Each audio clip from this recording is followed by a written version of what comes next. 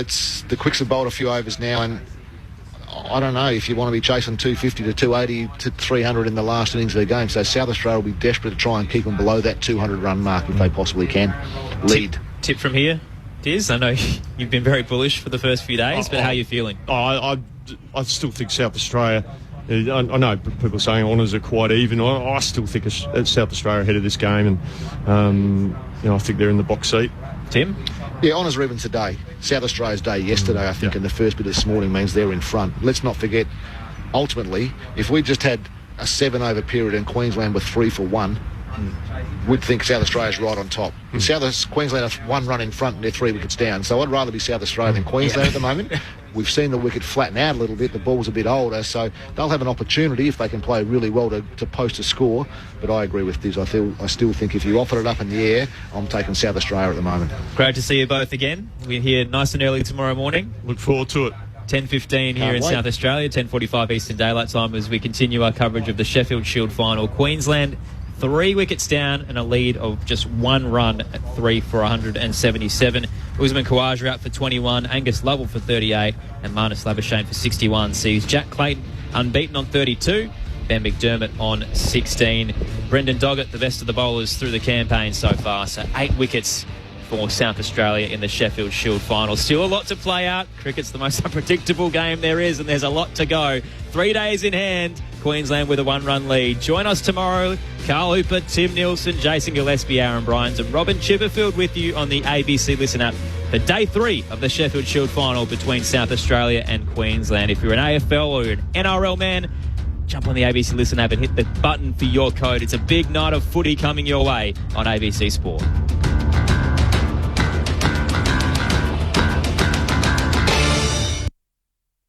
The footy might stop with the final siren, but with ABC AFL, the conversation keeps rolling.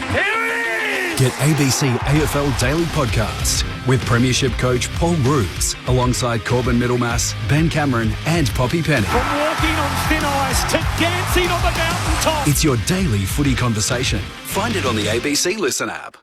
ABC Sport. We begin this broadcast by acknowledging the traditional custodians of the land on which this match will be played today and pay our respects to their elders past, present and emerging. We extend that respect to Aboriginal and Torres Strait Islander peoples listening. It's all on the line. Here we go. The moment of truth has arrived. What a matchup this is. What a game. The umpire holds the footy up. I wouldn't want to be anywhere else on earth. On ABC Sport, this is the AFL. Oh, there's a bit to get excited about. The intensity and the pressure in the ball is unbelievable. Take your moment. This is that moment of the game of footy. This is just football at its best. And that'll be it. From walking on thin ice to dancing on the mountaintop, the Brisbane Lions never stopped believing. And they are the champions.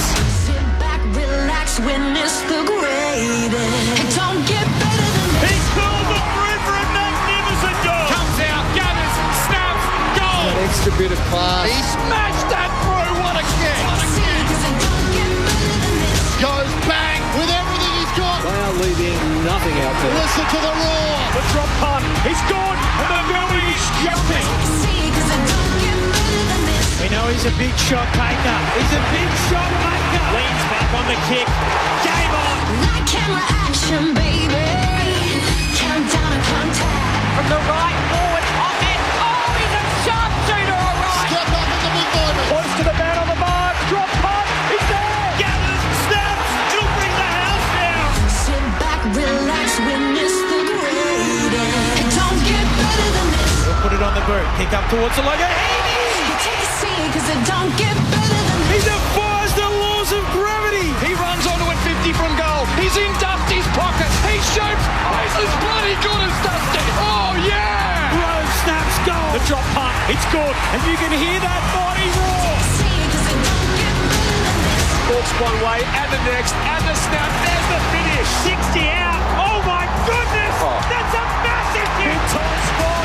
Big time goal kicker. That's why we love football. Brilliant to watch. From the centre wicket. Whacks it for 6. Scores level. Running pass. Throws it on the left. Could that be the sealer? Seconds ticking down. We're not done yet. What a finish. Welcome to the 2025 AFL Premiership season on ABC Sport. On radio, on digital, and on the ABC Listen app. You take a seat because it don't get better than this.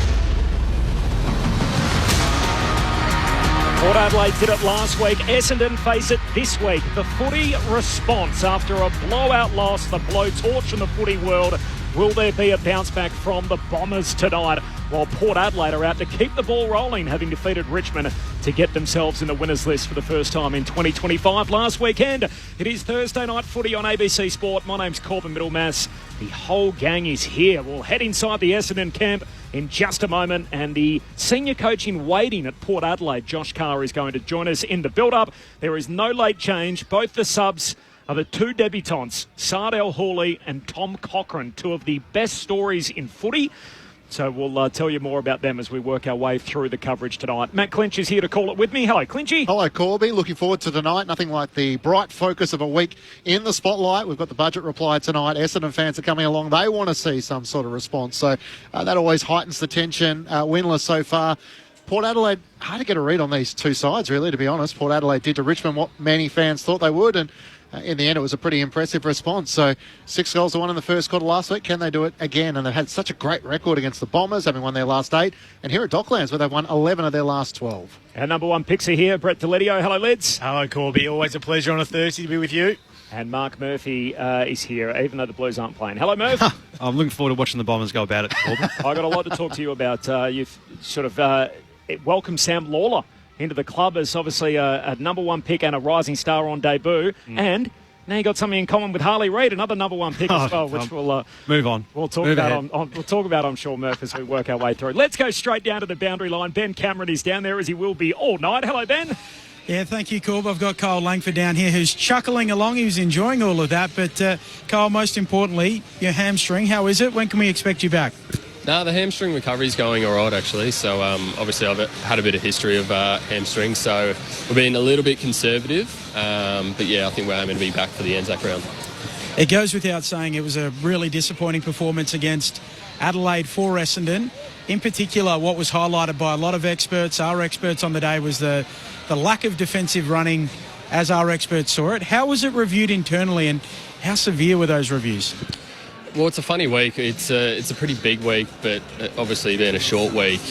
So a lot of the, focus was on recovery, but the meetings that we did have was largely around our effort and intent to defend. But, Scotty openly says that you can have the best system in the world, but without, effort and intent for 100% of the game, you're not going to be able to compete, especially at AFL level. So for us, it's getting back to setting up the way we want to play and then going out and giving 100% effort. I'll send you upstairs. Some of the boys have a question. Lang, it's Lids here, mate. I'm interested to see where young Harry Jones lines up tonight. We've seen him on the wing the first couple of weeks and obviously through the pre-season. Are we a chance to see him up front a bit more tonight? Yeah, I think, there's definitely an opportunity for that, considering a few injuries. And I think he's been pushing. I know I've definitely been pushing to see him up forward. I love playing with him. And he adds another dynamic. Yes, he's about 193, 194, but he's a really good mover and, he's a beautiful mark and kick of the footy. So, I'm not sure exactly. I think he might be up forward, but, I think he adds another element for us. And an old teammate of mine, Dylan Shields, been spending a fair bit of time down back. A bit of criticism through the week about his performance. You expect him to bounce back, mate, the ultimate professional he is? Oh, I mean, Sheely's, like you said, the ultimate professional, and a lot of young boys really look up to him, and I know he's a really proud man. So, he'll come back firing, as will a lot of our players. Kyle Murphy, other than the around the grounds at the moment, doing the rounds of the radio interviewers, what's your match day role today? And what are you looking for as one of the leaders of that footy club? Yeah, so I'll be up in the box or in the stats box next to the coaches, and I kind of communicate, at least last week, with Cam Roberts, which is the forward coach, and largely I'm just helping out and bouncing ideas, but because I have a really good connection with a lot of the forwards, I'll look for any kind of, body behaviour or anything that might be going on that I might be able to lend a hand to Robbo and or at halftime break come down and have a bit of a chat. But I think just being an observer and, I was very disappointed last week watching, as was everyone, so I'm pretty keen tonight to watch the boys bounce back. Kyle, it's Corbin Middlemass here. Hard luck for you, obviously, not to be out there tonight. You're playing the best footy of your career at the moment. Is the club that you're playing for at the moment now in a rebuild phase?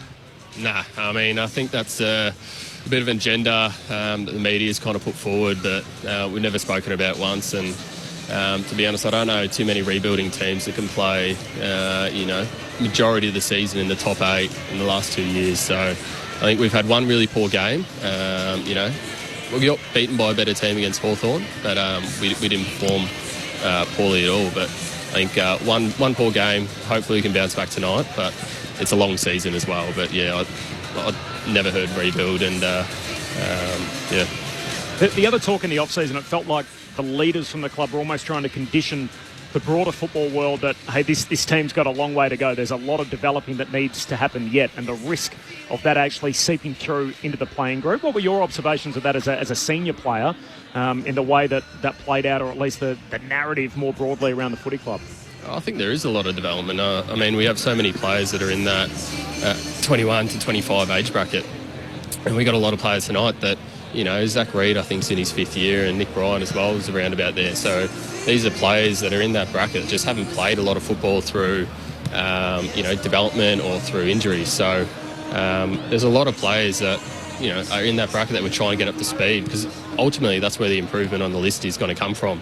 Give them another year, another 2, another 3 years in the program, and all of a sudden all those players, I mean, I don't know, the number, but I know it's a fair portion of our list is in that bracket, and then all of a sudden they're, 25, 26, 27, they're in their prime. So, these things aren't going to be like a quick fix, but, the more development we can get into these young guys, the better we're going to be in the long run. Injured bomber Kyle Langford's with you on ABC Sport. Kyle, it's Matt Clinch upstairs. Great stories either side tonight.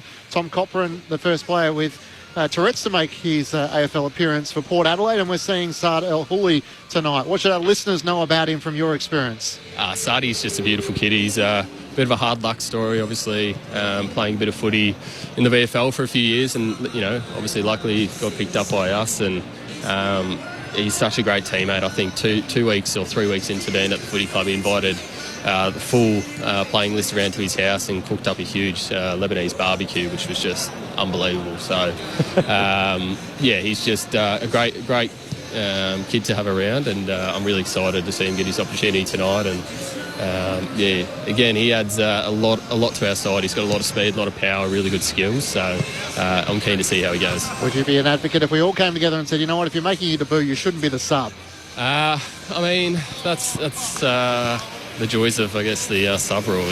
I don't personally like it at all. I think we should maybe have 5 players on the bench, but I think he gets his opportunity, and either way, he couldn't really care. He knows he's going to be stepping out at Etihad here, or what do we call it now? Marvel, Calcium. So he'll get his opportunity. He'll be ready for it. His whole family's here, and he couldn't really care. So I don't think anyone else should. And I heard there's a little bit of pressure. The boys are trying to twist his arm to make sure that Halal Barbecue has a sequel sometime soon. I'd like to get a call back in the next week or two during our bye. But the next day, you feel like you've put on about 5 kilos. So, we might avoid that as well. And how does he go? Obviously, the month of Ramadan at the moment, we've seen a number of players, Bashir Houli and Adam Saad, in recent times, obviously speak publicly about how they manage that. What about as a teammate looking on as Saad El Houli obviously goes through the holy month at the moment and makes his debut? How does that, show itself up during daylight hours during the week?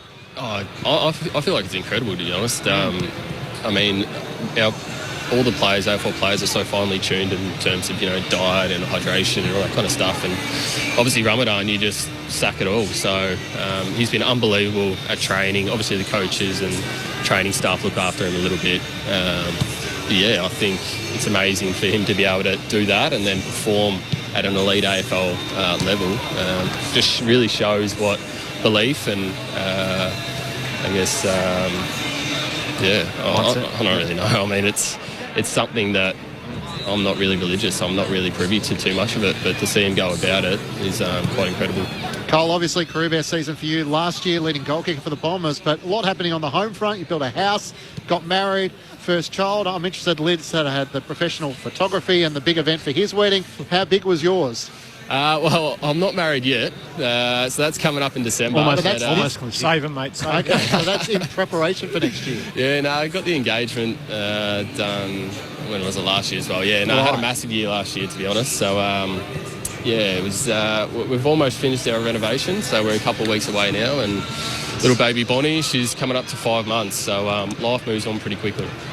Kyle, all the best tonight as an onlooker. Appreciate your time as always on ABC Sport. No worries. Thanks, guys. Kyle Langford, the injured Bomber, with us on ABC Sport ahead of the bounce tonight. It is Essendon and Port Adelaide. Corbin Middlemass alongside Matt Clinch, Ben Cameron on the boundary, and our number one picks, Mark Murphy and Brett Delidio. So just repeating, no late change. Now, the two subs are the two debutants, Tom Cochrane and Saad El Houli for Port Adelaide and Essendon, respectively. So just a little more on those two stories. We obviously heard about Saad El Houli there. There was a great feature by Xander Maguire last night on 7 News talking about his faith. Obviously, Saad is a devout Muslim, fast during the month of Ramadan.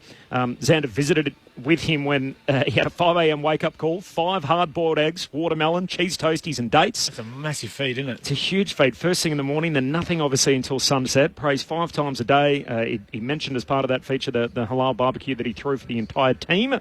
And it's gone from being a used car salesman. That was his job midway through last year when he was picked up in the mid-season draft. And now he gets his opportunity in round 3 to debut for the Bombers tonight. I can second what Kyle said, because I was lucky enough to play, obviously, with Basher Houli, and he threw a very similar barbecue for all of us. And it is a meat fest. You are just rolling out of there, but delicious food. But it's incredible to watch those boys go through Ramadan and basically get through a whole day on zero. I mean, you know how much you eat as a professional athlete, Murphy. You're just constantly feeding yourself and hydrating, whatever else, and they do nothing, these boys. So, yeah, incredible respect for what they do, but they continue to perform as well. That's the key part. And Basher's form, you'd say, like, it might have dipped maybe one in the 4 weeks, but he was very consistent right throughout. Yeah, I cover a lot of boxing, and Anthony Mundine used to always talk about it as well. That he would train his best during the month of Ramadan. It's just I guess the mental strength that you would gain from that as well by being depleted physically is phenomenal, and obviously we're living it. More and more so nowadays as the game becomes a little more diverse. And then there's Tom Cochrane, who makes his debut tonight, not just for the fact he's really a third-generation league footballer. His dad, Stuart, and also his grandfather, Richard, both played league footy. Stuart, of course, played in the AFL with North Melbourne and Port Adelaide, and he's battling leukaemia himself, Stuart Cochrane. And then there's his grandfather, Richard, who played for Central Districts in the SANFL competition. But Tom Cochrane, who debuts tonight at 19 years of age, will become the first player, or first known player at least, to debut with Tourette's syndrome. So he has these uncontrollable tics where he swears uncontrollably. And basically he was diagnosed at age 9. He said the first time that it happened was when he was around his grandmother's place. You can imagine a very scary thing for anyone to go through, and particularly at such a young age, and then to be able to make it through his teenage years and everything that comes along with it. And he said at the time that, hey, I want to be the first guy with Tourette's then to play AFL footy. If that's the case, and I've been diagnosed with this, I'm not going to let it hold me back from achieving my dream. And sure enough, tonight he's here playing AFL footy, which is a tremendous story. 2 great stories, one on either side tonight, and both of them debuting, and as we now know, both as the sub. Yeah, great show of mental strength from both players in different ways. But yeah, to be able to be the first player to play AFL football with Tourette's is a huge accomplishment, and looking forward to watching him go about it tonight, and hopefully for many more years to come. But I think his family and friends and everyone that has been there to support him the whole way through would be a really proud moment for everyone. Is it time to get rid of the sub, Lids? Oh, I've had enough of it. Get rid of it. Yeah, move on. It's not being used for what it was designed, is it? It's not fair, really, is it? To be honest, to come in and make your debut and maybe get 10 minutes at the end of the game to experience it. Like, it's good to be a part of it and see the build-up, and it's a slow burn, but ideally, I was nothing better than just being able to run straight out with the boys and onto the ground and ready to go. So, yeah, it's not, like you said, Clinchy, I don't think it's not being used for what it was designed for in case of a concussion or where you lose a player really early and you're not a man down, but... Do we want to go to 23 players? I don't know. Do we just go back to 22 and not even have a sub?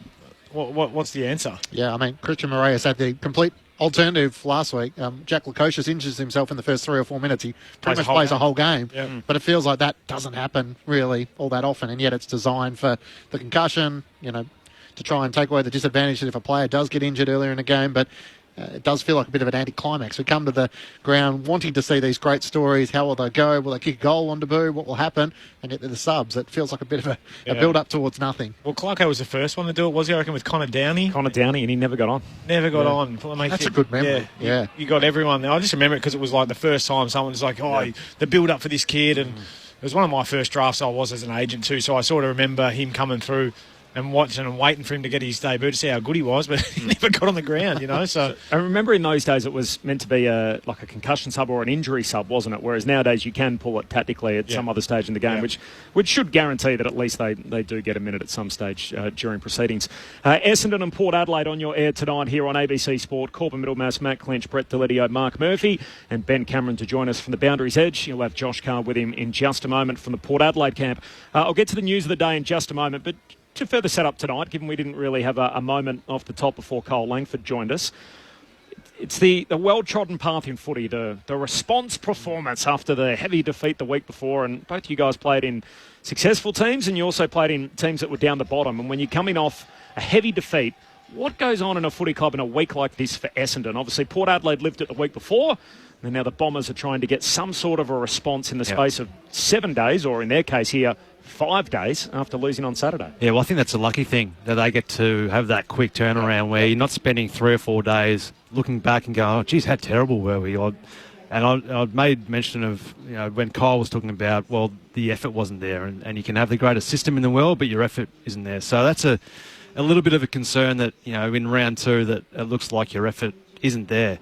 So they get a quick opportunity to have that quick turnaround and to show the football world and to show their teammates and everyone at this football club, their big fan base, that hopefully last week was an outlier, because they were actually very good against Hawthorn the week prior. They just weren't good enough against the Hawks, and I think there'll be a lot of teams who will be in that boat this year. So they need to make sure it's an outlier though tonight. So is it the coach's job though? Is it the senior players? Is it everyone individually? Like, how do you decide that? Okay, we're going to be on tonight, and we're going to bring that pressure. And you try and, as a leadership team, you're trying to look around and scour the room to see who's right. Are we on today? You used to be able to tell sometimes. Early in your career, I reckon I could feel like, I'm not sure where the boys are at. But as you get older and the boys mature more, and the younger generation come in and the music's blaring, the Giants, I couldn't tell you whether they're going to play well or not, because the boys are playing soccer, they're shooting hoops, they're doing all sorts of things. We're all locked in. I'm on the ground stretching and ready to go. So you've got no idea whether the team's going to... Yep. It doesn't usually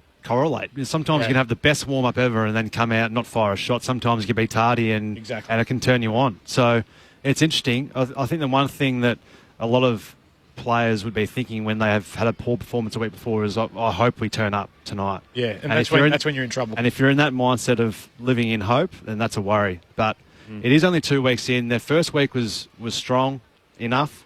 Last week was, I haven't seen that sort of scoreline since probably the mid-90s. Well, that was sort of the alarming part, wasn't it? When Zach Merritt said, that's as bad as I think it's been for a decade, everyone sits up and goes, oh, right. And then the rebuilding line starts to come out, and I don't think anyone thought they were going to be rebuilding after the way they started the season last season and then fell away in the back end. But then it sort of poses the question, what do we judge them on tonight? How do you turn the dial to get it back somewhere in terms of the pressure?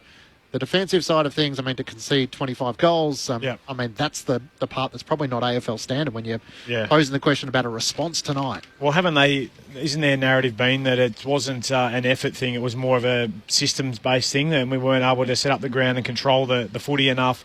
We gave the ball back, therefore they just opened us up. Is that the narrative that's come out of Essendon this week? So Brad Scott was saying, hey, we do a lot of things right, like we lock the ball in the front half, we get a lot of inside 50s, but once it's through, it's through. So we couldn't stop it. Yeah. But Zach Merritt also came out quite strongly and said, look, there is effort and there's max effort, which reminded me a lot of BJ. Used to always quote Ross Lyon, where he said there's trying and there's really trying, which every footballer feels like they've got their own spin on that. So they did acknowledge that the actual heat on the ball, or the ability to delay the ball, just was non-existent last week, and that's why we saw the massive score against. Well, I heard Adam Simpson talking this morning on radio, and he was saying that Brad Scott doesn't coach effort because he just expects you're going to turn up with that packed in your bag. And, we'll get the systems right, we'll get the way we want to play and the right brand of footy for Essendon. but you should have effort ready to go the moment you walk across that line. Now, did your coaches coach effort? It's hard to say. Well, you know what? They did when your side was no good. Yeah. Unfortunately. I think back to when we weren't good enough. Yeah. That's what you draw upon, because that's a given that you should be able to turn up with. When you're a very good side or you're a good side, that's just a given that it happens. And you might get a quarter here and there or wherever where it's not the level where it needs to be. But if you're sole focus when you walk in to the coaches' meeting on the whiteboard and it's about effort and tackles, and that's a worry. Yeah, so I think ours was a bit, though, the Giants, because talent was so high. So it was just like, give me effort and intensity, especially on defence, and we'll go most of the way, because talent will get us most of the way there with what we've got, with the weapons under our belt. But maybe I didn't play with a lot of blokes who had a lot of talent. Maybe. Well, mate, trust me, when they went to the Giants, they were just late, and every line had just stars. Yeah. You know, testament to that day we played you guys out here. Don't bring it up. Don't bring it up. We still on 120. Every time I drive in here and I look across at that half-forward flank, I think of Josh Kelly asking the runner, well, we've got no one on the bench. I can't come off. He goes, no, it's all good. Chook, off you get. I was like, oh, God. We had Cal Ward and Josh Kelly getting a rub on the ground. We had 16 blokes running around out there and still cutting them to shreds. But that was the difference there. But then when at the Tigers, we went through some peaks and troughs there as well, where it was like, just give me. And Dimmer was a real, get the fingernails dirty, head in the hole type of coach at times. Like system-based, no doubt, but show me some grit and determination, and that's what will get us the job done. But you can see it, and you can feel it. Like calling a game last week with St Kilda playing Geelong, you could see St Kilda were dialed up, and they came with a plan. They knew exactly how they were going to execute it, and then it became, well, can they sustain it long enough to win? And I mean, when we focus the attention to the other side, we know there's motivator coaches. Ken Hinckley's one, Luke Beveridge is probably another, that really do tap into the emotion to try and get the side and the playing group so motivated that they're ready to run through a brick wall. So, I mean, that's the polar opposite approach tonight. Is can Hinckley muster his group to say, we know they're going to be wanting to come out firing bullets. Can we withstand that? Because we don't know how long they'll be able to go for. And that's what your story would be, wouldn't it? Ken Hinckley's like, righto, just weather the storm. The first might take 2 quarters, might take halfway through the third, but you will break them if you can just stay with them. And if we kick 3 goals on a bounce, keep it going. Yeah, well, that's it. But yeah, it's a challenging task for a coach, and that's why I suppose Dimmer said he's had cooked the sausages 1,000 different ways and you can't do it 1,001, because you are trying to come up with different ways to motivate your group and get them revved up and raring to go. And sometimes, as we've seen, Murph, is that you don't know what you're going to get when you're in the rooms. You think you're ready to go and you've done all the right things, ticked every box, yet you come out and fire a shot. Only West Coast and Richmond have won fewer games than Essendon since round 12, 2024. So that's the back half of last year into the early portion of 2025. So the Bombers trying to get on the board for the first time in a young season tonight. There's no late change. The 2 debutants are the subs, Saad El-Houli for Essendon and Tom Cochrane for Port Adelaide. Let's go inside the power camp. Ben Cameron's down there with the senior coach in waiting. Thanks, Corbin. I'm down here with the Port Adelaide assistant coach, Josh Carr. You've won your last 8 games against Essendon, Port Adelaide. Is there anything you can take out of that heading into tonight? Not necessarily. Obviously, it's a good record to have against them, but it doesn't mean much for what it presents this week. We understand where Essendon are at and, what the week that they've been through, because, we went through something similar last week. So, you'd be expecting a response from them, and, for us in our preparation, it's about preparing for their best football. Does that get spoken about, guarding against an ambush? Not necessarily the ambush, it's just about what their best looks like, and they've had patches over the last couple of weeks where they've showed some good footy. They kicked 100 points last week in second half against Hawthorn. I thought they showed some good footy there also. So, as I said, we've spoken about it. It's important what we bring and what our game looks like. I think the whole footy world is pumped for Tom Cochrane, the son of former Port Adelaide and North player Stewart, but he's about to become the first AFL footballer to play with Tourette's syndrome, and he's spoken about his desire to be that. Who is he, Josh? Well, he's an energetic young guy. I can say that, he's been here for about 3.5 hours before the game. Even his SNFL game last week, he was at the game about 3 hours before that, up at 7 a.m. in the morning at the club. And look, it's exciting to have him part of our group. We understand the challenges that he's had, I guess, through his teenage years and to where he is now. But it's a credit to him and his family to be in this position. He's an exciting young footballer and he's got a lot of talent. Can you take us inside the room when he spoke to the group about those challenges and the unique aspects that he lives with as part of the Tourette syndrome? Yeah, I guess it's just the courage that he's showed, one, to get up in front of the group. I think he was at the club for about a week before he did that, so that was the first step. And we've embraced him. We understand what it looks like, and it's quite exciting to have him a part of that, us as a group. It is only the third time, I believe, that Jordan Sweet and Ivan Soldo have played together. How will that function when we look out on the ground tonight? Well, we need a tall forward, so that's the first answer to that question, is that one of them will spend time forward and they'll rotate through the ruck, and at this stage it'll be 50-50, but whoever looks most dangerous forward will play there, and what it looks like around the footy, it's nice to have a change-up if we need it. What's the question you get asked the most at the moment, Josh? Usually it's something around the succession. I won't do it to you. I'll just have a little bit of fun around it. But what's one thing you are doing this year to ready yourself for next year? Oh, look, I'm continuing to develop myself, and that's probably no different if I had the job or I didn't have the job, with what that looks like to be a better coach. I've included in a few more meetings that have nothing to do with this year, more about next year. But other than that, it's business as usual and coaching the midfield. Are there any other roles like the extra meetings around next year that you have picked up? No, look, it's just around list management. That's it, and having a say on what that looks like. But other than that, it's as I said, it's been the midfield coach. You were a tagger from time to time throughout your career. There's been a little bit of a renaissance around the competition. Are you someone who believes in the role of the tagger and maybe defying, I guess, team system and all 18 guys working together? And how happy are you that the tagger's back? Oh, look, it's a combination of all of the above, really. We started with a tag versus Dacos against Collingwood. We lost the game by 90-something points, so does that mean it works? I'm probably more sitting in the camp of seeing what happens in the game, and we've got the luxury of got a really good player that can do it, that can go from not doing it to doing it in Drewy. So, we won't start with one today, but there's no reason why we won't go to one. He's become a heck of a player, Willem Drew, as well. Appreciate your time, Josh. Best of luck for tonight and the remainder of the season. Thanks, Ben. Great to hear from Josh Carr ahead of Port Adelaide's arrival out on the ground at Docklands tonight. They've got a pretty good record in these parts too, for whatever it's worth. They've won 11 of their last 12 at the venue, Port Adelaide, and Josh Carr, of course, to take over from Ken Hinkley next year downstairs with Ben Cameron. Corbin Middlemass alongside Matt Clench, Brett Delidio and Mark Murphy upstairs. This is Thursday Night Footy on ABC Sport. It is budget in reply night. So the leader of the opposition, Peter Dutton, is delivering his budget reply tonight. So I'll tape that. Yes, our audience on local radio will pick us up on the way through. But wherever you're listening now is the best place to be. You can catch it right throughout, right here through ABC Sport. A couple of other things in footy, Murph. I mentioned it off the top. Harley Reid, of course, last week joins not only just the elusive clubs to give the one finger salute, but former number one picks to have done it as well. And did you do that? I don't mind it. Yeah. Yours was directed to the crowd. Well, I was stiff. Squad, wasn't it? I was stiff. Okay. I would kick I think it was my second. I think I had 30 at that point too. Yeah. But I ran into the opening goal against Collingwood, and they gave me a bit of feedback, and I reckon I just flung the arm. Yeah. And the photographer. And accidentally the fingers separated. Yeah, I've got issues with my fingers, like a few displacements. Yeah. So I got done. Couldn't see it on the national broadcast, but the picture was obviously there. How much lighter? No, only 900, so it was not... 900? Yeah. So inflation got the $1,000 for Harley. Extra 100 for Harley, yeah. Was it well spent, the $900? Everyone says that, yeah. Big deal, no big deal for Harley Reid? Oh, I don't think it's a big deal. Yep. Everyone's... Really, let's move on. Seven free kicks against, probably more of a... Well, that's probably more of an issue rather than just the flipping it. But he obviously got a bit He's copping it, though. I'm about, had enough. What's he done? Like, he's trying his best.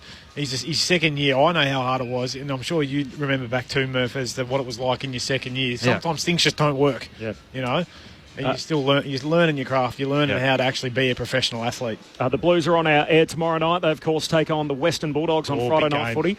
There's no Harry Mackay, so he was out with illness last week. Aaron Hamill told us as part of our pre-game interview was it Thursday night? Yep, Thursday night. He said he woke up crook, and so as a result, that's why he didn't play. Obviously, he was absent from the club on Monday and Tuesday. He arrived on Wednesday, didn't train. We then learned today that he's actually taken now leave away from the club for personal reasons and to address his mental health. So as a result, there'll be no Harry Mackay for Carlton tomorrow night. What do we make of this story? Well, he's dealing with something, obviously, and we wish him all the best. Hopefully he can get back for Carlton's sake more than anything, and for himself to be back out there and feeling like he can come out and perform. I think that's the key message out of all of this. Yeah, it was spot on. I think that's the one thing where we'll continually see as the games go on and years go on with this game that mental health is paramount. So you've got to look after these players. You can look at it like it's a physical element as well. So let's hope for his sake he can get out there pretty soon. I wouldn't say there's a huge crowd in the house at the moment as the Essendon fans slowly make their way in for Thursday night footy. Port Adelaide make their way out. So they're predominantly in white tonight with the jumper with the thin black and teal V, and they're about to burst through the banner. A few of their loyal supporters that have either made the trip across from South Australia or now based here in Melbourne give the players a guard of honour as they make their way out. Just one more on the Harry Mackay thing. I feel like that's a two-way street, so I 100% pick up what Carlton are putting down, saying, hey, players' health is paramount, everything else. It's on the club to be transparent too. So I feel like they've led everyone astray by saying, hey, he's out with illness, hoping that this is a one-week thing and he comes back and he's right to go. And now they're saying, hey, can you please respect his privacy, it's mental health. Well, how do we know they're not telling mistruths now? And so if you're a journalist and you're a news hound and you're thinking, is there something more sinister at play? Now, I suspect there isn't. I suspect this is the reason, and that's what they were trying to cover up to begin with. But what it does is it invites speculation when you're not truthful and you're not honest right from the jump, where the maturity of the industry would have actually been Carlton coming out initially and saying, hey, he's out for mental health and he's taken a period away from the club and we'll let you know when he's right to go. And everyone goes, okay, he's not playing. Yep. Oh, look, I agree exactly with what you say there. The only thing that I would say is that we don't know the full story. He might have woken up that day and couldn't get out of bed because of mental health and said, look, I'm sick. Mm-hmm. So that could be the excuse that Carlton might say as well. You don't really know with these things, but I agree full-heartedly with you that if you're going to treat it with the respect it deserves, you need to come out and say it from the start. Yep. I suppose the counter to that is if you look at Geelong last week and Bailey Smith picked up a calf injury at training, he was named in the side. We waited until an hour before the game, and then he's out, and everyone knew he wasn't playing, and yet the club decided that under the parameters they didn't have to announce it until game day. And so then that relationship between the fans going along, they're hoping to see Bailey Smith. He was never playing. Yep. I don't know, Corby, you're a big fan of American sport. There's the full disclaimer now that they've almost gone completely the other way, that clubs will get fined if they don't tell the truth. And you do wonder whether we'll end up eventually going that direction. But mental health is a delicate tightrope to try and walk for any organisation, any governing body. So that one's probably a little bit different. But I do think the injury stuff is something the AFL has spoken about, trying to be more clearer and transparent, and probably haven't lived up to what they said they would do. That's the NFL comparison's a good one, where basically they have like doubtful and probable and different steps that you go through on the path to basically proving whether you're right to go, and at least it sort of puts you in a category to give the fans some idea on how likely they are or they aren't to play. Just on Geelong, by the way, they have named both Tom Stewart and Bailey Smith. So Smith has been named for the trip to Brisbane, and Tom Stewart, despite being subbed out with that knee injury, is still in the Geelong team to go to Brisbane to take on the Lions on Saturday night. The rest of the teams, by the way, the D's have axed 3. Stephen May's back among 5 changes for the Demons. Mac Andrew and Sam Flanders back for the Gold Coast. Toby Trevallia's been named to debut for St Kilda. Tom Lynch returns from suspension in that game. Jake Stringer will make his club debut for the Giants, while Jesse Hogan and Kieran Briggs both come back, and for the Brisbane Lions they'll bring in Charlie Cameron and Kai Lohman, their premiership small forwards, for their first run of the new season. The Bombers make their way out onto Dockland Stadium, and this is a low crowd at the moment. It's concerning, isn't it? It's round 3. They've played 2 games. We're 8 minutes away from the bounce. They've had a stinker. They put their hand up last week, but jeez. Yeah, the Essendon fans aren't impressed, are they? They haven't showed up tonight, Lids. Corby was worried about us not getting a car park. I told him not to worry. There was plenty. It is sort of taking me back to the old Amy Park days. What we used to call when they used to put the banners up over the seats. Footy Park, the tarps, Port Adelaide games. Like this pre-Kenny and pre-Koshy. So there's a block behind the goals in the second tier, for example, that would have, not even kidding, 9 people in it. Yeah. We're 8 minutes away from the bounce of the ball, so it's a very thinned out crowd for Essendon's, their second home game of the year. So they played Hawthorn. Must be all above us, so we can't see them. On a Friday night, and then obviously last Saturday, and now this. Interesting on that. Last Sunday when it was North Melbourne and Melbourne, they actually closed sections of the third tier. Yep. Obviously part of that is for staffing and resources, but it does, and obviously you want to maximise the TV shots as well, so it sort of looks a bit better on TV, but it was interesting for a match in in round 2 that they decide to go that way. So, a bit disappointing at this stage. Hopefully they're all in the bars and around the Docklands precincts, Corby. These two teams actually played the first ever game at Docklands, going back to round 1 of the year 2000, where Essendon won that game by 94 points. A young Adam Ramanauskas was playing just his 3rd game on that occasion in the year 2000. Wow. Matthew Lloyd kicked 7. And Fabian Francis played in that game for Port Adelaide. Of course, his stepson in Jason Horn-Francis plays tonight for Port Adelaide. All these years on, Port have had a pretty good record across the time against Essendon. They are 24-14 head-to-head.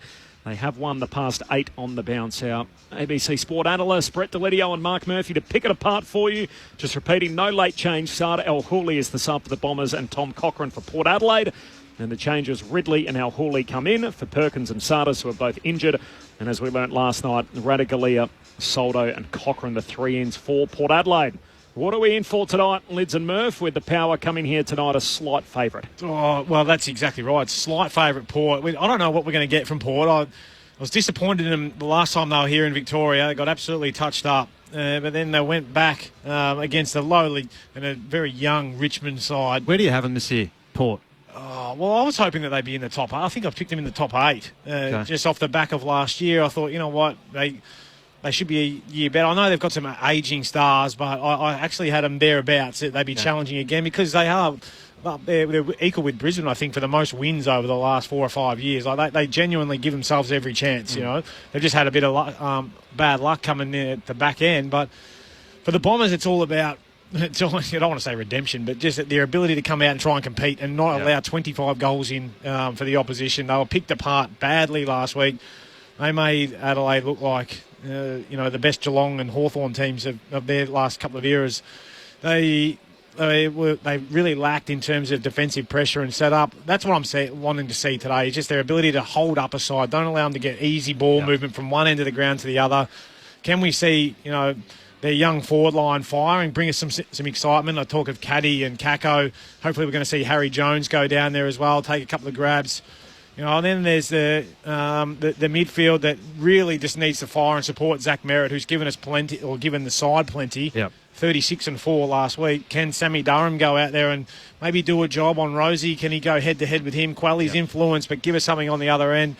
And the back line's been under pressure, hasn't it? Their inability to give drive or defend has been really questioned this week. Yeah, you want to see defensive intent if you're an Essendon supporter here tonight. And the one area of the game where I think they're under a bit of pressure is when the ball goes inside their forward 50 for Essendon, is can they keep it in there if they're not going to mark it? Because they've got quite a few tools down there, a few young guys. So that's where your forward press and your ability to hold balls in, get repeat stoppages, gives yourself an opportunity, not just to score yourself, but to limit the opposition from just freewheeling outside of their D50. So that's an area of the game tonight that I'm looking at as a neutral watcher here tonight, is to say, well, if they're not going to mark it in the air, Essendon, what are they doing at ground level to make sure they're locking it in? So that's your midfielders getting in hard, putting pressure on. That's your small forwards getting to work. That's your talls just halving contests if you're not going to win the ball in the air by marking it. So that's what Port Adelaide will be looking at tonight, is that rebound game, because we know how good they are when they can get the game from their D50 and slingshot through the middle of the ground. And if you're looking at the way in which Essendon played last week, you'll think that there's going to be some opportunities for Port Adelaide tonight. So outside of the clearance game and the midfield game, where we always talk about, well, that's where the game's going to be won and lost, I reckon on transition tonight's going to be a really important facet of the game for Essendon to try and stop them. It's amazing, those numbers, how they've changed really over one off-season in Port Adelaide, and we saw a few of them presented on Fox last night. So the mark play-on percentage, the Port Adelaide Football Club have gone from 17th to 2nd. Wow. So top 2 in the competition. So when they take a mark, they're off and running. Metres gained by hand, they've gone from 9th to 2nd.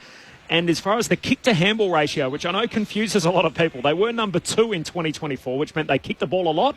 They are now ranked number 18. So they handball almost as much as they kick. So basically they get the ball now when they are off. So this is a clear change in the way that Port want to play. Trying to ignite the game. Yeah, so that's what I'm talking about there. If you're not going to lock the ball in, if you're an Essendon forward or an Essendon midfielder getting in and getting those lock-ins, then prepare to run, because Port Adelaide are going to use the ball by hand and really slingshot and go as quick as possible. So that's an interesting part of the game, and those stats obviously back that up, Corbin. So that's where you'll do less running if you do your work early, if you're an Essendon player. I'm not sure they've got that tonight in their capabilities. I'm nervous for that reason. You look across that board there, the Port Adelaide players, Horn Francis, Rosie, the young blokes they've brought in, Richards, Joe Berry, who's just starting his game, Burgoyne out on the wing. There's some dash there. Yep. Like, there's some serious speed. And if they can execute the fundamentals in terms of hit their handballs and break open, and we know that Essendon haven't been great at putting on pressure, they're going to open them right up. Off the SMS, Simon in Adelaide, as an Essendon supporter in South Australia, I was tossing up whether I was going to listen tonight, but how could I not without you guys on Thursday night footy?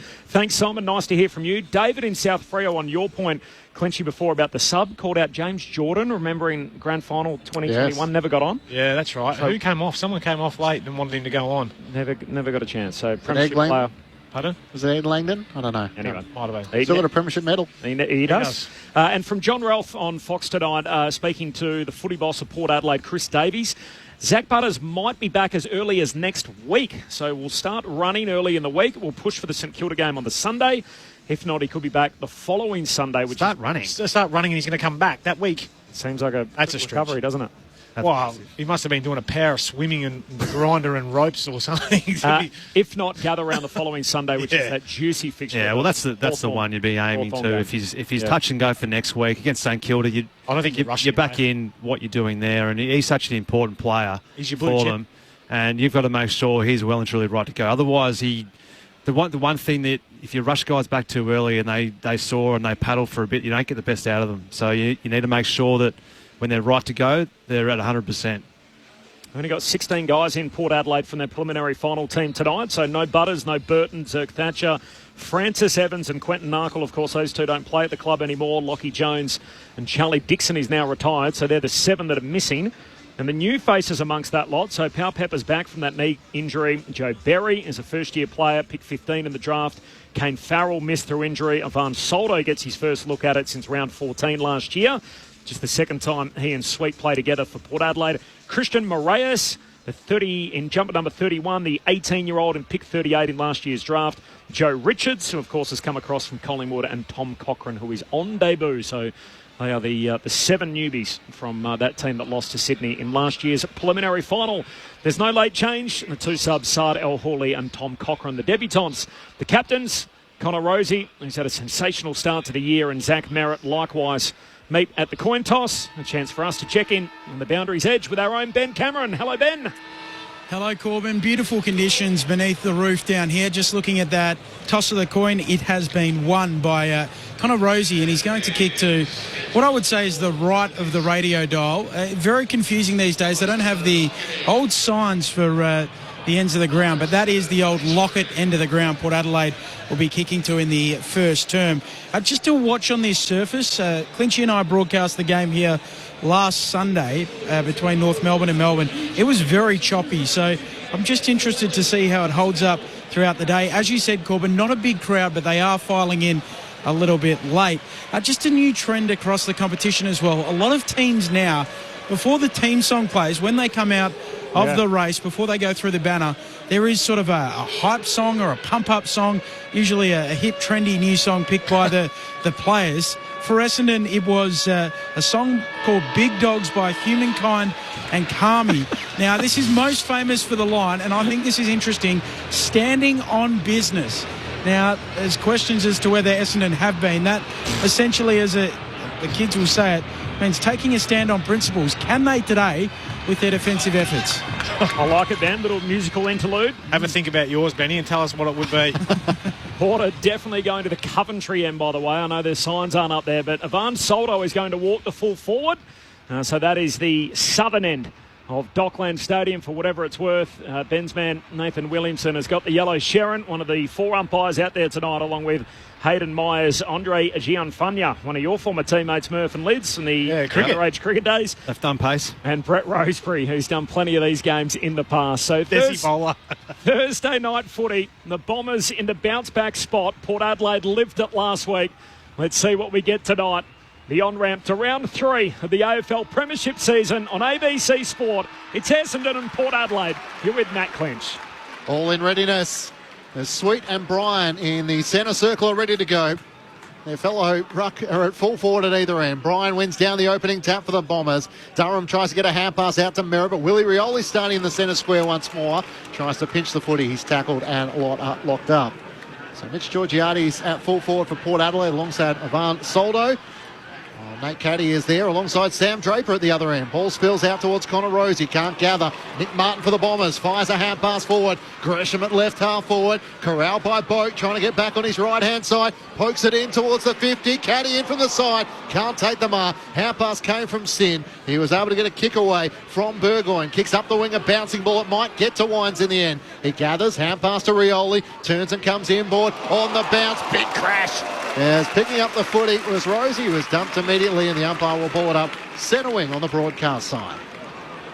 It's a good sign. They're ready to get in there and lay a few tackles. There are 3 or 4 blokes jumping in on that. Give me a crowd estimation at the start here, Lids and Murph. 27. Yeah. It could be flat out being 30,000 people. Yeah. 24 will go. The ball up, we're out of play, so boundary throw in here, broadcast wing, scores level in 70 seconds. No late change. Sardell Hawley and Tom Cochrane starting as the subs, the 2 debutants for both teams. Bryan and Sweet lock up, free kick. It's going Bryan's way. And his arms held in all of that by Jordan Sweet. And here's Nick Bryan, the off-contract bomber, 23-year-old. Gabs it short to Hobbs. Celebrates a little milestone tonight and picks up a bit of the paint on the back of his number 8. The first time he hits the ground, so game number 50 for the former top 15 pick. Goes wide to Merritt.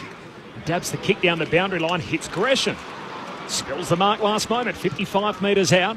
As he lays it up towards full forward. They come from all directions. No mark. Spills to Aaliyah. Had it. Lost it. Burn-Jones grabs it. Caddy's got him. Out to Aaliyah Port. He gives it to Sin. To Burgoyne. Hand pass to Pepper. Gave it back to Singh in the back pocket. Trying to find an avenue out of defence. They're well set. In from the side. Spoiled away. As it's seen out of play by Pryor. And the umpire swings to throw it back in. Well, another good sign there for Essendon, just covering off those outlets, although the handballing chain started from Port Adelaide, but the outlets, at least for Essendon's sake, were covered. Yeah.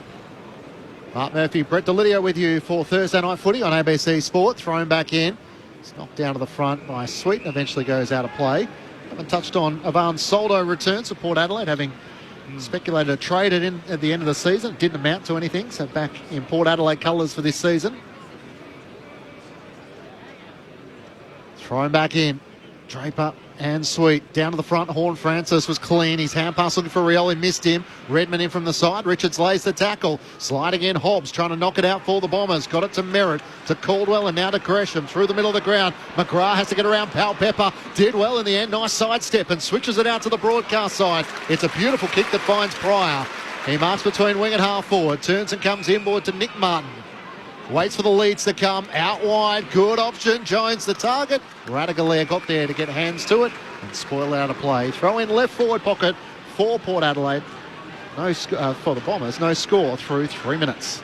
Don't mind the start of Jay Gresham getting up to between the arc stoppages and trying to lose his man. Been involved a few times early. 4 possessions. Leading possession player on the ground through the opening 3.5 minutes. Boundary throw in. Sweet knocks it down. Farrell had it, lost it. Bombers win it back. Merritt, hand pass to Draper. He's tackled. Comes out. Horn Francis to Moraes. It's a hand pass away to Rosie, to Burgoyne. Slick hands. Burgoyne back to Rosie. Caught, lost it. Jones sets up the skipper. Merritt shoots but misses. Had more time. Now behind for Zach Merritt on the back of his big day out last Saturday. It's the opening score of proceedings 4 minutes in. Looks like a Sheffield Shield crowd. It's a very low-key build-up. One behind for the Bombers. No late change. Good start, though. Yeah. Good start by the Bombers. They're on here at the moment with their defensive pressure. Farrell goes for Horn Francis in a one-on-one with Kako. Up, couldn't complete the mark. Kako's onto it for the Bombers. Hand pass to Merritt. Gets it forward to Martin. Has to sidestep Bergman. Back to Merritt. Runs the boundary line. Fends off Bergman. Kick is smothered by Burn-Jones, but Merritt slaps it back to Hobbs. He's still going, the captain. Eventually he's outnumbered. And both for Port Adelaide. Hand pass to Rioli. Bergman at half-back. A worm burner looking for Powell Pepper. Can't take the mark. Pryor gets a hand pass to the Bombers to Bryan, who just dribbles a kick up to Caldwell. Hand pass to Martin. He fires a hand pass forward to Hobbs. He wanted to move from half-forward. Burn-Jones with a desperate effort. Laid the tackle. Hand pass to Martin. Gets it to Gresham, just inside 50. Out to Ridley from the top of the 50. A standing start for the first of the night. He misses to the left-hand side. A lot of work to try and get it within scoring range. The Bombers lead by 2 points through 5 minutes on ABC Sport. Just need a bit of reward here for effort. The Dons, they're tackling, harassing, had a lot of ball in hand. You know what usually happens, Murph? You go the other end. Right, the 4 inside 50s to zip. If you love handballing, it's been your kind of start to the night as Aaliyah takes the mark from the kick out, gives it back to Farrell. Long kick up to the wing. Soldo and Reid caught in a tangle. Ball hits the deck. There's Sweet, the other ruckman, trying to help out Soldo, and in the end runs out of room, runs out with the footy. Boundary throwing on the city wing here at Docklands, the outer side from us. Yeah, smart by the big man, just surrounded by another big man as well. No smalls around, may as well take it over and start again. 224s, Sweet and Brian, the two big men. As Brian palms it down to Moraes, and he's tackled immediately. We'll do it all again. Another ball up on that city wing. Essendon by a couple of points. 6 minutes in, Port Adelaide yet to score. Yeah, Mackay alongside Mitch Georgiades as Sweet takes another ruck. Hand pass to Ollie Wines. Got it away to Farrell. Jams a kick inside 50. From behind, Soldo spoils it down. Beautifully running onto it was Pryor. He's kicked it straight towards the boundary line though, and the umpire says insufficient intent. I'm happy with that one. Yeah. I'm not happy with most, but I'm happy with that one. Free kick going the way of Port Adelaide. Moraes opens up the angle, drives them inside 50 once more. Georgiades got rid of Mackay and takes the mark. A little too easy in the end.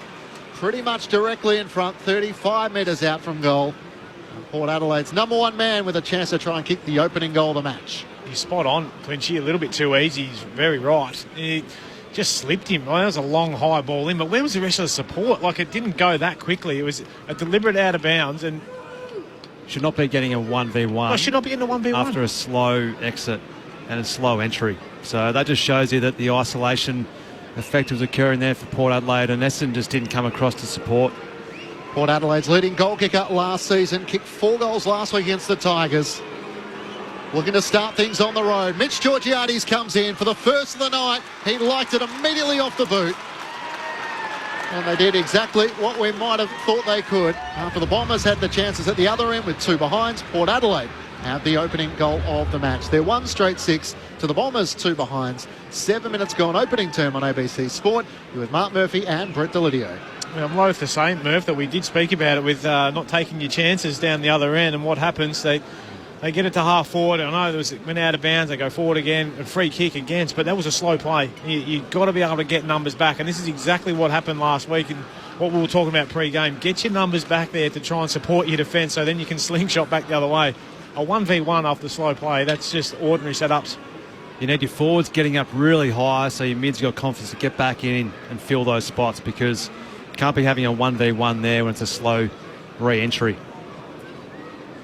First goal of the night for Mitch Georgiades and Port Adelaide. They led it by 4 points. Drew had it in the middle. He was taken high by Dylan Shield. In the middle, as you see there, Corb, not at half-back today. You like that move? Oh, I prefer him in the middle, mate, yeah. Drew goes short to Wines. The Brownlow medalist slick hands to Bergman, who breaks a line, puts on the Jets, drives it goalward, and Mackay reads it well as he backpedals and takes the intercept mark. It's a short kick away to Dersma. Second time against his old team, and the Bronx cheers too for Ben Mackay, so they've stuck around. He copped it in the second half last week from his own fans, which I'm not a big fan of. There's a long kick up to the wing, and Aaliyah looking to try and spoil. There's another free kick, more intervention. Comes from the outer zone umpire. It's going Essendon's way, and young Edwards will get it. No, it doesn't make sense, the Bronx cheers. I mean, you're 9 minutes into the first quarter. Does that support your team? I would have thought, Lids. Yep. Short to Shield, who marks, not paid, not 15, kicks beyond halfway, finds Jones, takes the sprawling mark, hand pass back to Shield, between wing and half forward, dabs it inside 50, and Logan Evans jumps in the hole, takes the intercept mark for Port, has it at half back. Wants to switch it in the middle of the ground. Sweet takes the mark, despite Nick Martin trying to close the space. And Jordan Sweet looks out to half back where Sam Powell-Pepper has space. So often the barometer for Port Adelaide. He takes the mark and can chip it over the top. Bergman is running into that space at right half back. Looks up the wing. Good mark taken in the end. He just held it long enough. And Jackson Mead has it in front of the 2 benches. Career best last week, was it? 31 or so, I reckon I saw. Yep, 30 disposals, goal assist, 3 clearances and 4 inside 50s against the Tigers. As Mead on cue, his kick is smothered by Reid. It's out in front of the benches. Port Adelaide by 4 points through 10 minutes opening term Thursday night footy on ABC Sport. Got the lovely lilac boots too. We don't see too many that colour, do we? I've worn a lot of different colours, Murph, but never the lilac. Never purple, I don't Never think. the light purple. That would have suited you too, Liz. Yeah, definitely. Have a dancing. Fought by 4 points. Boundary throwing. Caldwell slick hands to Durham. Handball away to Shield. To Redmond. Back to Shield. Hand pass in the middle of Docklands to Menzies. Runs onto it. Turns Burgoyne inside out. Kicks to full forward. Radagalia shoves his opponent out of the way. Draper's getting a free kick. And Draper will take it back in the corridor. He'll kick from 30 out. That was good pace from Menzies, wasn't it? Just brought on the afterburners and sort of separated himself pretty quickly by about 5 or 6 metres. And Radagalia didn't need to do that. No. The ball was going well over. You can't do that. No, well, you can't do it, and he didn't need to do it. But it was well over his head and just fell into Draper's back. And here we go, Corbin. Oh, how's the anticipation? The crowd awake to it. Little murmur around the stadium. Or Draper's going to hook it across the body. And sure enough, he's doing just that. The familiar approach. Snap. He's gone. The big Don kicks that first of the night. And Essendon back in front. A couple of early lead changes. Oh, and little finger to the ear as well as he listens out for the crowd. There's less than 30,000 of them in the house to the start, but those that are here are cheering him on for now. 11 minutes in, Essendon by 2 points, 1-2, Port Adelaide 1 straight. Thursday night footy on ABC Sport. Yeah, is that a little reference to the feedback that he's copped over his goal kicking? I'm assuming it probably is, but I think he did do it last week. He did it last week. I think it's become his stock standard celebration. Right, yeah. Oh, well. Silence the crowd. Good on it. I was impressed with Menzies there, Murph. I agree with you. I thought his speed was great. He's clean at ground level, and that's what you're asking for your small half forwards to clean up the messy balls. They just a little bit of handball hustle, wasn't through the middle, and he was able to clean it up. And disappointing free kick for Radagalia to give that away. Didn't need to do it, as you made mention. So a goal apiece here for Thursday night footy on ABC Sport. Draper into the ruck, having kicked that goal against Soldo. Wins down the tap. Shield gets out a hand pass to Sammy Durham. Sidesteps an opponent in Rosie and drives him inside 50. Didn't really suit Caddy. He's now the tackler on Aaliyah. Forces a turnover. Here's a chance for the Bombers. Menzies jams it on the boot and misses to the right-hand side. All opened up in front of him. Essendon by 3 points. 12 minutes gone, opening turn.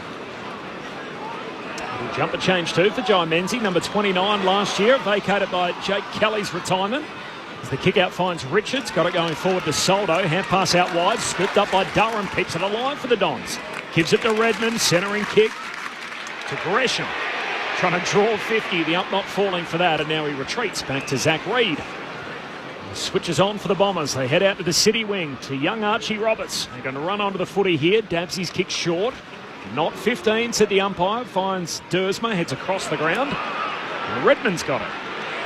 Oh, coming from behind the mark, Rioli to stand it. The kick from the kick out towards from Redmond, out the right half forward finds Shield. Shield's about 55 from goal. He's going to kick to the goal square. They all miss it and it slides through. Skinned a hand on the way through. Oh, there's a free kick. It's coming back. And the Bombers are going to get it through Edwards, top of the goal square. And there was a shove in all of that. Your man, umpire Gian Funya, came running in. And a free kick for Tom Edwards from point-blank range. Against Logan Evans, was it? Yeah, it doesn't miss much, Andre, but yeah, that was just an unnecessary push in the lower back. This is going to be Caddy's free kick. Caddy. So Caddy's going to get this, not Edwards, who's told... Against Evans it was, yeah. It's actually going to go to young Nate Caddy. And that is his first goal of the year. It's his 9th quarter of footy. It's taken to round 3. But they're emerging forward. Nate Caddy gets a gift to start his tally for 2025. Essendon moved to 2-3-15. Port Adelaide 1 straight 6. The Bombers by 9 points on the back of that goal from a free kick. 14 minutes in, Thursday night footy on ABC Sport. Well, they've got more winners across the board at the moment, Essendon. They've been very good so far at covering off outlets and really harassing and pressuring. But around the contest, they're leading the clearances 5-3. But the one stat that I reckon Brad Scott would be loving at the moment is the 4 tackles to zip inside 50. Yep. So that was the one area I questioned them before the game was, well, are they going to be up for the fight in their forward half? And they certainly are at the moment. Mark Murphy with you on ABC Sport. So the Bombers, having scored the first 2 behinds, now have the last 2 goals of the match. Soldo up against Draper. Soldo won the tap. Draper tried to do the roving, left it behind. Horn Francis of Port Adelaide tries to put it out in front of Drew. Beautiful hand pass to Moraes, running to 55. Kicks for Georgiades on the lead. Had enough of it before it was spoiled out of his hands late by Ben Mackay. And that was straight down the middle of the runway for Port Adelaide, and ending up in the hands of their full forward, Mitch Georgiades. Yeah, well done, Willem Drew there, onto the loose ball and just put it in front of Moraes. It wasn't renowned for his kicking last year, Christian Moraes. That's a bullet, that. Yeah, that was a beautiful pass, wasn't it? Inside to Georgiades. Great extension by him as well. And because he did get up so high and put the arms up, it caused Mackay to chop his arms. A beautiful kick at goal, Mitch Georgiades. He put him almost down for this one. No Jack Lukosius with a knee injury. No Todd Marshall. Can Mitch Georgiades be the number one man in the forward 50 for Port Adelaide? Out to the left, he kicks from 35. Once more, it's beautiful off the boot. He has 2 in the opening quarter. Georgiades wrestles the margin back to a 3-point lead Essendon's way.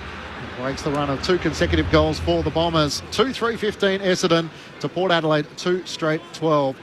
15 minutes gone, opening term on ABC Sport. You with Mark Murphy and Brett Delidio. Yeah, it was an important clearance there from Port Adelaide because they've looked a bit off in the first half of this first quarter, Lids, and they need to get busy. They need to get some work around the contest and get some forward momentum. And it was Horn Francis who put his head over the footy and won a really important ball, and then it was just off to the races. They just got forward of the contest really well. Then Port Adelaide and Essendon didn't really have a response, and you love the ball if you miss Georgiades in this bloke's hands, because that's an absolute worm burner. Yeah. You're not stopping that. No. Nice kick from the young man, Christian Moraes. Port Adelaide's third pick 38 in last year's national draft. Back in the middle, Wines goes sliding in as it wrestled from him by Durham. Ball comes out, Horn Francis jumps on top of it, pack forms around him. What did you know about him, Lids, coming out of the underage stuff? Christian Moraes. Absolute ball magnet, incredible work rate. Yeah, really got around the ground well. Oh, Draper takes it out of the ruck, got it away to Menzies, slick hands out to Dersma. Dersma shoots goalward but misses. Second game against his old team. In fact, that occasion he played pretty well that night. He had 26 disposal. Port won the fixture. Trying to beat his old side for the first time tonight. The Bombers 2-4, Port Adelaide 2 straight, 17 minutes in. Thursday night footy on ABC Sport. Sin looks for options to bring Port Adelaide back into play. Out wide to Burgoyne, who takes the mark in the back pocket. He was impressive as well last week against the Tigers. Up to Moraes, who marks at left half back. So reverting back to the kick mark game style as they try and work it around the boundary line. And now Evans has it at left half back. The Bombers leading by 4 points. Evans now called to play on, kicks it as far as he can around the city wing. They set themselves underneath it. Draper was dragged out of it. Soldo brought it down. Front and centre is Wines for Port Adelaide. Hand pass out in front of Willie Rioli. Getting it forward was Roberts to Merritt for the Bombers. Hand pass now to Gresham. Can they make it count? He looks out wide. Roberts on his own. He marks it. Edwards on his own at right half forward, and he marks just inside 50. Yeah, they did well then, Essendon. They got numbers back through the corridor. They knew that Port Adelaide were trying to work the ball by hand from that long down the line play, but they got numbers there, harassed, pressured, and then won the ball back, and then just found himself ahead of the football by himself. Really, Port Adelaide just got drawn into the contest and probably caught ball watching.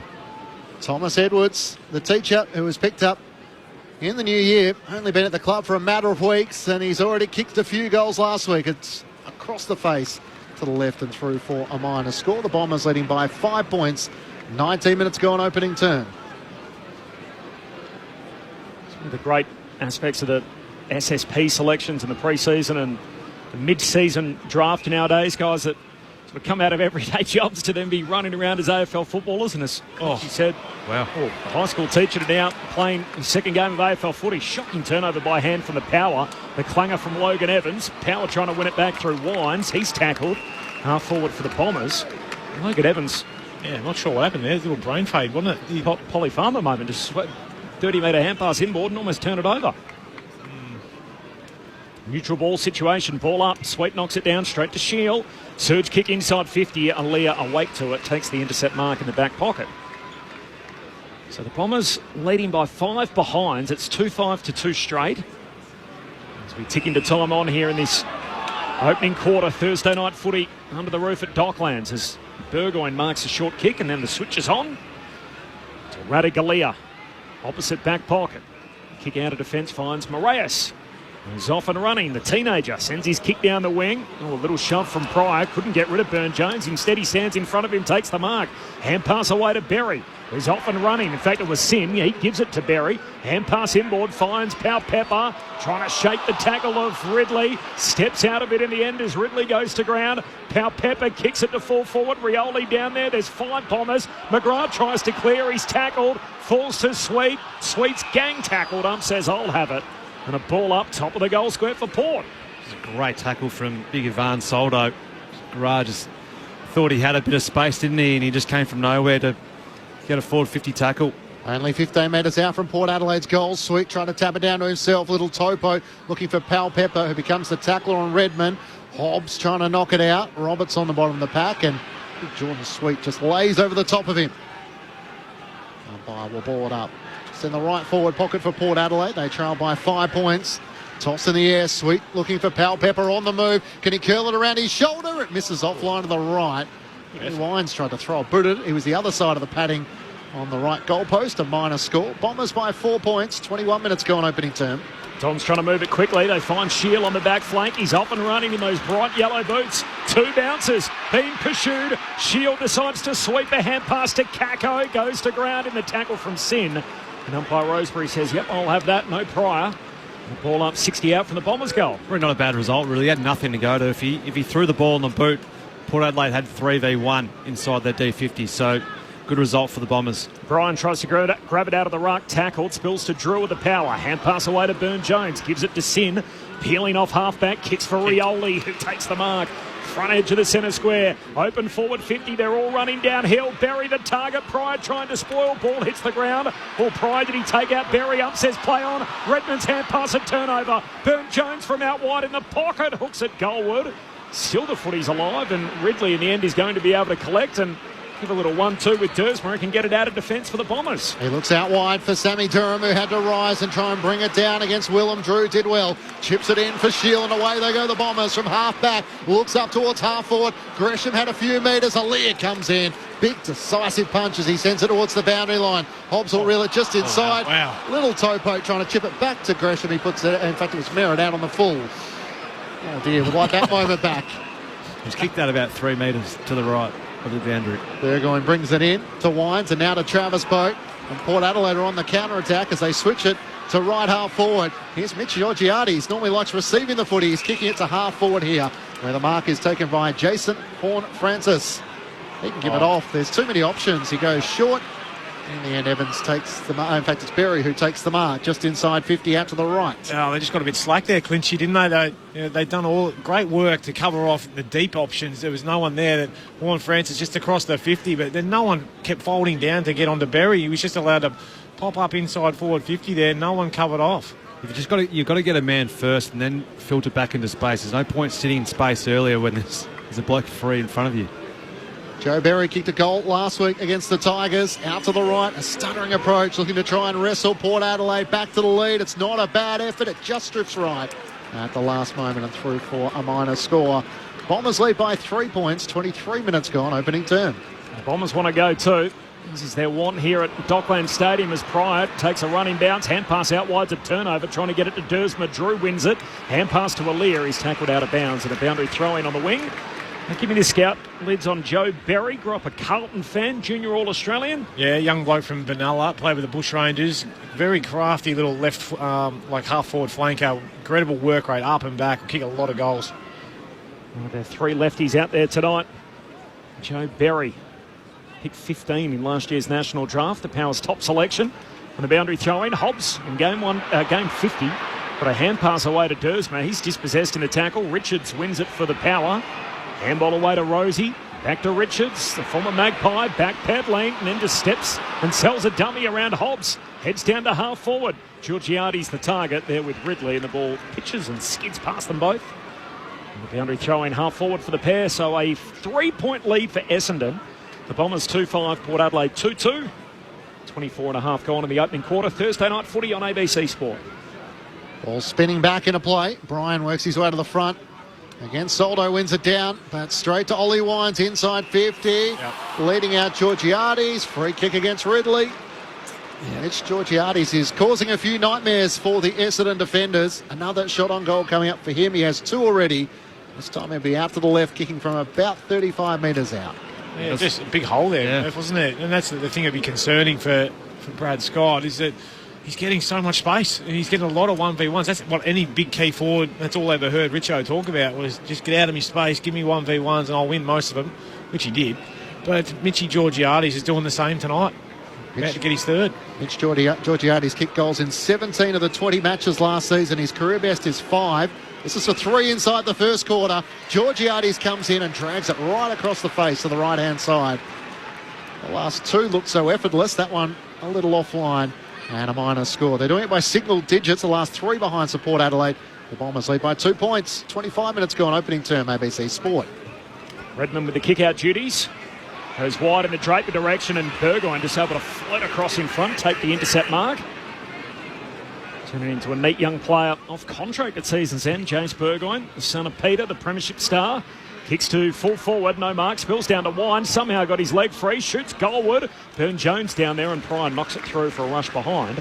There's another one, Clinchy, so 4 straight behinds for Port Adelaide. 2-5 to 2-4, the Bombers by a solitary point. 26 gone in the opening quarter. Thursday night footy on ABC Sport. Corbin Middlemass, Matt Clinch, Ben Cameron on the boundary, and our all-Australian pair in Mark Murphy and Brett Delidio. Mason Redmond short, not 15, called to play on, so Ridley had to give it back to Redmond, trying to find an avenue out of defence over the fingertips of Hobbs, who spored it from Merritt, and offhands. It's across the boundary line, the 2, with a high 5 just inside the line. They're a bit clunky both sides, aren't they? They're not really getting their game style up and going. Feeling each other out at the moment, trying to force it with their handball hustle type game. Both sides have had 81 disposals. The Bombers with 44 kicks and 37 hand passes. Port Adelaide 48 and 33. So they're keen to hand pass it. The kick inside 50 from Jason Horne-Francis, who gave it to Burgoyne, and a great kick to Mitch Georgiades, who has it on a string tonight. Yeah, it's a bit of a concern, the way in which the ball's going inside 50 for Port Adelaide here. There's been a lot of space in the lead-up, hasn't there? So there hasn't been that next pair in that space, but it's also playing back shoulder, and the way in which Port Adelaide are using the ball at the moment, they're lacing them out. So there's a lot of space in front of the forward. It's pretty easy if you've got ball in hand to try and hit that target. And when you've got a bloke like Georgiades at the moment who's red hot, it's going to be a pretty long night if they're going to keep on playing this way. Accuracy has been one of his issues, going at a bit better than 50%, but out to the right. Here's a chance for a 3rd goal. Georgiades starts it at the right goal post, and it stays there. A minor score. So he has 2-2. And the last 1, 2, 3, 4, 5 scores have been behind support Adelaide, and scores are level at 2-5, 17 apiece through 27 minutes. Graded Jackson Pryor in the back pocket. Son of Michael, who played 81 games for the Dons in jumper number 15, and here's his young bloke Jackson, the former Lion, kicks down the line, offhand spills to Caddy, hand pass to Merritt, looks inboard for Gresham, bags bodies with Bergman, ball hits the deck, Wines wins it for Port, Caddy wins it back, he's tackled, now Drew for Port, hand pass away, only as far as Caldwell, gives it to Roberts, spins out of the tackle, to Merritt, to Martin, all on the wing, handball away to Gresham, he's looking backwards, now he's looking forward. Kicks down the wing, might turn out all right. Draper, like the ruckman he is, palms it to the advantage of Kako. Back into the corridor, kicks inside 50. Jones smothers the awkward half volley. Got it out towards Martin. A little fumble cost him. Centre half back for Port. Mead goes and gets it. And pass away to Rioli. Now to Richards off the back flank, and Port back the other way. And pass to Soldo. Pokes the kick out in front of Burn-Jones. Missed him. Had to get there on the bounce. Under pressure from McGrath. Short kick finds Sweet. He takes the mark and he moves it on immediately. End-to-end footy for Port. Back to Burn-Jones. Kicks to full forward. Pryor spoiling. Still alive footy. Georgiades wins it. Hands it to Boak, and a goal. And Port have taken that end-to-end. Winning it back across the half-back line. They zip it down the outer wing. And they knock it through on the goal line. Port Adelaide back in front. They lead it by 6 points. 3-5-23. Essendon 2-5-17. Half-hour mark, opening term, Thursday night footy on ABC Sport. I was just about to say, well done, Jackson Pryor, for getting back there to support, because Mitch Georgiades had Ben Mackay absolutely done. He gave him support, but didn't kill the footy. Didn't get it out of the area, which brought it back in. Georgiades' little handball up to Boak, who worked the length of the field, but it was Sweet's handball to Burn-Jones. His ability to to keep that ball moving that gave them that chance, that 2v2 down deep in the That was the one. Yeah, exactly right. Because that's a risky play. Some coaches would coach, no, go back off your line, make sure we can set up and control the play. But I love they just wanted to get going there. It was awesome. Ben Cameron on the boundary. Just right in front of the interchange gates, guys, you'll be able to see a couple of massive divots. I spoke about the surface pre-game, so still just a watch out. Thanks, Ben. Wines gets the clearing kick for Port Adelaide. Free kick going the way of Willie Rioli. So against Archie Roberts, and the footy has to be returned to Rioli.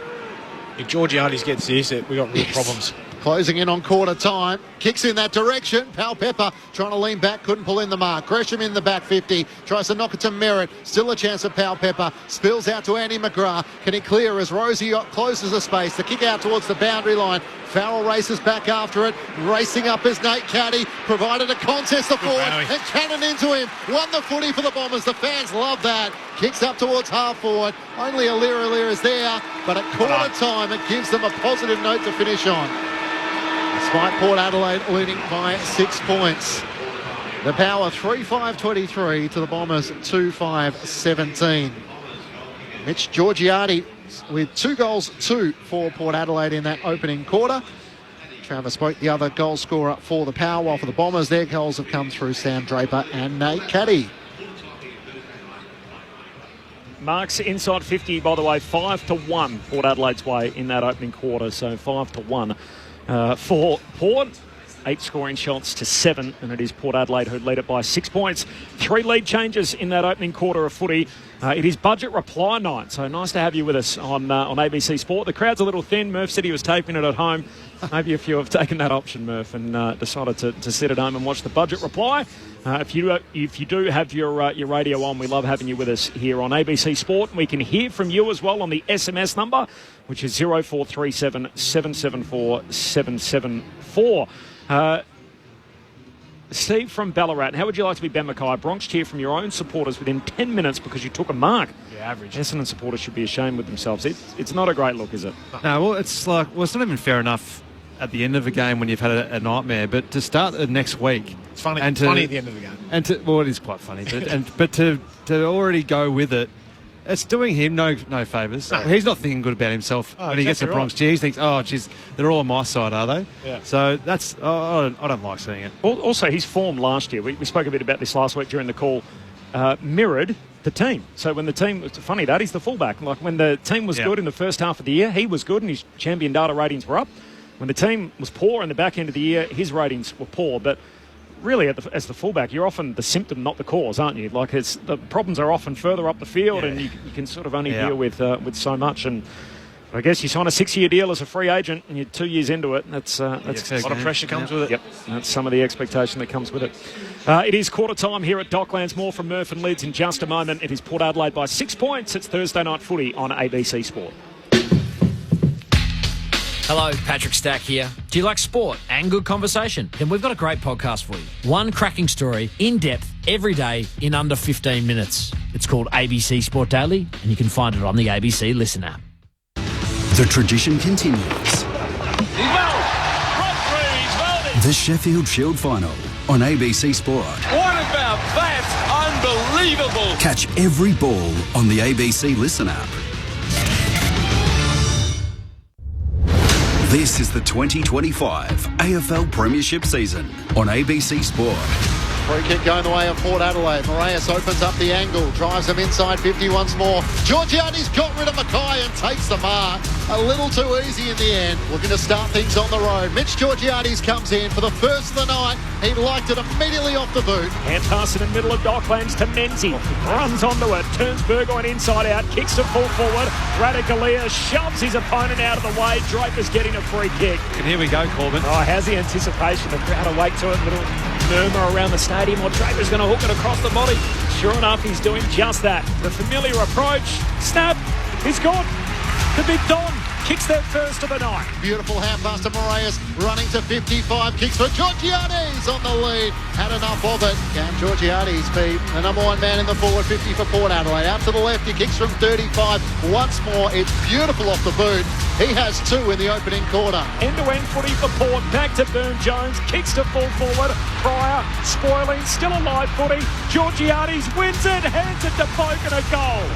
And Port have taken that end-to-end. Port Adelaide back in front. This is ABC Sports coverage of the AFL. On your radio. ABC Sport Digital. And on the ABC Listen app.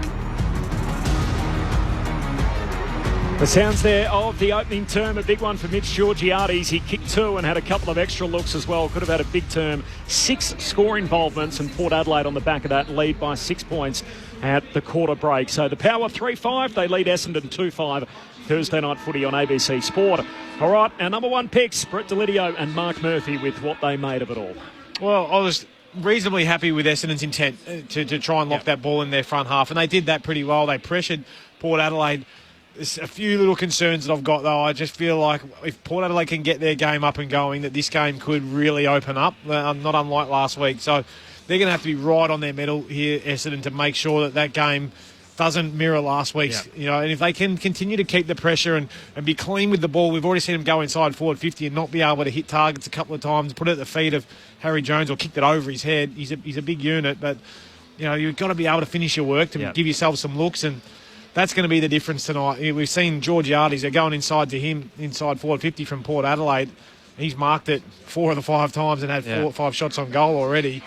But they've already changed up that matchup twice. So they started with Ben Mackay on him. So he kicked his first 2, and then they went to Ridley after that, and then he still had 2 more opportunities of marking the ball inside 50. He missed those set shots. So then they went back to Ben Mackay after that. So they're still trying to work out what that best matchup is for them at the moment, Essendon, because Georgiades, he's kicked 2 goals too. He's given 1 off to Travis Boak. So he's involved in everything. And it's the one thing it's a little bit of a worry for me is that they're playing just pure back shoulder, Essendon's defence. Get proactive. So you need to be proactive. They obviously got found out last week. So they've obviously gone back to thinking, let's go back to a back shoulder defence. But if you're not having your wing support and your high half forwards getting up and trying to fill some holes for you, or you're losing it at the stoppage and you're still playing that back shoulder, Port Adelaide know whenever they get the ball now from a stoppage, there's going to be space in front of their forwards. So that's when they're at their most dangerous. And Georgiades doesn't want it high up in the air against the Ben Mackay.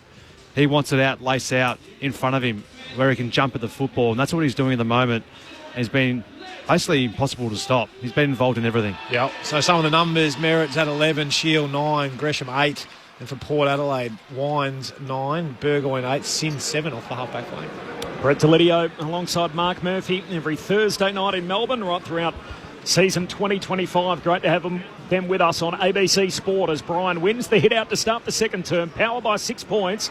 Knocked it out towards the wing. Durham goes in, wins it. Gets a hand pass out in front of Roberts, who starts on the wing here. Picked up, though, by Sin.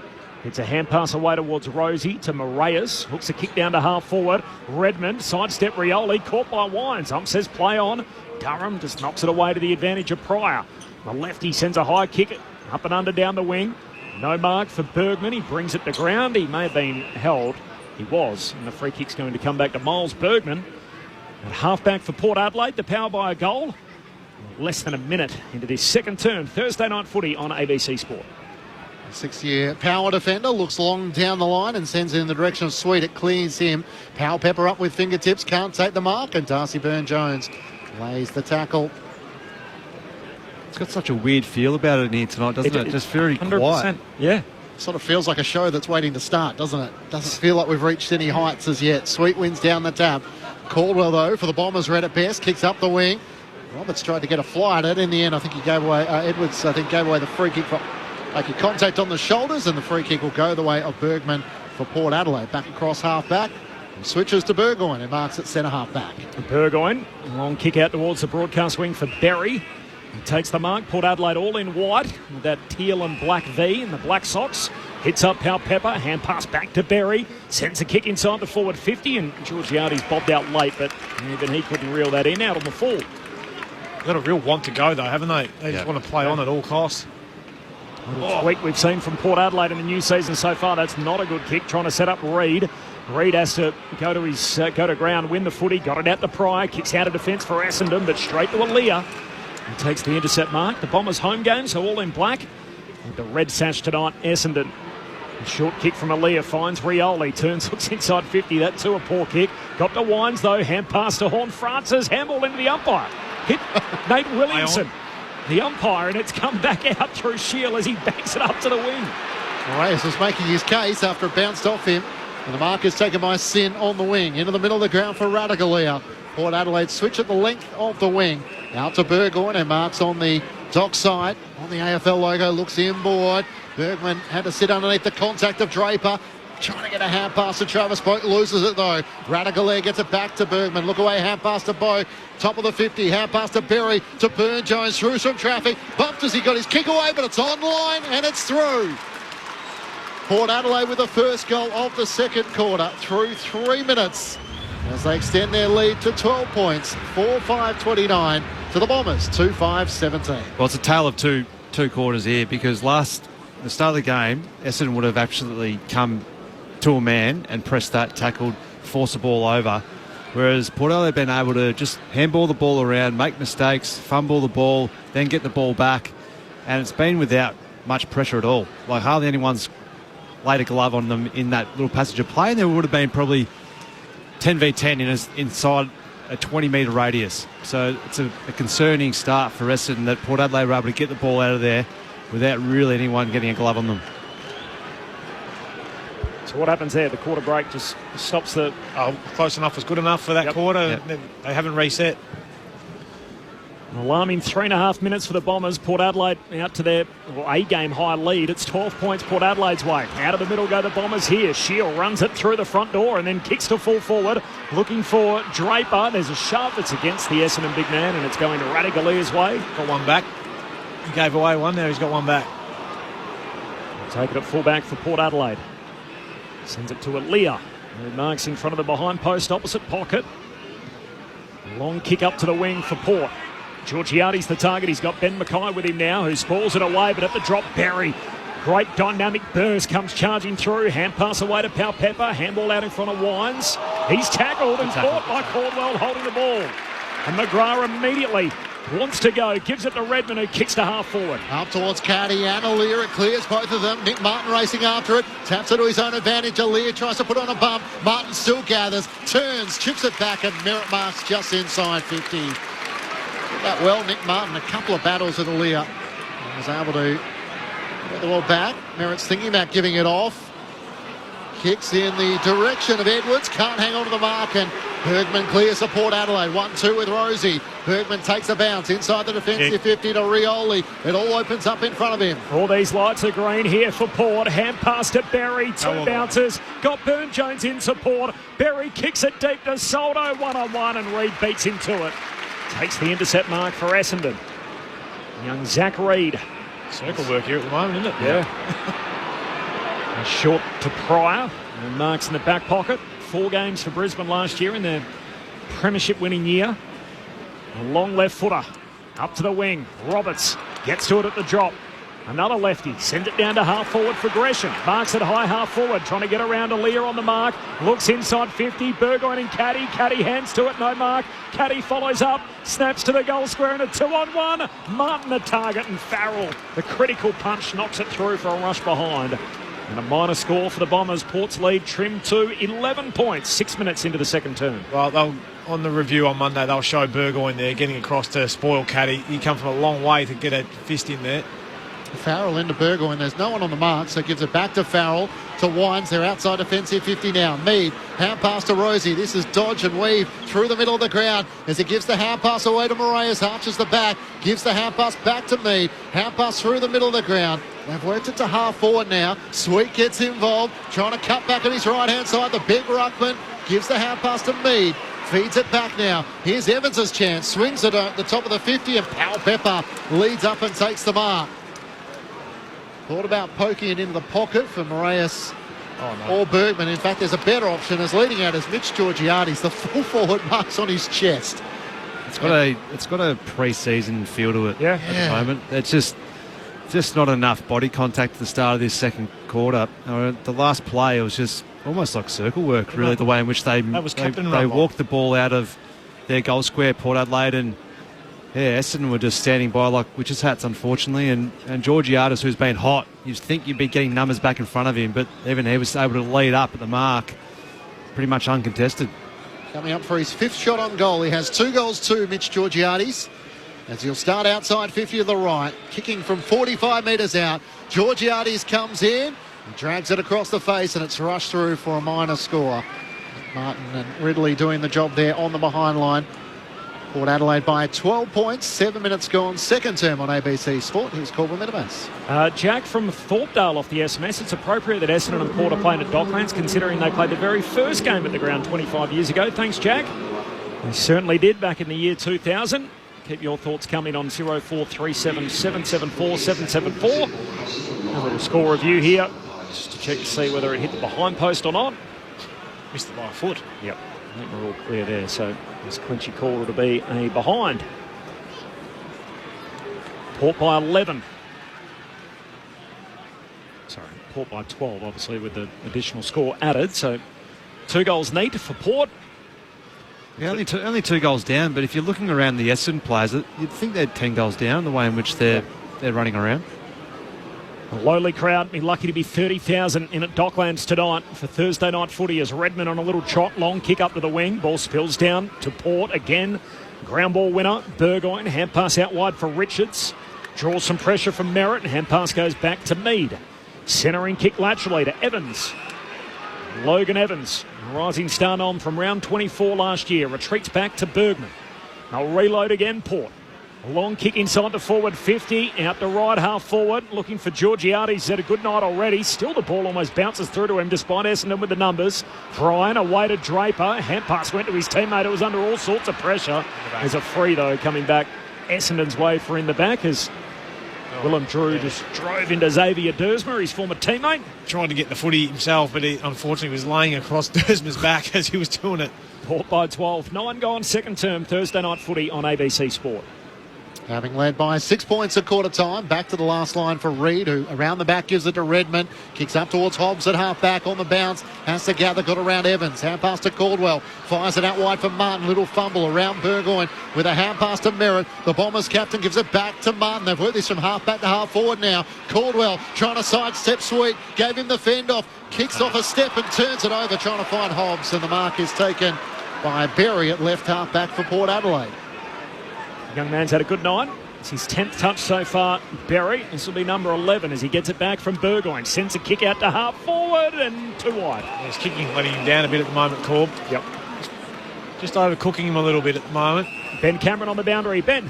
Oh, that was a heavy collision for Willie Rioli, who reached out to try and take that mark, went flying into the advertising hoardings. They are sharp as well with the new LED lights. He's very sore in back play. Good pick up, Ben. Thanks for that. As Durham kicks it inside the forward 50 and it just beats Caddy over the boundary line. It's been that kind of a season for him so far, young Nate Caddy. Brad Scott mentioning during the week when he shoved him out, he felt like he was going to punch him.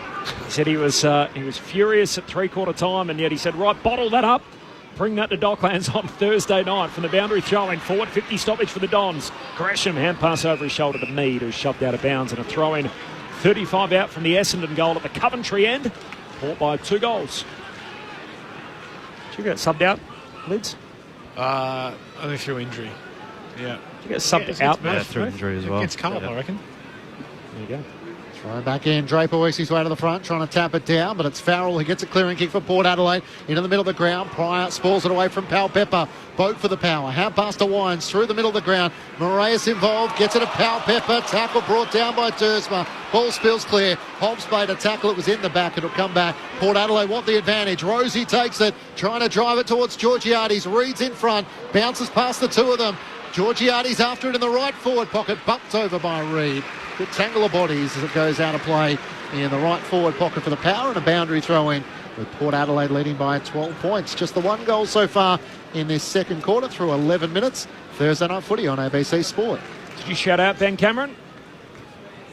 I didn't. Willie Rioli has stayed out there though, but looks a little sore. It's that right shoulder heavy collision. Thanks, Ben. Boundary throw in. Dersma. Hand pass away towards Martin. Sends his kick to Kako in a one-on-one and just gets there in front of Evans. Drops the mark. Good enough to follow up. And the famous number 10. Short kick finds Durham. Half-back for Essendon. Sends him down the wing and finds Jones. Drops a mark he should have taken. Plenty of time to regather. Turns, kicks forward, finds Caddy. I love this guy, Nate Caddy, into the forward pocket. Good kick, good mark. Menzie on the end of it. Marks it right half forward. Still 35 from goal. Not confident from out there. Centering kick. Looking in the direction of Gresham. Punched away by Burgoyne. Spills to ground. Durham. Hand pass to Shield. Through traffic. Snaps goalward. Touched on the line. A minor score for the Dons. It's not pretty from an Essendon point of view. 12 and a half gone second term. 2-6 to 4-6. So Port Adelaide by 12 points. In fact, it's 2-7. The computer's a little slow. So Port by 11 points. Thursday night footy on ABC Sport with Matt Finch. Farrell's kick in and Olliewine's chopped the mark. He's a little lucky to get out of jail there. This means he gave a kick up towards Georgiades, who's doing it all tonight. A nice ride there. It's got Wayne Carey. Claims it on the back of Zach Reed and comes down with an impressive mark. Jeez, I didn't like it at the moment. He's had a big night, hasn't he? Yeah. Jeez. 2 goals, 3 so far for Mitch Georgiades. Just has to sort out his goal kicking, but that's what he was known for early in his career, the high flying before the ACL. Richards on the wing to Willem Drew, not 15, so has to turn and kick into the middle of the ground. Bergman takes the mark, looks out to the wing. Moraes has plenty of space. He decides against going forward. Essendon have everyone inside the back half, so goes back in the middle of the ground for Aliyah. Kick mark game now. Short to Burgoyne, out to Radaglia. There's a fantasy footy stats. That's about all at the moment. Now wide to Mead. The left half forward, Richards takes the mark. Well, Zach Reed's got the match-up now on Georgiades, so he's the third Essendon defenders having a crack at him. Powell Pepper with the high lead up to left half forward. Takes the mark in front of Ben Mackay. Getting instructions from the bench. SPP out to the left. Still 2 good kicks out from goal. So if he is out to the right, Powell Pepper sends it in the direction of Georgiades. In from the side. Sweet tried to take the mark. Boat tries to bounce off a couple. Caddy's there in defence. Kick was smothered by Burn Jones. Spills out the way of Horn Francis. Hand pass to Rioli. Centering bullet is a dart. Evans tried to take the mark on the second bite. Tapped it down. Ripped it away from Dylan Shield. Now he's tackled. Umpire will ball it up 45 metres out from Port Adelaide's goal. It's a bit scrappy, isn't it? It is a bit. Not a huge buzz around Dockland so far. In the way that it's panned out, we've had 3 lead changes, all of them in the first quarter. And Port, if you extend it back, have actually kicked the last 3 goals to lead by 11 points. The 2 debutants, both the subs, we haven't seen either of them so far. A repeat stoppage. Now Gresham tries to burst his way through. He's taken high and a free kick. He might clean some of it up. It was a good attack of the footy, so drew the free kick just by putting his head over the footy. Roberts marks the kick from Gresham inside the centre square. Like the limited stuff we've seen from him. Hand pass away to Shield. Kicks inside 50. Jones, true centre half forward, got his mitts around it. And Harry Jones can shoot from right on the 50-metre arc. Yeah, you called it, Corbett, for that free kick, cleaned it up a bit, and it did. They got some good ball movement coming off the back of it. It's good to see Jones be able to extend there and hold on to one. We saw him drop one earlier down here on the wing, but got a good run and jump at that. They were out, though, the Bombers. They had 2 players to young Burgoyne just down there in defence, forward with Caddy screaming back towards the goal line. Playing a little closer to goal tonight, out of necessity. The luxury they have. An athletic guy at his size can play up on the wing and play deep forward. Jones back in the front half where he started. He shoots goalward but misses. Out to the right or behind. Where's his best spot, Lids? Forward, if you ask me. Okay. I think his work rate and his ability overhead is wasted up on the wing. Port by 10, 16 gone, second term. They're going into Sin. Goes short to Poke, who takes the mark still inside the defensive 50. Moraes leads up, takes the mark in front of Edwards, and then a short pass which was dicey, charging in Harry Jones, and Sin was able to take the mark. He's at right half back for Port Adelaide. They lead by 10 points. Having led really since the 13-minute mark of the opening term. Through the middle of the ground. Moraes gets a hand pass to both. A worm burner inside 50 looking for Burn Jones. It clears everyone. Soldo gathers. He's tackled and locked up. Archie Roberts did well to lock the footy to his chest, and the umpire will ball it up 25 metres out from Port Adelaide's goal. They lead by 10 points. Forward 50 stoppage for Port. Soldo rips it down. A hand pass out to Drew. Got it to Moraes. Right forward pocket. Kicks to the line and off the hands of Pau Pepper. It doesn't go through. Bombers keep it alive. Oh, the kick comes out very wide towards Martin off the boot of Hobbs or McGrath. Hobbs. Kick out Hobbs. Yep, goes wide, and now McGrath's got it, and he takes the mark back inboard from Martin. The Bombers looking corridor. Should kick the shield. He looks east-west as he's going to send the ball out to Ridley. On the back flank, returning from that concussion after the collision with Scrimshaw. And short to Dersma. 10-point lead for Port, 4 goals to 2. Bombers have had 10 scoring shots, as have Port. And yet the gap in the game due to Port's accuracy. Reid to Mackay, short kick again. Roberts, this is all in the defensive 50 for the Bombers. The short kick missed Shield. Live play here. Collects on the hop, kicks down the line. Rosie looks to intercept. Merritt breaks it up. Durham puts his head over it, wins it, gets it to his skipper. Merritt kicks inboard and finds Edwards, who takes the sprawling mark. Down low in the centre square, hand pass to Merritt. The captain looks out wide. The kick is wide of Dersma or Gresham. Gresham says, leave it for me. Has to get around Horn-Francis. Hand pass to Dersma, back to Gresham. Still jammed in at left half forward. Centering ball to Merritt. He can feed the hand pass inboard to Ridley. On the runway at the edge of the centre square. Drives it long towards Caddy. Up, can't take the mark over Aaliyah. Overrunning the footy was Soldo. He thought someone else would get it. Aaliyah tries to tap it through. Umpire says, all clear. A rush behind. One of those nervous moments for defenders. Nate Caddy was half a chance here in the goal square. Just couldn't quite get it to him. Port Adelaide by 9 points. 18 minutes gone, second quarter. Well done, Chandelier. That's for sure.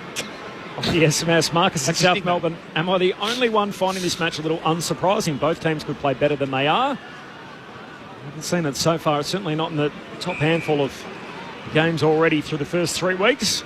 No, we're going to be at the bottom handful, I would have thought. Corbin. Evans to Richards and now to Bergman. That's a great kick. Releases Drew and the ground opens up in front of him. Short kick meant for Boak. Picked off by Byrne-Jones. He kicks to centre half forward. Don's with the numbers. Draper up, no mark. Free kick, push in the back. It's going Port's way. The Bombers had the numbers. Draper had hands on the footy, and yet McGrath has shoved his direct opponent Berry in the back. And Berry's going to get it just left of centre. He'll kick from 45 out. Well, I reckon he just sort of stopped on the play. So there was nothing really Andy McGrath could have really done, to be honest with you. He stopped because the ball was going over his head. And it just drew the hands to have to go into the back without really even pushing him. But it looked pretty soft the first time. A little bit in it. As soon as you put your hands to the back, it's just a telltale sign, isn't it? Here we go, the left footer, Joe Berry. That's not a good finish at an indifferent night off the boot, and that doesn't even register a score. It's marked 10 metres out by Ridley in the back pocket for the Bombers. Reid takes the mark, works it short over the top, not 15. Brian's problem to deal with. Umpire says he'll ball it up. Benefit of the doubt as Pau Pepper laid the tackle. Port Adelaide by 9 points. Dangerous position for the Bombers trying to defend here. Soldo wins down the tap. Pau Pepper has space, jams it across his body. Going back with the flight. Mackay dropped the high ball. It's still alive. Chance for Georgiades up against the boundary line. Little toe poke to Rioli. That was clever. Tucks the tackle of Nick Martin. Pokes it to the pocket. Is that 15 of Byrne-Jones? It's not. Tackle by Nick Martin. Spills out to Durham. He gets a hand pass away and it's almost out of play. Mead runs into Hobbs. He's tackled and the ball is locked up. Right. As we welcome our audience across the country on ABC Sport to Docklands. The Bombers looking for a response tonight after a poor performance last week against the Crows as they take on Port Adelaide. They lived it the week before.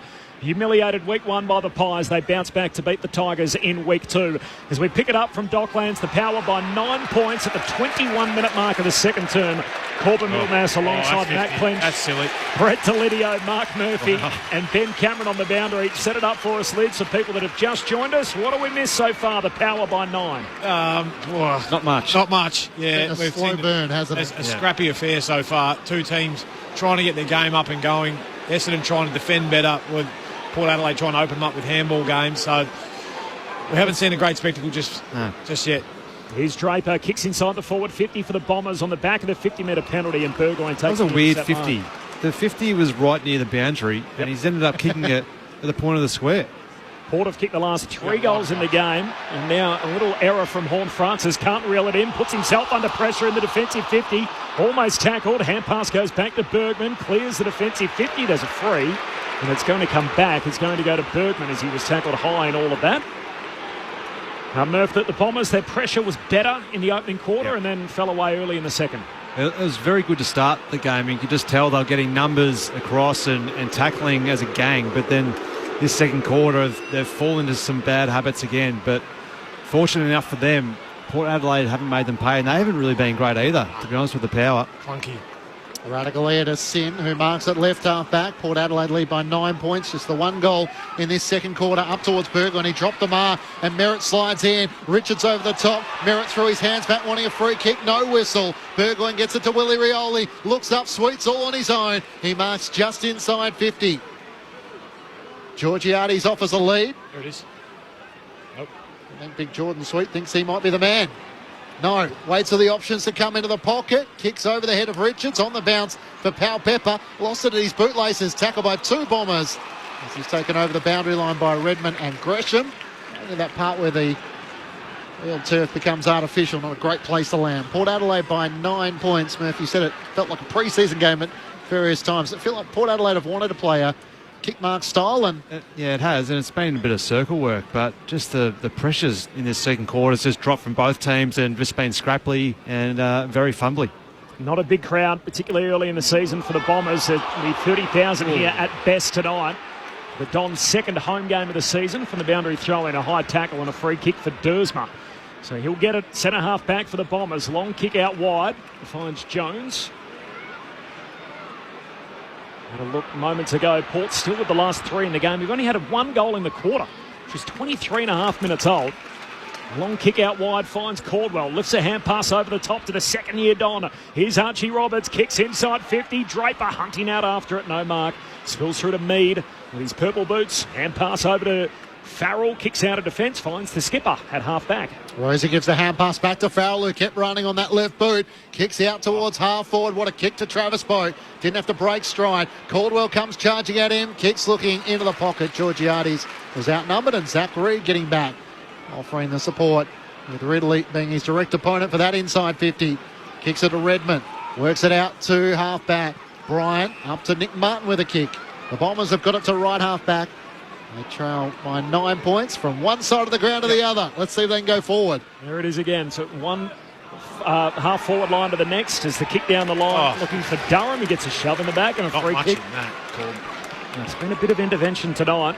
Bombers home game. Durham has the yellow Sharon. The Bombers all in black with the red sash. Port all in white with the teal and black V as the kick goes to Draper, and Radaglia shoves it out of bounds. A throw in half forward for the Dons.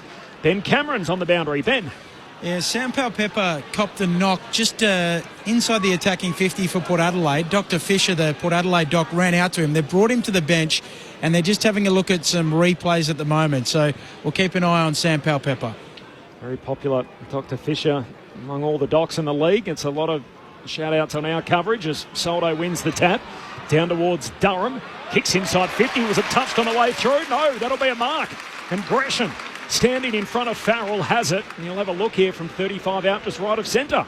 There's some good work there by Durham in around the contest. Just didn't rush the ball and hack it on the boot. Actually tried to avoid some opponents, and then Gresham was just playing in front, and the ball dropped a little bit shorter than where the Port Adelaide defenders thought it was going to be. He actually started quite well tonight, Gresham, but he really needs to kick this and get some momentum going back for the Dons. As the seconds peel off the clock in his second term, the Bombers goalless so far. Not anymore. They've had to wait 26 minutes. But as time expires on the second quarter, the Bombers have their third goal. Port's lead trimmed to 3.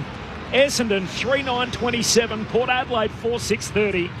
And after the budget reply, these two teams may be just sparking to life, ready to go for a big second half, as are Mark Murphy and Brett Delidio on ABC Sport. Well, I don't think the other Essendon players are feeling Jay Gresham's energy, because he went for the huge celebration and went to the crowd, and everyone else was sort of a bit like, oh, yeah, well, did they realise they're only 3 points down? Well, as bad as this game's been so far to watch, and the amount of errors and whatever's been in it, they're 3 points out of it. They've had 3 more scoring shots overall, 2 more scoring shots. Yeah, they've left a few out there. In the first quarter, they should have kicked an extra 2 or 3. So, as average as they've been, they actually should be well and truly right in this game. They're only 3 points down. Brian and Soldo bring down the curtain on the opening half, and Port Adelaide hold a 3-point advantage. The Bombers kicked 1 goal 4 in that second quarter to Port Adelaide's 1-1, and after the Power led by 6 points at quarter time, they lead by 3 at the main break. 4-6-30 to the Bombers, 3-9-27. And it does feel like the only way is up in the second half. For the Power, 2 goals to Mitch Georgiades. He's been the one who's been most damaging. 2 goals, 2. He's had another shot on goal as well. So 5 shots on goal in the first half. And he has certainly threatened, having kicked 4 goals, 2 last week against the Tigers. Individuals to Travis Boak and Darcy Byrne-Jones. While for the Bombers, all individual goal kickers are Draper, Gresham and Caddy. Port are undermanned, there's no doubt about that. They got 9 unavailable, as do the Bombers. But you look through the Port Adelaide names, 4 that played in last year's preliminary final absent. Chucking on top of that, young Ollie Lord, Lukosius, one of their recruits, Marshall, who of course missed the back end of last year, all absent. While for the Bombers, they're without the likes of Matt Guelphy, Cole Langford, who we heard from pre-game, Laverty and Parrish, season campaigners, Perkins and Sardis, top picks who they lost last week, and Peter Wright. So both teams missing half a dozen or so of their best 22. And Port Adelaide lead it by 3 points after a scrappy opening half here at Docklands to start round 3 of the AFL season. Essendon 3-9, Port Adelaide 4-6. The thoughts of Mark Murphy and Brett Delidio as we get to halftime. I'd love to know what Ken Hinkley is saying to his leaders at the moment. So he's currently out there, which is not usually seen at halftime. The senior coach coming out and talking to the 4 leaders, and he's on the bench. I think he's on the bench, but it was a noticeable shift where he's grabbed the actual leadership group and had a chat to them. So they're standing 15 metres away from the rest of the group who are waiting to walk off the ground, and he's chatting to Aaliyah, Drew, Georgiades and Rosie. So they're the 4 that were chatting to the coach alone. Yep, so obviously Ken's not happy with what he's seeing out there at the moment, and fair enough too, because these... So is he saying to the players, hey, take this back and talk to them about it? Well, I think he'd be asking them a few questions about what's the energy like out here, why are we doing this? Our game isn't where it needs to be at the moment, so as leaders you need to get around to your teammates here and make sure they're not dwelling too much on what's just occurred and getting back to the type of football that they're certainly capable of playing. But they've just looked like they've just wanted an easy game tonight. It does look like that, doesn't it? They don't really want to get their hands dirty around the contest. They're not really cracking in as hard as what we've seen them do so far, and they're not really tackling to hurt. I just feel they're wanting an outside game and wanting a slingshot type of game. And Essendon certainly were up for the fight in that first quarter in that area of the game, covering off outlets and getting up and pressing. They were okay in that second quarter, but I think Port Adelaide's aggression around the contest and their overall work rate hasn't been to the standard, and I think they're not really capitalising on an Essendon side here, which looks a long way off it in terms of confidence and the way in which they're fumbling, and they're just not making the most of their opportunities, not being able to finish plays. They've kicked the 3 goals 9, and we made mention of it towards the back half of that second quarter where they've left a few out there and they've got no energy at the moment, Essendon. So they're right amongst this game. It's 3 points of difference. Both teams aren't playing with really any sort of spark or energy. So who's going to come out after this halftime break and change the way in which they've been playing?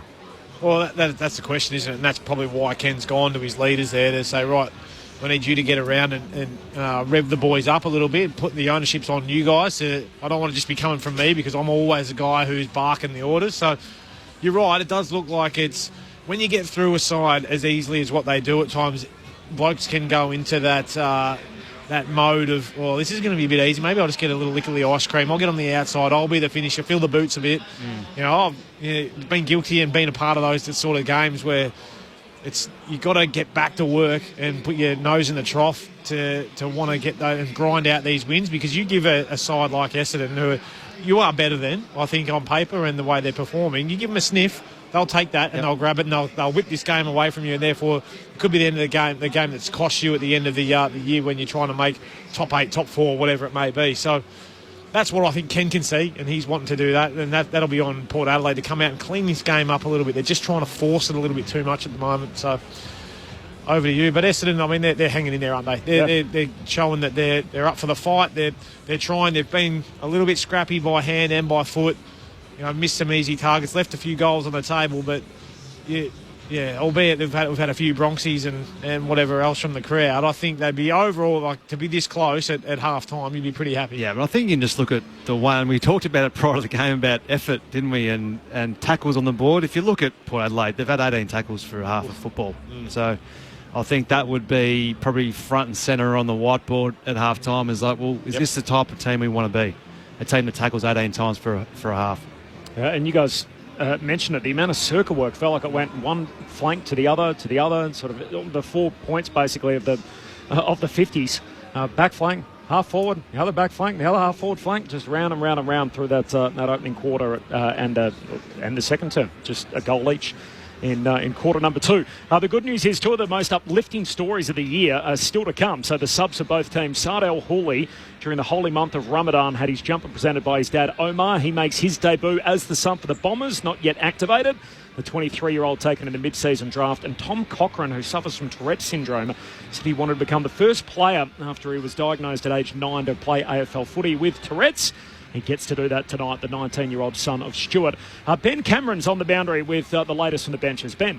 Yeah, just on Saad El Houli, I did note early on in the game, obviously during Ramadan, he's not eating or drinking during the day. So a lot of subs, they sort of sit on the bench and don't do much. He was taking a lot of the gels that they take for some carbs and to keep themselves hydrated and drinking a lot to try and get himself ready, presumably.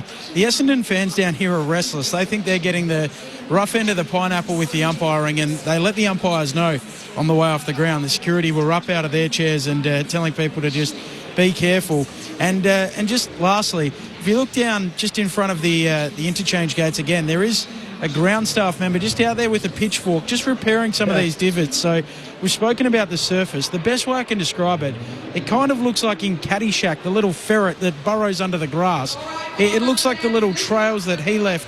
I think it was in Caddyshack, and I haven't got my movies confused there, but that's what it looks like in little sort of foot-long chunks along this wing. So a little bit concerning about the surface. You're not going to get any support from me on the movie front, Ben, but I'll back you in on that. Ben Cameron doing a great job on the boundary. Port by 3 points. It's half-time. We'll have the teams for the rest of the weekend for you in just a moment. Don't forget as well, the Sheffield Shield final continues tomorrow from 10:45 Australian Eastern Daylight Time. You can find coverage through Sport Digital and the Listen app. Queensland leading by 1 run with 7 wickets in hand. So all of a sudden this is looming as a second innings shootout. The Bulls back in that Sheffield Shield final, of course. Call available through the ABC Listen app or on ABC Sport Digital as the Shield final rolls on. We'll tell you more about that next in the second half action just a few moments away. Port Adelaide by 3 points.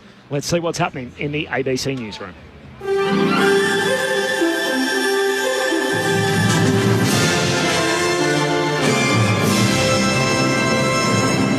Hello, this is ABC News with David Rowlands. A new national gas plan is at the centre of opposition leader Peter Dutton's pitch to the nation in his budget reply speech tonight. Political reporter Evelyn Manfield reports. Mr Dutton says if elected, a coalition government would reserve gas for domestic use that would have otherwise been exported. He says it'll be enough to meet between 10 and 20% of the East Coast's demands. The opposition leader has also sought to create a contrast between him and Anthony Albanese, vowing to repeal a number of Labor's laws, including the Housing Australia Future Fund and new tax cuts that'll eventually be worth about $10 a week. With the election campaign now set to kick off tomorrow, Peter Dutton has pointed to John Howard as the strong and steady leader he'll be like. Meanwhile, the federal government will work to ban childcare providers who persistently fail quality standards from opening new subsidy-approved services after the ABC revealed cases of alleged serious child abuse. The ABC's Four Corners program this month revealed claims of sexual misconduct, serious injury and incidents in the sector, which receives $20 billion worth of government subsidies. Early Childhood Education Minister Anne Ali says the government will work with industry to improve standards. If a service provider persistently isn't meeting quality standards or has gross breaches under the Education and Care Services National Law, they will be prevented from opening new childcare subsidy-approved services. The Royal Australian Air Force has dismissed recent suggestions that the US President could shut off F-35 aircraft operated by other nations via a kill switch. Several countries are reassessing their orders of the Lockheed Martin-made stealth fighters, citing uncertainty over the American reliability under Donald Trump. Head of Air Force Capability, Air Vice Marshal Nicholas Hogan, says Australia remains confident in the F-35 program, which it has control over.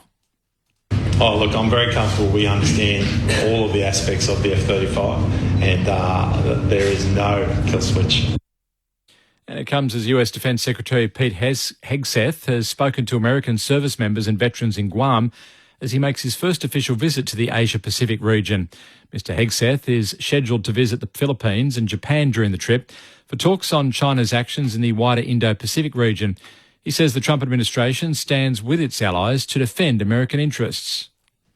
We don't seek confrontation, but by being strong, our belief is that we will deter it. And our allies in this neighborhood see the encroachment of communist China with very different intentions. We hope to have a peaceful relationship, but we also stand with our allies to defend against that encroachment and defend American interests. Firefighters are racing to save people and ancient artefacts from the largest wildfires in South Korea's history.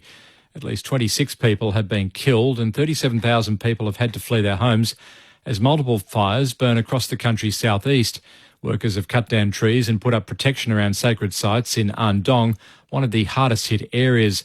The vulnerable Hiju of Bongjasi Temple says it's heartbreaking to see so much destruction. Those trees have been at Bongjong-sa for over 200 years. It's very unfortunate they had to be cut down. I thought we should protect them as much as we can, but the firefighters said the fire spreads rapidly from pine tree to pine tree. We need to protect both the Buddha and cultural heritage. That is my earnest wish. A man charged with attempted murder and arson has appeared in the Hobart Magistrates Court. Meg Whitfield reports. James Eric Lachlan-Borth is charged with 12 offences, following multiple alleged incidents in the state's south yesterday. Police allege Mr Borth attended a residence in Claremont yesterday morning, acting erratically and waving a weapon. They allege he then stole a car and crashed it into a building at Goodwood before entering the property. It's also alleged he started a fire at a property in West Moona. He did not enter a plea or apply for bail. He will appear in court again next month. Brisbane City Council has cut its funding from the Queensland Music Awards after a jazz composer won an award for a pro-Palestine song. In her speech accepting the win for her song titled River to Sea, composer Kelly Green accused the Australian government of helping Israel kill innocent Palestinian men, women and children. Today, Brisbane Lord Mayor Adrian Schrinner declared the awards had promoted anti-Semitism, calling it utterly shameful and divisive. He says the council will immediately withdraw its support and funding for the awards. This election, have your voice heard. We'll listen to your viewpoint, we'll ask your questions and hold leaders to account. Australia Votes. Your vote, your say. Go to abc.net.au/Australia Votes. ABC, home of the election. Get ABC AFL Daily Podcast with Premiership coach Paul Roos. Alongside Corbin Middlemass, Ben Cameron and Poppy Penny. ABC AFL Daily Podcast. It's your daily footy conversation. Find it on the ABC Listen app. This is the 2025 AFL Premiership season on ABC Sport. Trying to get a hand pass to Travis Boak, loses it though. Radicalair gets it back to Bergman. Look away, hand pass to Boak. Top of the 50, hand pass to Berry, to Burne-Jones through some traffic. Bumped as he got his kick away, but it's online and it's through. Port Adelaide with the first goal of the second quarter through 3 minutes. Yeah, only two goals down, but if you're looking around the Essendon players, you think they're 10 goals down, the way in which they're running around. Soldo wins the tap. Down towards Durham. Kicks inside 50. Was it touched on the way through? No, that'll be a mark. And Gresham standing in front of Farrell has it. And he'll have a look here from 35 out just right of centre. His seconds peel off the clock in his second term. The Bombers goalless so far. Not anymore. They've had to wait 26 minutes, but as time expires on the second quarter, the Bombers have their third goal.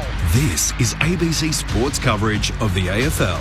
On your radio. ABC Sport Digital. And on the ABC Listen app. Sounds there from the second quarter. There was only one goal each, as you heard, so Port had it out by 12 points, a game-high advantage. And now their lead has been trimmed to just 3 at half-time. It is Thursday night footy on ABC Sport. Corbin Middlemass and Matt Clinch calling the action. Ben Cameron on the boundary, and our number one picks, Brett Delidio and Mark Murphy, all season long in Melbourne. It could be worse, despite the fact it's 4-3 and it hasn't been overly pretty. Could it? How about in the NRL tonight?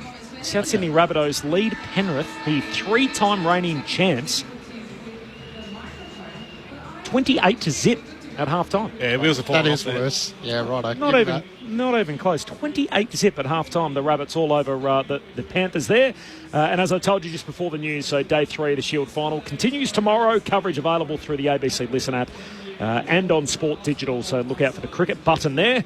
Queensland lead by 1 run with 7 wickets in hand. So they were bowled out for 95. Jake Lehmann got 100. South Australia got in front in the game.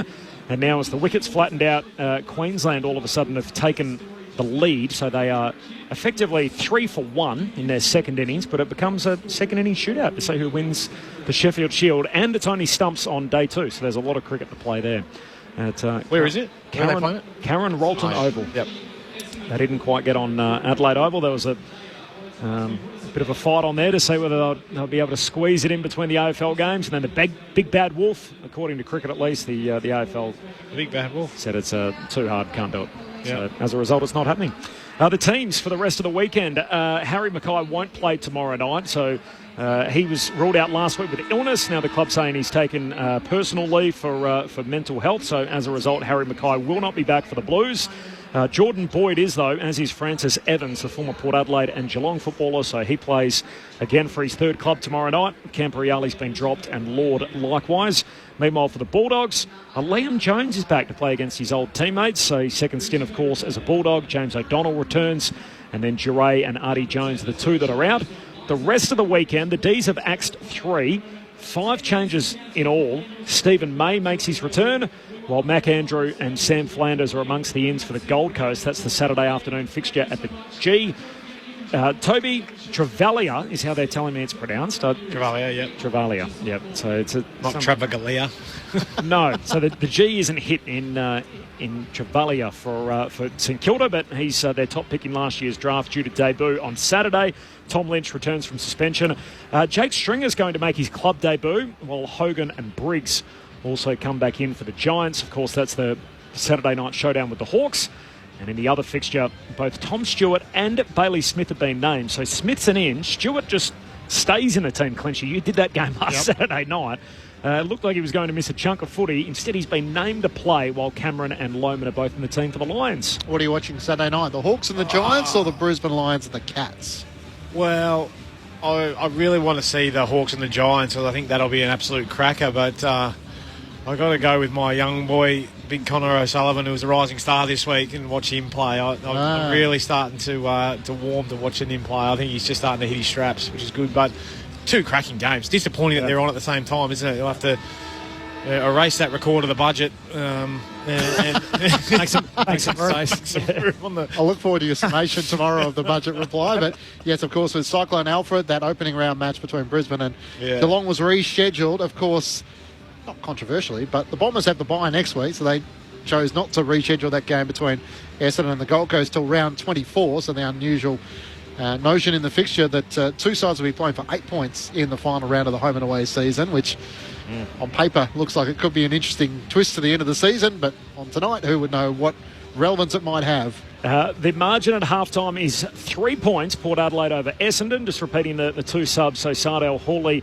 a devout Muslim. We haven't had too many Islamic players in the league. Obviously, Basher Hawley and Adam Sard in the not-too-distant past. A beautiful moment. He got his jumper presented by his dad, Omar. He's obviously experiencing the holy month of Ramadan at the moment, so he's the unused sub for the Bombers. And Tom Cochran, who is the first player with Tourette's to play in the AFL. He's a third-generation league footballer, grandson of Richard, former Central Districts footballer, and, of course, the son of Stuart, who played for both North and Port Adelaide. He's still in the warm-up top as well. Ben Cameron's on the boundary for us on ABC Sport. Ben. You're right, Corbin. So neither of those subs have been activated just yet. I mentioned Sam Powell-Pepper just before the halftime break. He did go into the rooms and undertake a head injury assessment. He has passed that. He will remain in the game. So all good, Powell-Pepper. And I did receive a text from Clint Wilden as well. It's the gopher in Caddyshack. So I mentioned some of the divots on the wing looking like those made from the Caddyshack gopher in the motion picture. Thanks, Ben. That's an important distinction. Thanks for clarifying that. Clear that up. Corby hasn't seen the movie. It doesn't matter. That's correct. That's spot on. Spot on. It went over my head, Corb. Brett Delidio, Mark Murphy in the experts' chairs. Matt Clench and Corbin Middlemass calling the footy. And Ben Cameron is on the boundary. And we got another half of footy in front of us on budget reply night to start round 3 of the AFL Premiership season. It's the Power by 3 points game on the line on ABC Sport. You're with Matt Clinch. Port Adelaide by 3 points, but there's probably another level this game can go to. Bryan wins down the tap for the Bombers. Got it to Caldwell and back to Bryan. Kicks inside, 50, caddy up, can't complete the mark. Aaliyah spoiled late. Coming in from the side, Hobbs lays the tackle and Farrell has it locked to his chest. 45 metres out from the Bombers' goal as Harry Jones races back to the goal line alongside Bergman. Draper, sweet tangle, spills out the way of Sin, kicks into the middle of the ground, caught behind with Soldo, bounces off the boots of Redmond, gathers, hand pass to Reed, back into the middle of the ground. Pryor swings onto his left-hand side, kicks out towards half forward. On the bounce, Caddy's come up a long way. Ali was happy to let him go. Farrell lays the tackle, quick 1-2 with Roberts. Got it from Hobbs, back to Roberts, inside 50, kicks into the pocket looking for Jones, got rid of Bergman, hard against the boundary line. Sweet comes in to put the pressure. Caco's been quiet, gathers, hand pass to Merritt to Caddy, who dribbles towards the goal line. A lunging save from Aaliyah. In fact, it's Radaglia who lunges on the goal line and rushes it through for a minor score. Port Adelaide by 2 points as we start the third quarter. Burgoyne, second generation Port Adelaide footballer, the son of Peter. A long kick up to the wing and Ridley takes a juggled mark. There's a chance to put the Bombers back inside 50, kicking to the Lockett end. As he just lays it up to the hot spot. Caddy's in the vicinity, hands to it, no mark, spills down to Burgoyne, slips out of the would-be tackle from Draper. Hand pass away to Farrell, slick handball, just missed Mead. Slides out of bounds and a throw-in forward pocket for the Bombers. I've got one for you off the SMS. Yeah, go for it. 0437 774 774. Given it is budget reply night, if you were managing the football budget in Australian rules football, where would you allocate more funds? So if you're looking to try and allocate a few more funds in a footy budget, where would they go? 0437 774 774. Draper wins down the tap from behind against Sweet. Gresham had it pinned. Sweet laid the tackle. Throw. Free kick going Port Adelaide's way. Sweet didn't like the attention. Gresham a shove to the chest as the ruckman gets back the footy in the right back pocket. Looking forward to Brett Delidio's response. A kick up the wing. No-brainer. I think I know what you're going to go. Pardon? I think I know what you're going to say. Really? Free kick to Managers. Bryan. Player managers, please. No one's pleading for them. Self-interest. Wouldn't surprise you though, would Front it, centre. No. To Merritt, top of the goal, top of the edge of the centre square, and he looks inside 50. And Sammy Durham comes leading out and takes the mark on his chest, directly in front, 40 metres out from goal. Well, that's why they want the ball in Merritt's hands and Nick Martin, because they take time to assess the options, let their forwards go to work, and rather than just getting back and just pointing it to the top of the square, just stand there, wait for your forwards to do some little patterns, get some blocks, and then just hit a little kick 20 metres away. To put the Bombers in front to start the second half, Sam Durham comes through 50. Off the back foot, misses it out to the left, and in the end into the left behind post, out of bounds on the full. They changed the score. Port Adelaide by 2. Left it out there. He certainly did. Coming off a breakout year, Sammy Durham, third in the BNF. And his best effort there as Leah sends it to Radaglia. And marks in the back pocket for Port. He goes long up to the wing, leaping and taking the mark is Redmond. And send it back the other way. In fact, he just runs straight around Burgoyne on the mark, the MPC, and has been told to stand, trying to link up with Jones, slips past him. Rioli tumbles a kick out of defence, bouncing footy close to the boundary line. Oh, in the end, the power player in Berry wanted to keep it in. Ridley knocks it out of play and a boundary throw in on halfway. 2-point lead for Port. Early stages of the third term, 0437 774 774. Your funds leads? They're going straight back to grassroots, if you ask me, and into the development leagues, the Coates League, Sandford, Colts, wherever you want to put it. Bryan one down the tap, got it to Hobbs, back to Bryan, has to come inboard to Caldwell, under pressure, had to get away quickly. Durham tries to strip Sweet of the footy, spills away from him, was given a fair amount of time. Burgoyne, hand pass away to Wines. Moraes did well to break the tackle and gave it away to Sweet. The ruckman kicks up towards 50, caught behind Soldo, and Ben Mackay hugs the chest mark. The cheering trying to drown out some of the Bronx cheers we saw as he took his first mark. This is a risky switch. Pryor had to sit underneath it. Burne-Jones coming the other way. Pryor did really well, kept his balance. Goes short to Archie Roberts. He has it left half back for the Bombers. Port Adelaide by 2. Roberts, corridor kicks a good one. Hits up Caldwell. And here go the Dons through the middle of Docklands. Kicks to centre half forward. Durham the target. And Aaliyah with those long limbs just reels in the intercept mark. I was expecting country footy or something in the grassroots. Yeah, back to country footy. It's struggling. It's on its knees. Porter hurried kick out towards that City wing. Burne-Jones is onto it, up over halfway, closes to 60 out, dabs a kick inside 50, and Richards marks. No one stands the mark, plays on. Richards, goals. Far too easy on the turnover. And Port's lead stretches out to 8 points. The power steady up, 5-6-36. Essendon 3-10-28. 5.5 gone third term. Thursday night footy on ABC Sport with Mark Murphy and Brett Delidio. Yeah, well, I like the ball use from Essendon on their D50 to go out the other side, come back through the corridor, hit that midfielder running through there. But then that's where if you miss your kick going inside 50, that's where it really hurts you, because they tried to pin one through the middle of the ground and they just didn't get the kick right. And then it was Port Adelaide just off to the races. And we sort of talked about that prior to the game, is that's when they'll be in a bit of trouble. If they're not going to hit those targets going inside 50, at very worst, you've got to bring it to ground. And Port Adelaide were just off the races, and then it was as easy as you like from there. It was almost like, they'll kick a goal and we'll meet them back in the centre and we'll start again. Try and get the next one back. Mark Murphy and Brett Delidio with you on ABC Sport. Bombers had the first 2 shots on goal for the third quarter, but Port Adelaide with the first goal. Bryan gets down the tap. And all of a sudden opens up in front of Nick Martin. He drives it inside 50. Caddy wrestling with Aaliyah. Aaliyah spoils it down. Charging in. Here's still a chance for the Bombers. Edwards fires out the hand pass to Tersma. They're now at left half forward. Hand pass to Pryor, off balance on the left. Drives it inside 50. Draper crashes the pack. Jones tries to knock it down. Burgoyne for Port Adelaide to Radagalia. Hand pass to Drew to Wines and back to Willem Drew. Great pace. Ran into a 10 in though. Tersma forces the turnover, holding the ball. Bombers take it back at centre half forward. Great bit of work by Dersma. Anticipated him taking a bounce. Kicks inside 50. Bergman stretching up. And there's a couple of players down here. The Doc's running out trying to get to Farrell, who's a little hitch in his giddy up, standing at fullback for Port. While all that was going on, Bergman outstretched on the shoulders of Nate Cowdy. He's going to be paid that mark. So Bergman comes out of defence. The kick goes out of the full. And the Bombers will try and come back inside the 50. The Doc's sort of waving towards the umpire saying, hold up, we've got a player coming through here. And the ump says we're going to keep rolling. So Zach Reid takes it, heads inside the forward 50 for the Bombers, and Aaliyah picks it off. More turnover footy. Hand pass away to Rosie for Port. Looks out towards Berry at left half back. Picks up the half volley. Doesn't have a lot on offer around the wing. Richards runs into the space. He takes the mark. Gets the hand pass forward. Murray's inboard. Ollie Wines had to ride the tackle from Redmond. Gets the hand pass forward. Georgiades leads out. He's bumped off the footy. Well done in the end. Durham wins it for the Bombers. Hand pass to Merritt. Away to Ridley on the wing. Takes a bounce. Tries to draw the opponent in Bergman. Hand pass to Jones. Now to Merritt. The captain. Can he go all the way from 50? He centres it. Spying the options and finds Menzies in a promising position, slightly left of centre. He'll kick from around 40 metres out.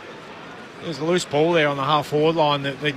The two wrong blokes going for it. Wasn't it Soldo and Georgiades? Not your little whippets that you want getting on the end of it. They were doing their work up around the wing. It just allowed Essendon to come back in and get that turnover. It was good composure from Merritt. I thought he was going to settle from 50 and blaze away, but just found Menzies drifting inside forward 50 all on his own to guarantee a set shot on goal. Jai Menzies, he's been a goal kicker in the past. Bombers fans would love him to be one here. He comes in from 45, leans back, beautifully draws it right to left. And they're back within striking distance once more. They immediately answer the goal from Port Adelaide at the other end. It's a 2-point ball game Port Adelaide's way. 5-6-36 for the Bombers, 4-10-34. 9 minutes gone, third quarter on ABC Sport. Ben Cameron on the boundary. Yeah, so this is an interesting one here for Kane Farrell, who it seems to be a lower back injury. He might have copped just a knock right in the lower back. They're currently giving it a rub right where the back meets the buttock. So he's a little bit ginger as he's moving around, but it looks like he'll be okay to continue. Well, it's going to be the team tonight who just makes the most of their opportunities and actually finish off the play, because it looked like on that occasion Port Adelaide should have been able to just hit the easy target, but as we've seen from both sides tonight at various times, they're fumbling or just not getting that third or fourth possession right in a row. So if they can get it right, the Bombers, they can well and truly score. 3 lead changes all in the opening quarter, so we're now midway through the third. Port by a couple of points. Rosie puts Burgoyne under the pump. He's tackled immediately and a ball up. Dylan Shield locks him up there, centre half forward virtually for the Bombers. Down it comes in front of the path of Dersma. Good speed, bursts away from 2 would-be tacklers. Dersma, deep entry inside 50. Draper climbs for it, spills down to Menzie. He's tackled immediately. Aaliyah trying to strip the footy, still alive. Edwards with his soccer skills trying to poke it through. Picked up by Evans. Kicks to half-back. This is Boak. Hand pass away to Ratagalia. Handball knocked down and out of play, so boundary throw-in. Sort of 1% there from Jackson Pryor, a long way from where we usually find him in the back half. That's good by Essendon, just getting numbers across, just getting a hand in, pressuring, forcing the error. Port Adelaide by 2 points. Ball spinning back into play. Bombers in there attacking 50. Draper got rid of Soldo. Hand pass off a few hands. Caldwell trying to break away out. Little toe poke towards Shield.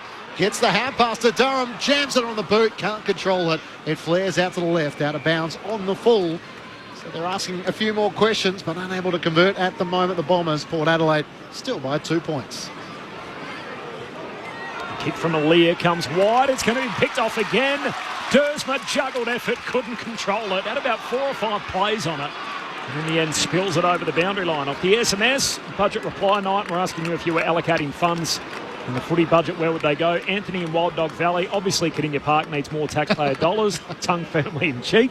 And from Zach, this is what we're looking for. A redesign of the goal umpiring outfits. Bring back the old butcher's robe. Yeah, I don't mind that. The big jacket and a hat. Free kick here. It's going Essendon's way. I think it'll come back to Hobbs. He's jumped the tugged at the stoppage. Game number 50 tonight. Benny Hobbs got his right calf heavily strapped. Got to grow a mo with it too, I reckon, Corb. Yes. Or at least have the artificial one sort of chucked on as well. Kick to full forward, knocked away by Soldo, close to the boundary line. Bergman for Port. The 1-2 with Wines, hangs it inside the boundary line, kicks back in the outer corridor. Or Reid back courageously, heavy landing. Says play on. Rosie down to Georgiades, broken up by Pryor, kicks it at the boundary line. Now the pressure on Horn Francis.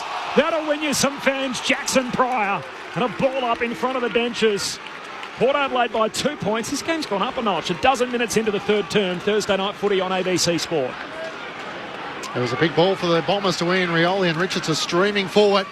They halted Port Adelaide's run. Soldo wins down the tap up against Jones. Rosie dragged off the footy. Shield with a hand pass away to Hobbs. Kicks up towards Caddy, outnumbered 2-on-1.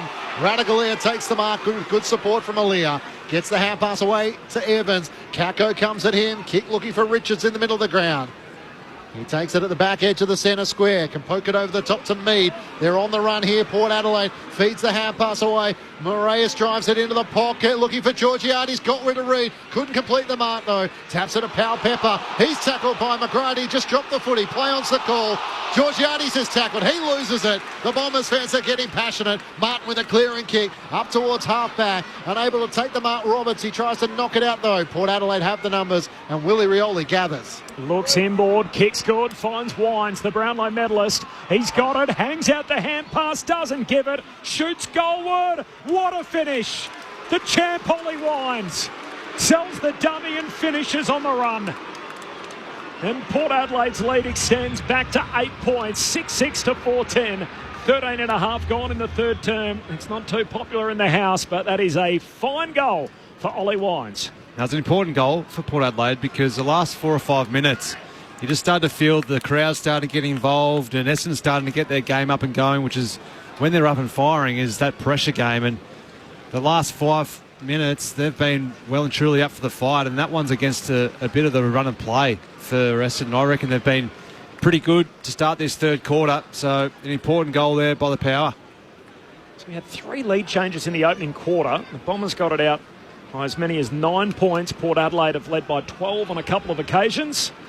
And we're at 8 points here, Port's way. We have not had a single lead change after quarter time, and yet the margin hasn't got beyond 2 goals, Clinchy, at any stage. No, 10-3, the inside 50s, and yet Port Adelaide have kicked 2 goals straight.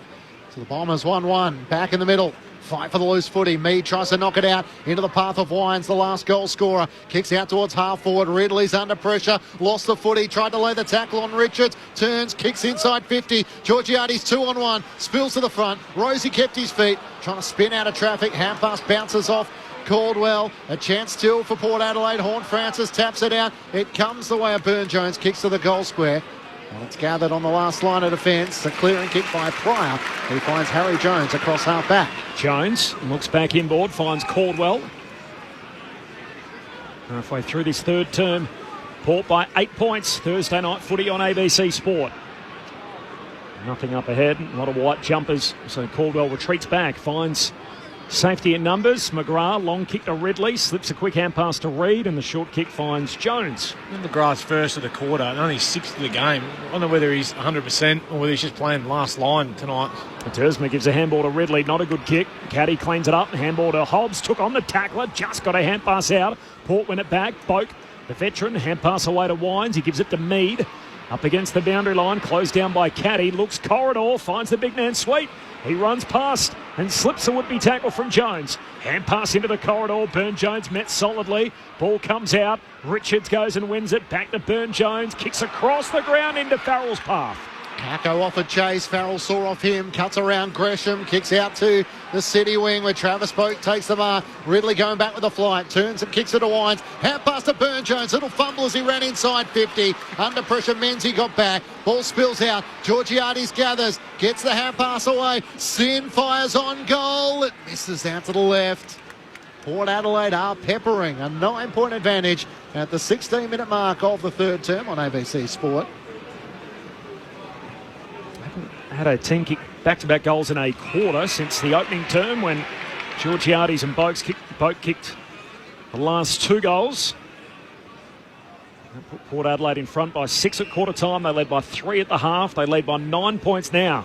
As Caldwell marks at half back, tried to sell the dummy around Rioli, now butchers it by foot, straight to Moraes, hand pass away to Wines, he kicks inside 50, awkward half volley pick up for Willie Rioli, turns it over, and Pryor with the intercept mark against the boundary line back pocket, sends a bullet across the goal face to Reid, the short kick to Dersma out at right half back. He's had 7 disposals in this third quarter. He's been one of the shining lights. Ridley around the boundary line. Menzies down low. Takes the mark. Gives the hand pass back to Ridley. Running the boundary line. Has to be a perfect kick to Jones. He couldn't hang on to it. And now he's under pressure from Edwards, but it was over the shoulder. Free kick going the way of the Bombers on the outer wing. Port Adelaide by 9 points. Jones looks up towards the 50. Draper's in a wrestle with Sweet. Spills off hands. He cannons into Farrell. That would have hurt. Burgoyne can't gather. Leaves it for Sweet. He's tackled by a couple of Bombers. They turn to the umpire, Gresham and Kako, and the umpire says ball it up on the 50. Ben Cameron on the boundary. Miles Bergman has come to the bench, had a little limp up, and now getting some significant work done to his left hamstring. So they were fiddling around right at the top of the hamstring, which isn't a good sign. Just doing some tests, manipulating it at the moment as well. And Farrell, who's been in the wars a little bit, has just been moved out of the contest here. As the umpire restarts play, half forward for the Bombers. Dersma first telling touch. Hand pass away to Kako. Kick smothered. Horn Francis rebounds back in the other direction. Kicks down the wing. Reid runs onto it for the Bombers. Looks inboard to Ridley. Got it to him. Short kick finds Durham. High half forward. Looks inside 50. Roberts takes the mark. Caught in a one-on-one with Moraes. Held him out. And the young man from Essendon hangs onto it. A highlight. Yeah. Had him where he wanted him. He turned him and just had that outside width. And it was a good kick. Poor Adelaide play just couldn't find his bearings about where he was and couldn't get body contact. He's in my top 5 favourite Essendon players at the moment, Archie Roberts. Is he? Yep. He's gone rocketing past a couple of others. I'm looking forward to hearing another 4. Yeah. Here we go. Archie Roberts, the neat left footer, the defender, kicks a big time goal for the Dons. Back to a 3-point game.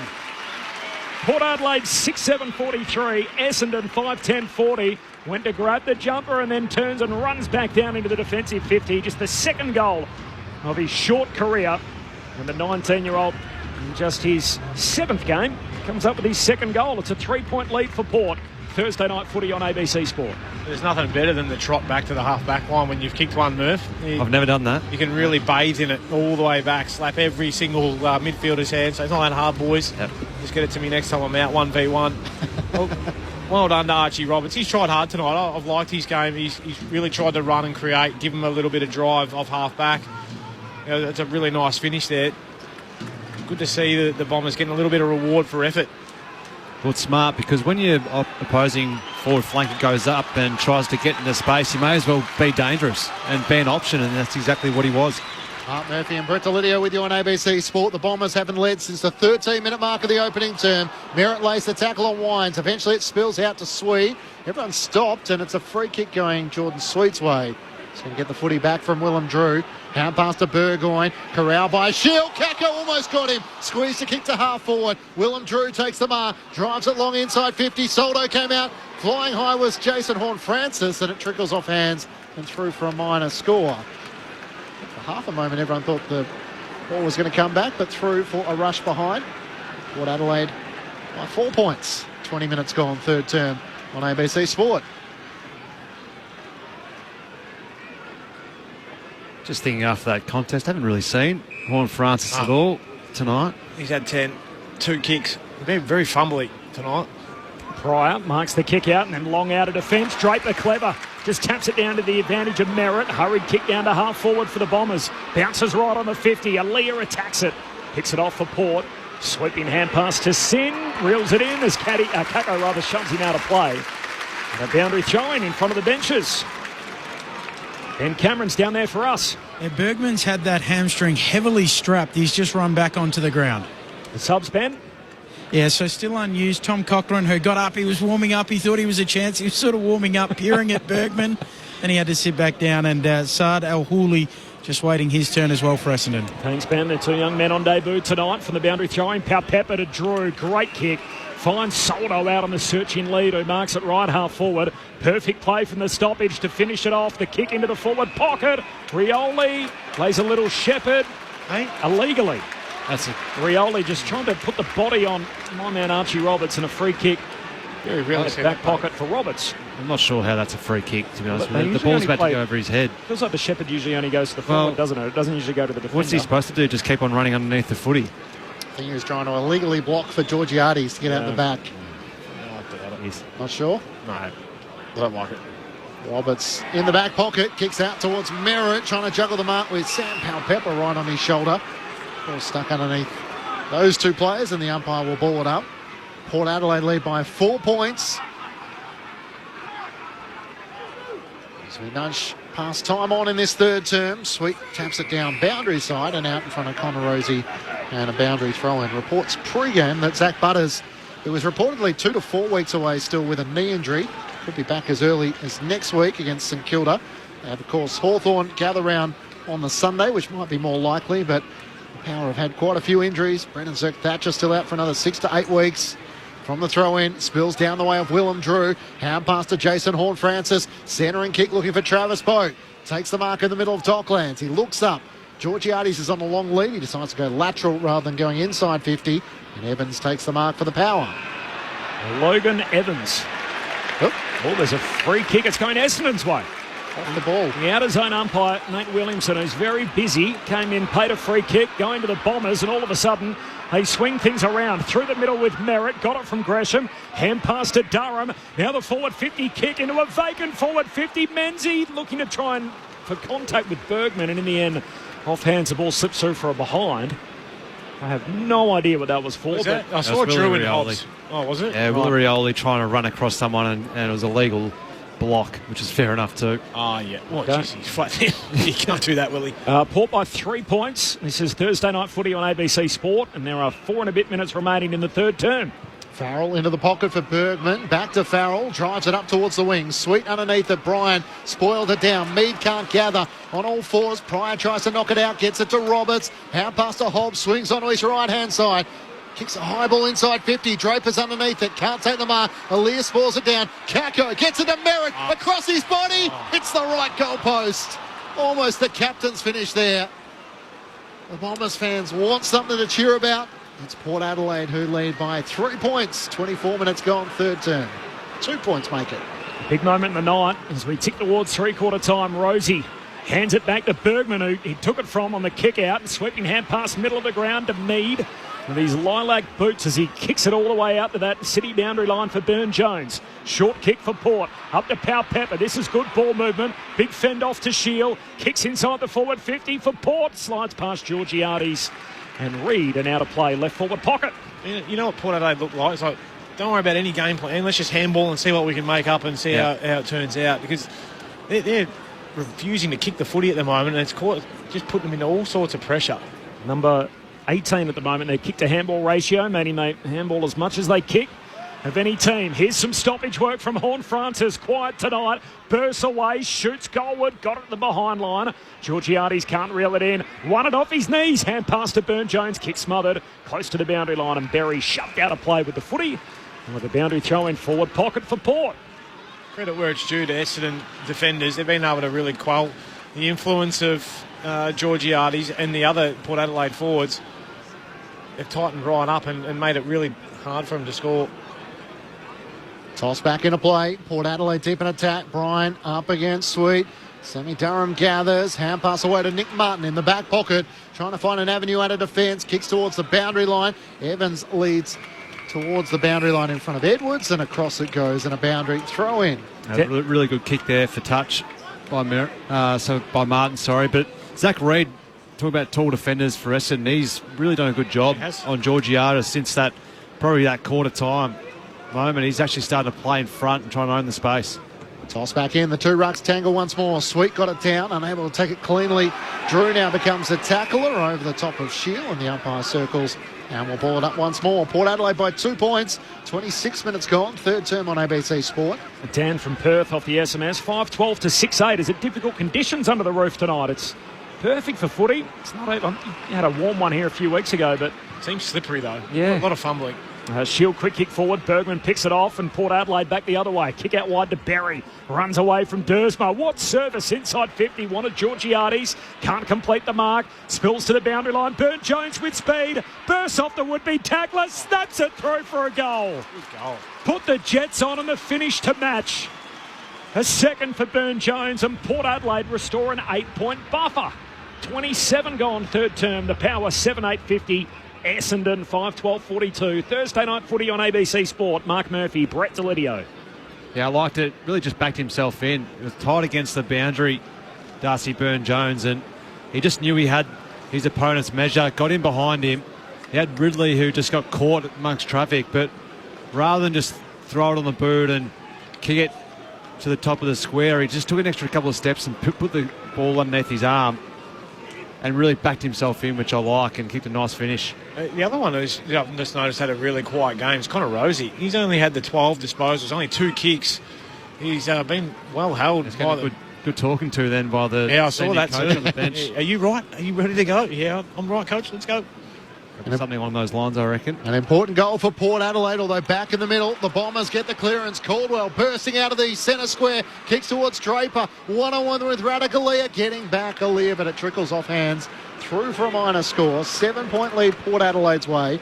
The Power with 3 goals to 2 so far in this third term.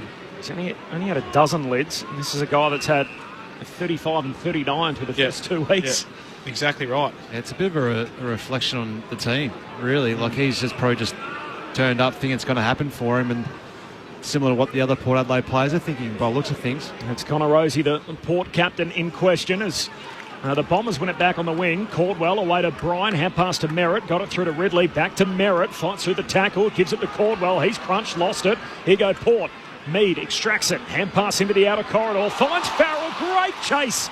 Superb tackle from Merritt affects the kick. Essendon win it back. Dersma to Gresham. Back to Merritt. Another hand in the chain. Hand pass to Redman. Redman kicks to full forward. Draper leaping up. No mark. Kako at the drop. Can't get boot the ball. Keeps it alive a second time. He's gang tackled and the ball is through for a behind. But better from the Bombers. They win it back in midfield. Look threatening on the turnover. 29 gone third term. Port's lead one straight kick.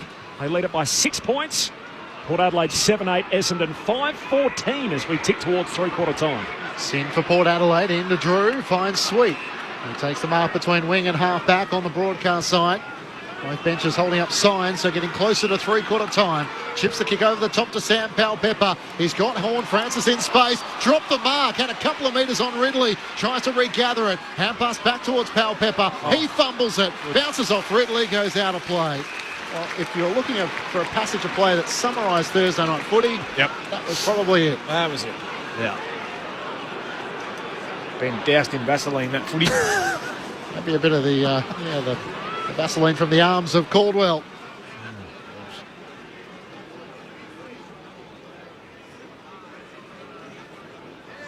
Thrown back in. Bryans wins down the tap against Sweet. Bounces off Powell-Pepper. Horne-Francis laid the tackle. It was over the shoulder. And it will be an Essendon free kick going the way of that man, Jai Caldwell. No, in fact, he's giving it to Sammy Durham, who's going to take it. Left back pocket. Closing in on three-quarter time under the roof. Port Adelaide leading by 6 points on ABC Sport. Durham goes back to Roberts. And marks in the defensive goal square. One of 5 lefties out there tonight for the Bombers. He goes short to Nick Martin. He's a right footer. And he gets the last kick of the quarter. But we've still got a game as we turn for home on what has been a scrappy three-quarters of footy. Port Adelaide 7-8. They lead Essendon 5-14. The big question coming into the night was, would the Bombers respond after having the blowtorch in the footy world during the week? That blowout loss to Adelaide. Well, their pressure has been really good in parts. It's dipped away in others. And they find themselves still in the game at three-quarter time. Port Adelaide by 6. The goal kickers, Georgiades has 2. They both came in the opening quarter. 2 for Darcy Byrne-Jones, including a ripper, which was the last one of the game. Then singles for Boak, Wines and Richards. That's the 7 goals for Port. And for Essendon, they've kicked 5 goals, 5 individual goal kickers. Draper, Gresham, Roberts, Menzies and Caddy. All right, three-quarter time. The thoughts of Brett Delidio and Mark Murphy coming up. Port Adelaide by 6 points. This is Thursday Night Footy on ABC Sport. Life is busy, so you need a calendar for the important stuff, right? Like when to listen to your favourite sport. Plan ahead with the new ABC Listen app sports schedule. Find it at the top of all sport pages on the ABC Listen app. The tradition continues. The Sheffield Shield Final on ABC Sport. What about that? Unbelievable! Catch every ball on the ABC Listen app. This is the 2025 AFL Premiership season on ABC Sport. Porter, hurry kick out towards that City wing. Byrne-Jones is onto it, up over halfway, closes to 60 out, dabs a kick inside 50 and Richards marks. No one stands the mark, plays on. Richards, goals. Far too easy on the turnover. Hand pass to Jones, now to Merritt, the captain. Can he go all the way from 50? He centres it, spying the options and finds Menzies. Guy Menzies, he's been a goal kicker in the past. Bombers fans would love him to be one here. He comes in from 45, leans back, beautifully draws it right to left, and they're back within striking distance once more. Looks inboard, kicks good, finds Wines, the Brownlow medalist. He's got it, hangs out the hand pass, doesn't give it, shoots goalward. What a finish!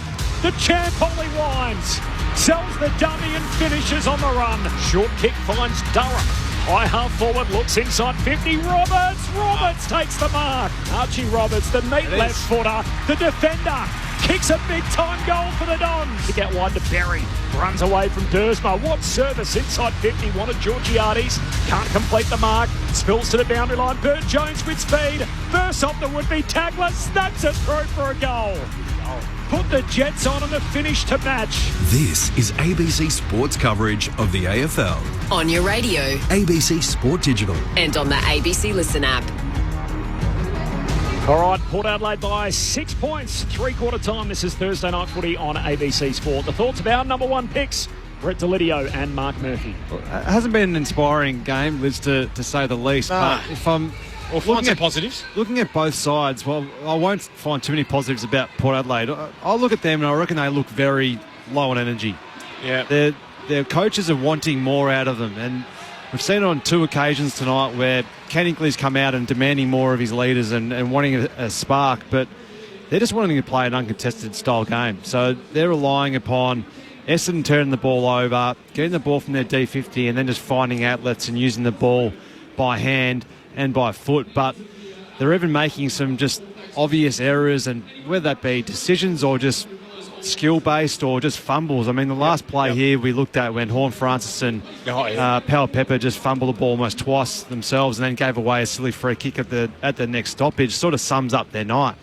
I look at the Essendon outfit, and although they're not playing that great, they're actually playing with more energy and wanting to get after the ball carrier and trying to force errors and tackling more. Plus 17 in tackles. They're winning the tackle count, as you said, by 17, but you just feel there's more intensity about the way in which they're going about this game. So I'm sitting here at three-quarter time thinking, well, it's a 6-point margin, but I'd rather be in Essendon's shoes at this point in time, just for the sake of just pure energy and want to get at the contest. And I think Port Adelaide are just looking like they just want to get home with these 4 points and get out of here rather than worrying about the process. Yeah, I totally agree with you, Murph. I think that, as I said, plus 17 in tackles, Essendon, that's where we wanted to see that intent, didn't we, from last week, and that ability to defend the ground better, which they've done.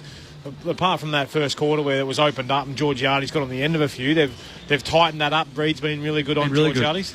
But then they're plus 15 in contested ball, and that speaks to that uncontested nature that Port Adelaide are trying to play. They're just referring pressure. Yep. They're handballing when they've got kick options open, and they're putting their teammate under a heap of pressure and then expecting them to be a miracle worker, get out of trouble and then create something. That's where I made the comment during that quarter, is like their game style looks like it's just, let's handball and hope for the best, and hopefully we've got enough numbers around there to make it up and get a good fast entry. But they're going so fast that they can't even keep up, nor have they got the numbers around to support. So it's looking very clunky and awkward at the moment for Port Adelaide. But you got to give credit where it's due, I think, to Essendon and their ability to apply pressure and put them under that heat. Yep. You know, this is usually a fast deck and an open deck where you don't have a whole heap of tackling and defensive pressure, but they've done a good job, Essendon, and they've kept themselves in this game and really kicked themselves out of it, 5-14.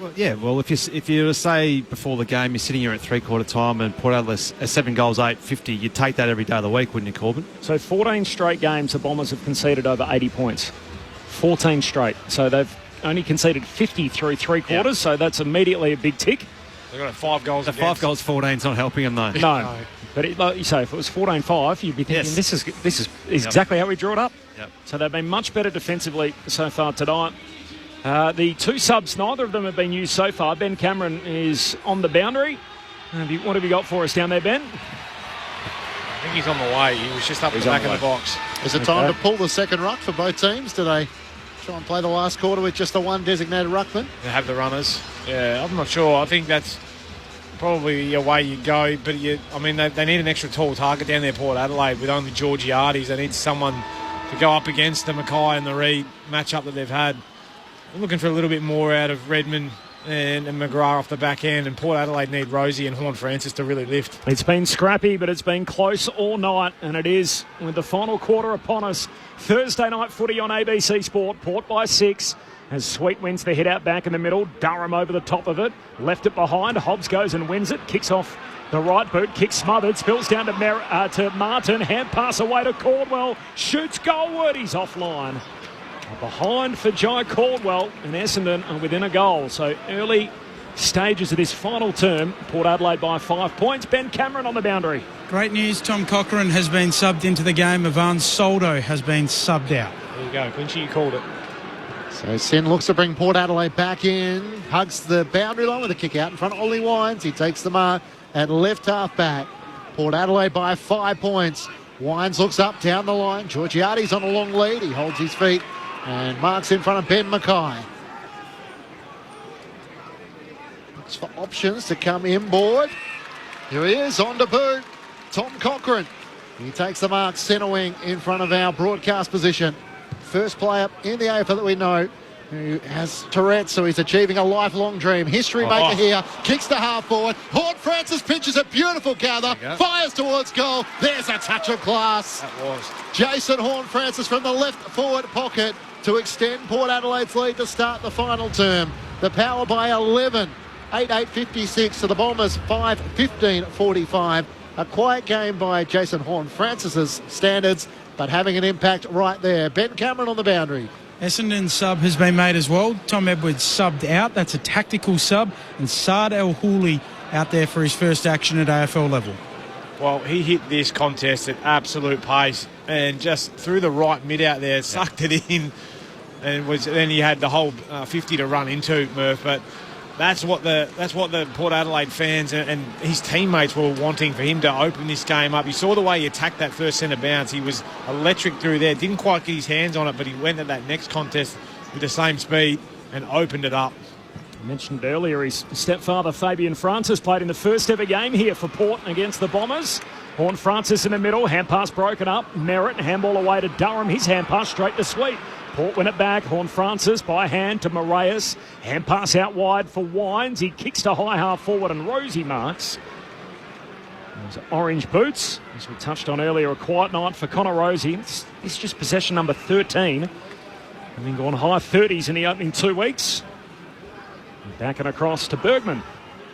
Port by 11. Now a bit of control as they take a little bit of air out of Essendon's balloon with the last 2 in the game. Long kick into the forward pocket. Cochrane and Merritt. And the ball slides out of bounds. Touched on the way through, so a boundary throw in, 40 out from the Port goal. Tom Cochrane, a third-generation league footballer. His grandfather Richard played for Central Districts and his Sandful. The son of Stewart, who played AFL footy for both North Melbourne and Port. So well done to Tom Cochrane, the 19-year-old on debut. And of course the family would be nervously watching in the stands, waiting for the opportunity. Here's a chance here for Saad El Houli, who gets involved with his first possession and a second as he runs through the middle of the ground. That's what the impact you want him to have. Kicks up towards Kako on the half volley. Hand pass to Nick Martin. Away he goes inside 50. Can go for Caddy or go himself. He goes himself. Immediate response to the Bombers. And Saad El Houli into the action and helping set up a Bombers goal. Back to 5 points Port Adelaide's way.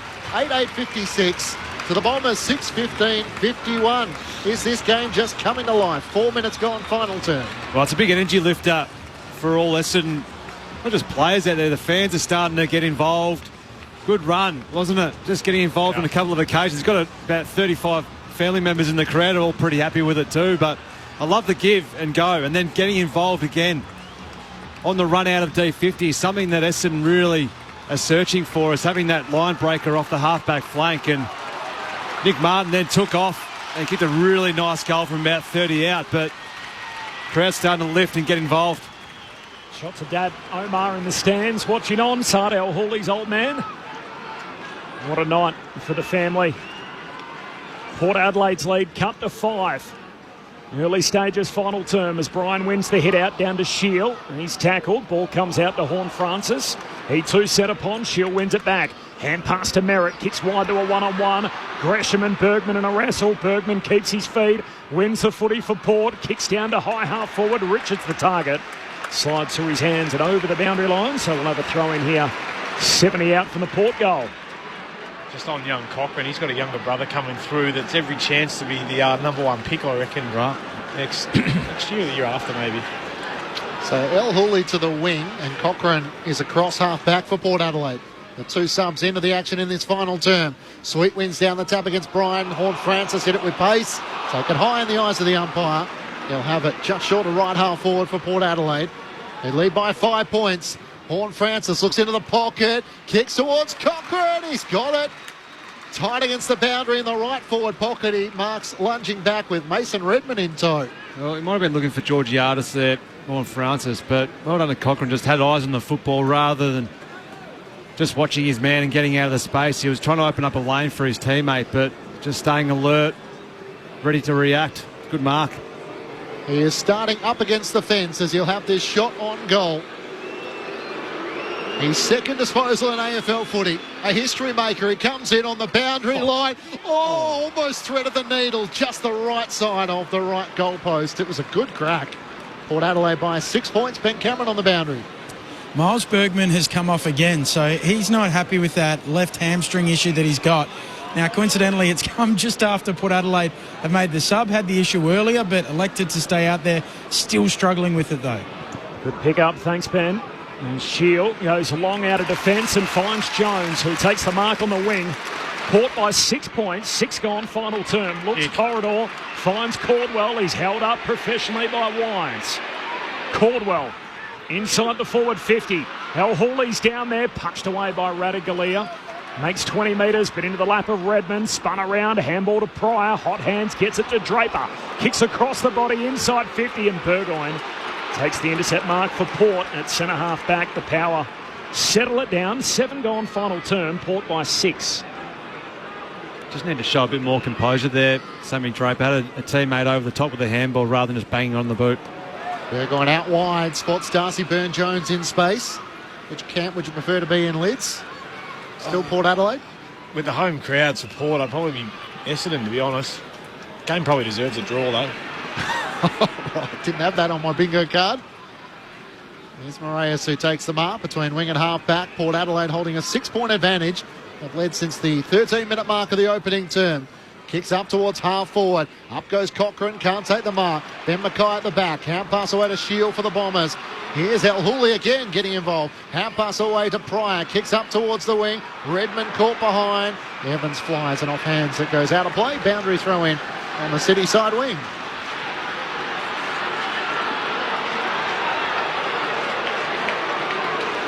A scrappy night. The biggest margin either way was Port by 12 points in that second quarter. 3 lead changes, they all came in the opening term. The Bombers led it by 9 points at one stage themselves early on. From the boundary throw-in, Wines to Evans. Hand pass, Missberry invites Gresham in. Hand pass away to Redmond. Redmond, he's got it. This game's tied.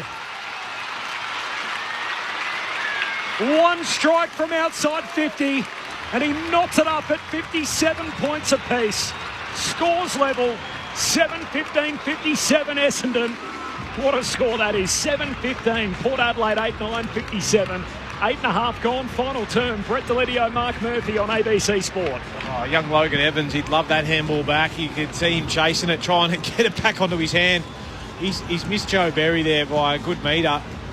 In defence, he did that earlier too, where he just handballed it away. Something for him to work on. But Mason Redmond, he knew that straight off the boot. That was the Tiger Woods walk-in putt. He knew that was going straight through off the boot. Just trampolined off the boot, didn't it? Yeah, smacked it. Great purchase, loved it. That's the energy that we've been asking for from the crowd and from the Essendon boys.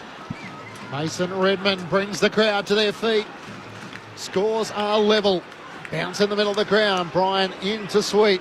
No ruck, wins a decisive tap. Connor Rose, a little toe poke to half forward. Roberts is there for the Bombers. Hand pass to Pryor. Gets it out to Redmond.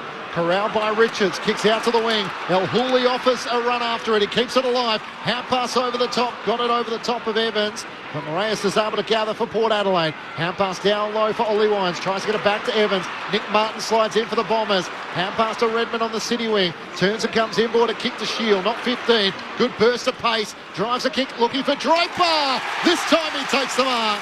In front of Asaba Radaglia. Out to the left. This is a big kick on the snap. Yeah. It was important from Dylan Shield just to put the ball underneath the arm and run 10 metres. That just forced the 1v1 and got the ball out the back, and Sammy Draper just read the ball better. It was almost a little bit of a Black Hawk down, Lids, but just had his eye on the football and presented his body really well for the contest, but he's certainly not snapping from here. Too far.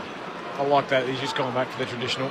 7 disposals and a goal for Sam Draper. Out to the left, the drop punt on its way from 45. It's to the goal line. Sweet dropped the mark. It stays alive. Jones gets a hand pass back to Dersma. Still a chance of the Bombers. Martin across his body. Curling shot across the face. Hits the left behind post. Out of bounds on the full. Scores still locked at 57 apiece. 11 minutes gone. Final term on ABC Sport. Close at the finish. That's what we're looking for. As Aaliyah goes short with the kick to Farrell, dabs it short to Rosie. And Marks in the opposite pocket. Scores level, 11 gone, final term. Thursday night on ABC Sport. As a kick from Rosie finds Burgoyne, who marks on the back flank. 57 apiece. Burgoyne off his mark. Shield allows him to take his kick. Mackay trying to get rid of Pau Pepper. Ball hits the deck. Roberts tackled. Great chase down from Boak. He wanted holding the ball. It's not forthcoming. He's appealing to the field umpire. And the umpire says, no, all good. Play on and spin it in. Both subs made. Just repeating, Tom Edwards out of the game for Essendon. Sardell Hooley in. And Port have gone a little smaller in the final term. Cochrane on debut. And Soldo out for the boundary throw-in. Dersma puts his head over it. Got a hand pass out towards Hobbs for the Bombers. Hand pass to Shield. Hand pass through to Dersma, who's away on the wing. Looks up, wants to give a hand pass over the top to Menzies, who's in space. Looks up inside 50, kicks for Caddy. Can't take the mark with a leering trail. Spills off, hang on. The umpire says it was over the shoulder, and Nate Caddy will have the shot on goal. Which it was. Yeah, it was certainly there. Probably was just a little bit of a miss kick, to be honest with you. Probably had Draper, who was probably in a better spot, but this kid just keeps presenting as a crack, and he's certainly one of the fan favourites, isn't he, Nate Caddy? But, geez, what an important kick this is. Is he in your top 5, Corb? Not yet. Corbin's going to miss his top 5 Bombers players. On the cusp. At the end of the coverage, Nate Caddy to put the Bombers in front by how much?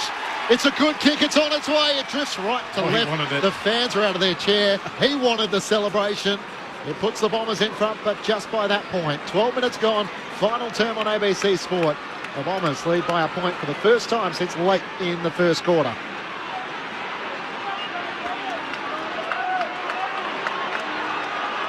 League change number 4 of the night. As you said, the first one since the opening term.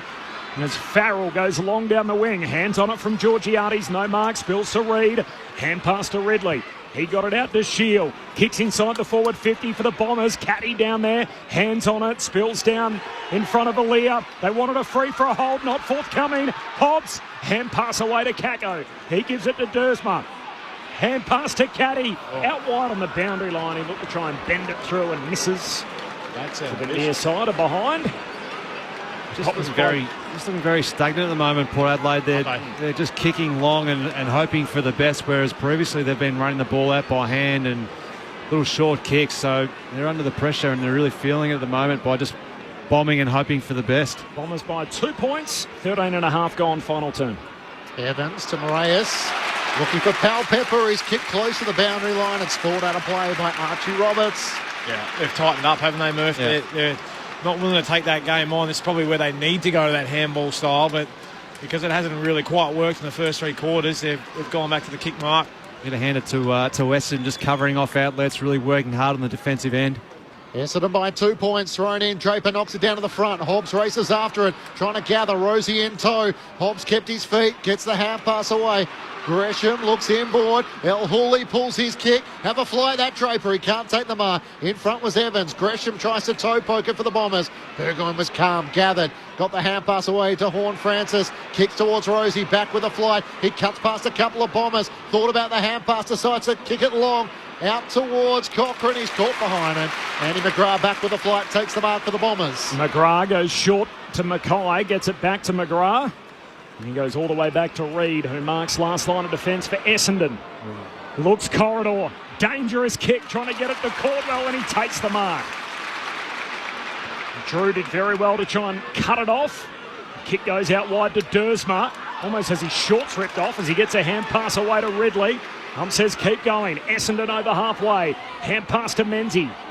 Menzies goes back by hand to Caldwell. The ground's so spread out here with players in both 50s. You rarely see nowadays. The kick perfect down to Kako. Steps his way around Evans. Kako kicks to the hot spot. Caddy! Caddy's got it! And the Caddy-Cat combines. They want to take the advantage, but it's coming back to young Nate. And he'll shoot from 20 out straight in front for the Bombers. It was good composure there here on the wing, wasn't it? Their ability to just to find the free. They looked a little bit rushed at times, but they always had that outlet, that handball back to Caldwell where he could just sum it up. Got Kako in space. His ability in and out of traffic. Yeah, he was love that. Electric. Caddy, goals. He's got the last 3 scores.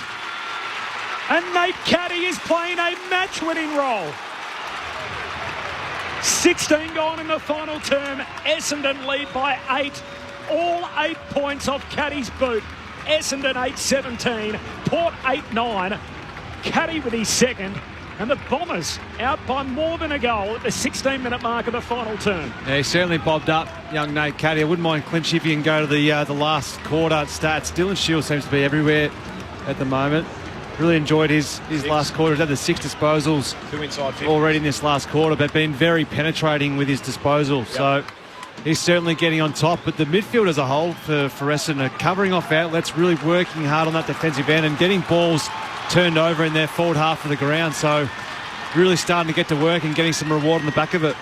Mark Murphy and Brett Delidio with you. Thursday night footy on ABC Sport. The Bombers lead by 8 points, having come from behind with 3-1 in this final term. What can Port Adelaide come up with? Jason Horne-Francis trying to get the clearance. A little fumbly. Hand pass to Rosie. Hand pass to Boak. Feigns the hand pass to Wines. The key mover's getting involved. Gets it to Rosie. Vacant goal square. Trying to work it back right to left. Not enough, but a minor score. The Bombers by 7 points. Essendon with 67 disposals to Port Adelaide's 38 in the final term. Giselle sharp in around the contest. Port Adelaide then just almost Harlem Globetrotter type stuff. Underground handball, good shape, but just the finish just missing from Rosie. Ridley to Reid, kicks it a little further afield, finds Mackay. Jeez, he's in the gun, isn't he? Isn't he? Second year of a 6-year deal, and already hasn't endeared himself to Essendon fans. Kicks downfield, finds Durham. Hand pass releases the skipper. Merritt to 60 out. Kicks to the behind line. Kako down there over his head, and Aaliyah marks. Bombers by 7 points, 18 gone final term. The game on the line, Thursday night footy on ABC Sport. Aaliyah kicks looking for Horne-Francis. Marks just inside the boundary line. Back with the flight.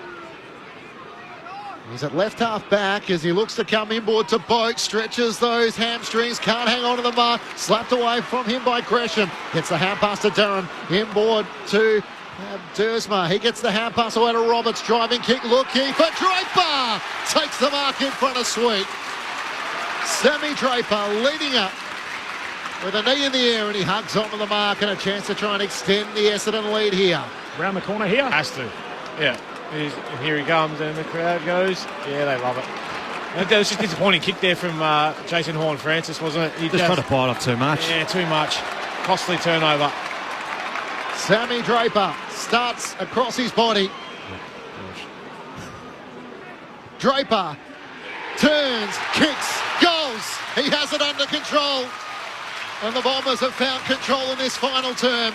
It's a 13-point lead.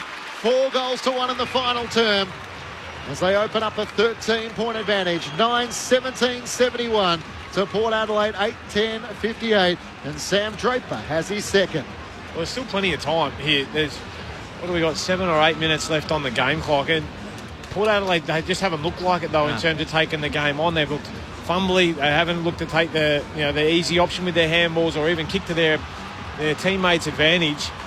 They're trying to bite off. They're trying to force it, which is what they've done most of the night, Murph, and that's what's ultimately cost them and kept Essendon in this game. But Essendon have been able to capitalise. They've done really well in this last quarter to see them out, to cover their defensive outlets, as you've spoken about, and then capitalise. A game-high lead, so Port led by 12 points on a couple of occasions.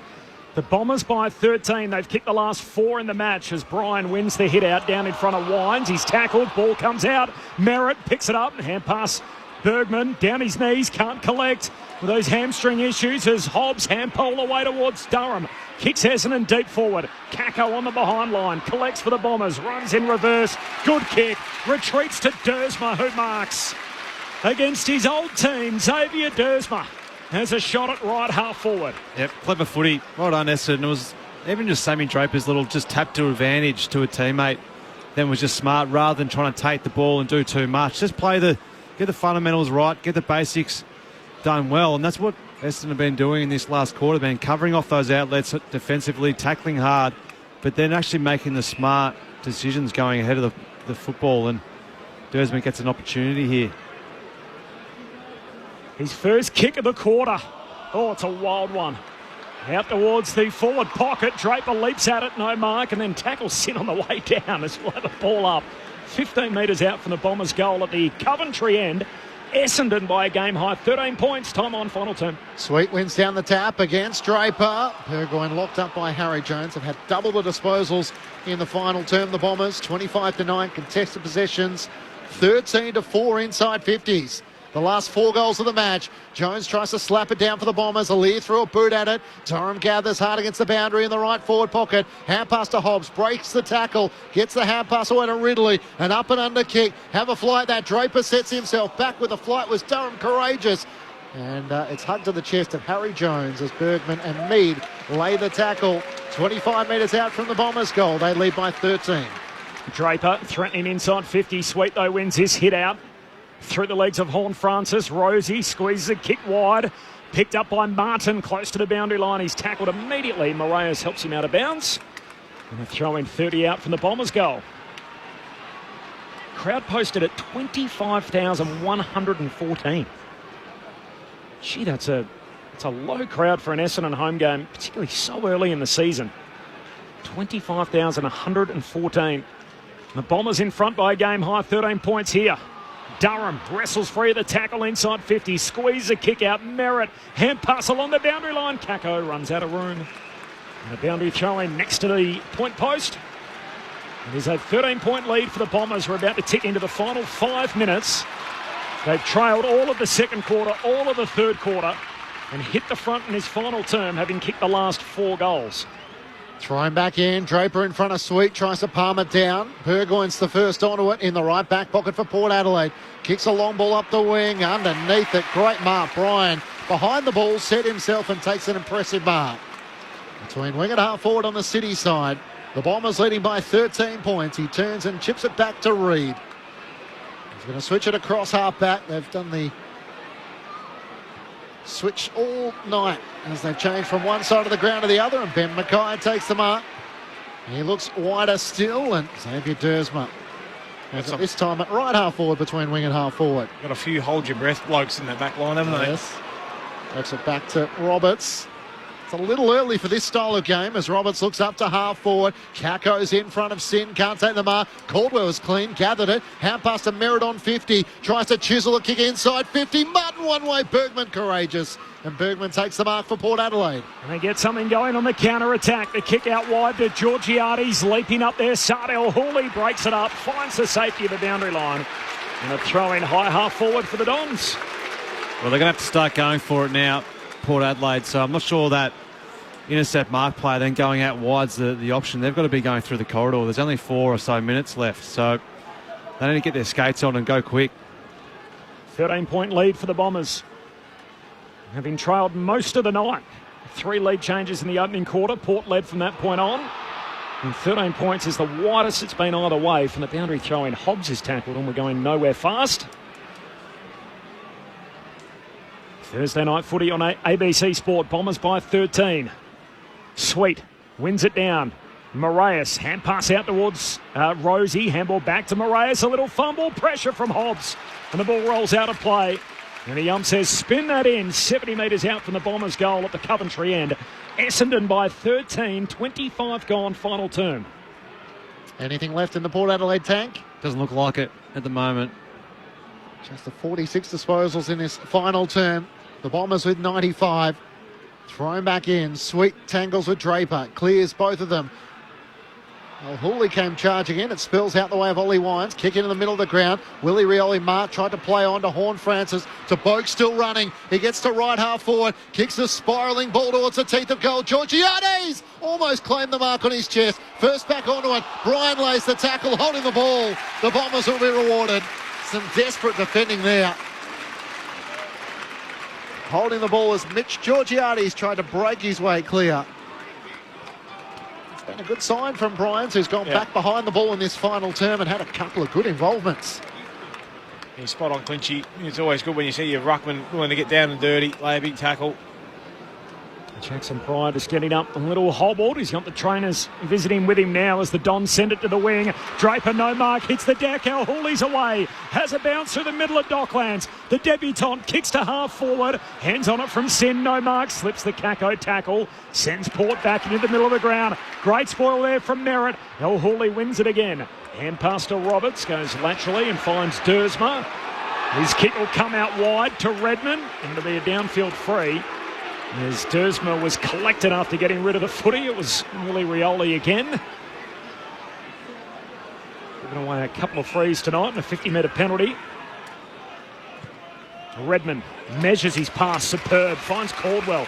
Bombers by 13, they're going inside again. Final 3 minutes, Port with it all to do. Can the Bombers put it to bed? Kicks to full forward. Down there is Draper, and offhands it slides through for a behind. So a minor score, the Bombers by 14 points.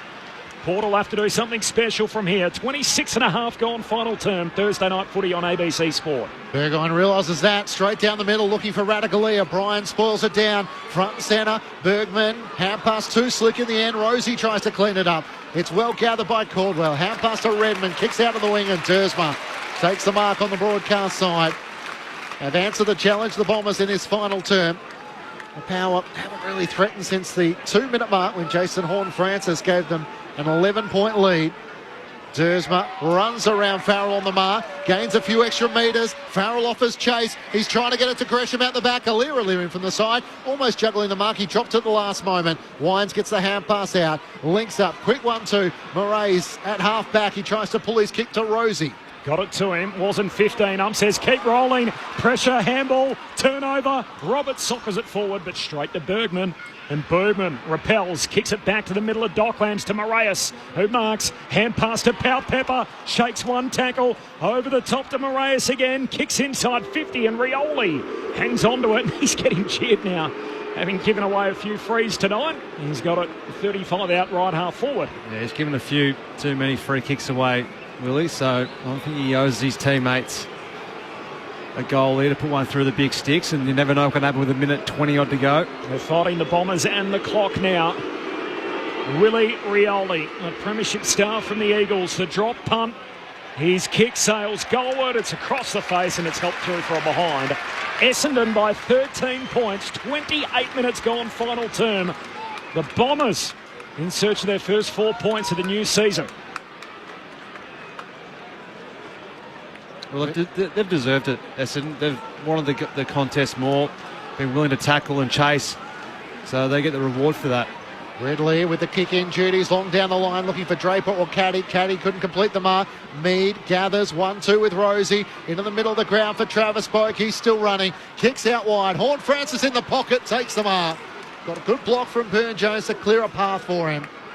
Port Adelaide are trying to get a couple of shots here late to try and close the margin. A 13-point lead the Bombers' way. Horne-Francis realising time is against him. Out to the left, 45 metres out from goal, comes in, fires it at the right goalpost, and it drifts across the face. 12-point lead the Bombers' way. 29 minutes gone, final turn. The loyal fans in to see it. 25,114 the roll-up tonight. Essendon's second home game of the year, but they've been rewarded. A 12-point lead for the Bombers. The kick out to half-back, and Durham spun around in the tackle, was caught by Burgoyne, and a ball up high half-forward for Port. 12-point lead for the Bombers, 9-18 to 8-12. As Brian wins it down. Durham trying to get it around his bootlaces. Mead extracts a handball as it bounces around in the waning moments. It's a well-trodden path in footy.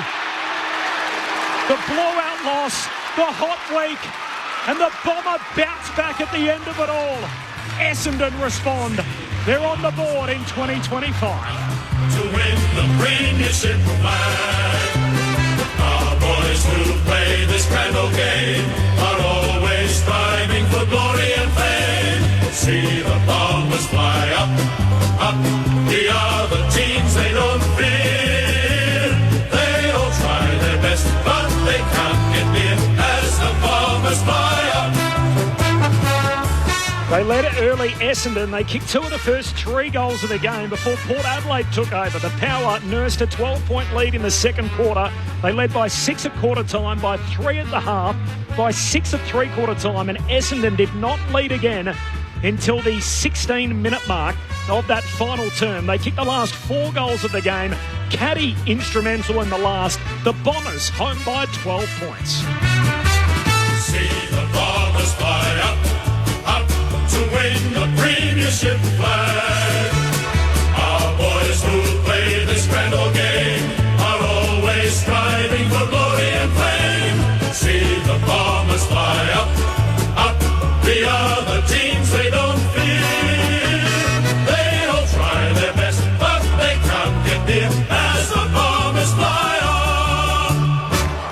They got takeoff Essendon in season 2025. The Bombers on the board in week 3.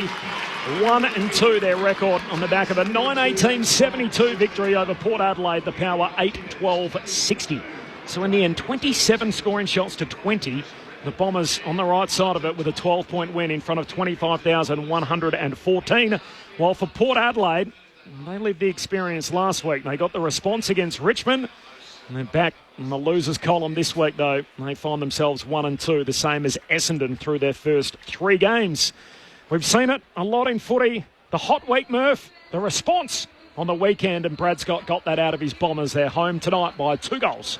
He did. He certainly got the response that he would have been after to come here and get the win. And I think more importantly, just keeping Port Adelaide to 8 goals, 12-60 after a couple of weeks where they were just easily scored against. So I think their defensive endeavour was a lot better today by the Essendon players out there. I think they probably had patches where it wasn't that great, but I think overall they just wanted the game more than what Port Adelaide did. And I think no doubt Port Adelaide have got probably the superior talent out there, but to Essendon's credit, they kept digging in and kept on finding a way, and the crowd started to get involved. And it was probably young Nate Caddy that really started to get the fans up and about. And I like the way in which Dylan Shield finished off that game in that last quarter. I thought he was really instrumental with probably his drive throughout the whole night. He took ground, which I haven't seen him do for a little bit. He put the ball underneath his arm and ran. And that's when he was such a great player, was when he was able to take grass in front of him. But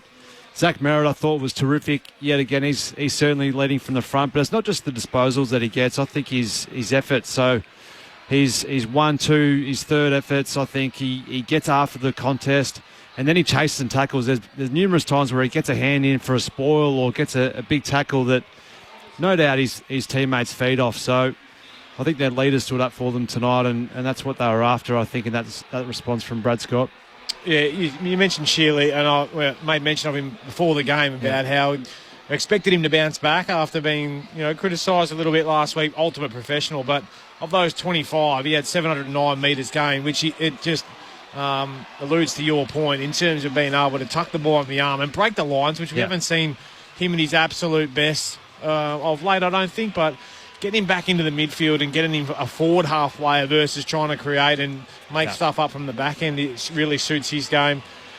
Like, I agree with you. I think they just wanted it more, and I felt like it was almost a bit Carlton v Richmond from round 1, and we'll just get over here, we'll get the 4 points, and we'll get back home. We should get the job done because we're a better side. We're coming off a soft win last week, but they got found out tonight, Port Adelaide, and I think we were speaking about it during the week, Corb, or even late last week, that Port Adelaide, you just don't know what team's going to turn up. Yeah, they've absolutely walloped Richmond last week, but they've come up and turned it up here tonight. But yeah, you'd have to be comfortable knowing that Essendon were in the fight tonight, wouldn't you? And you're happy with what you've seen. Yeah, they had a few shaky moments. They started not awfully, but not great. They let in some easy entries, some easy catches in the front half, but they tightened that up and they kept fighting. And I think we said during the call, it's like you give a side that's below you a chance and give them a sniff, they'll take that. And they grabbed it, and they did. That's what they did. They ran away with the game.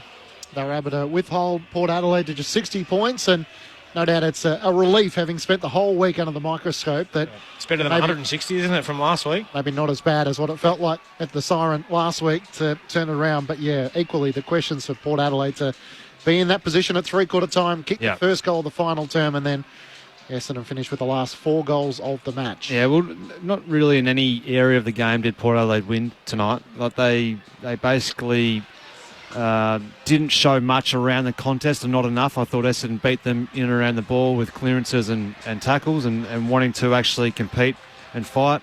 And then you look at the inside 50s, 59-44. That's a good belting. So they get their just rewards for their want around the contest. And I think their defensive press and outlet coverage was a lot better tonight from Essendon. So I think that last quarter was a real highlight where Port Adelaide just couldn't get the ball outside their D50 or their forward half of the ground. Really, it was Essendon who was setting up really well, and they were getting after them at the contest and forcing dirty balls out.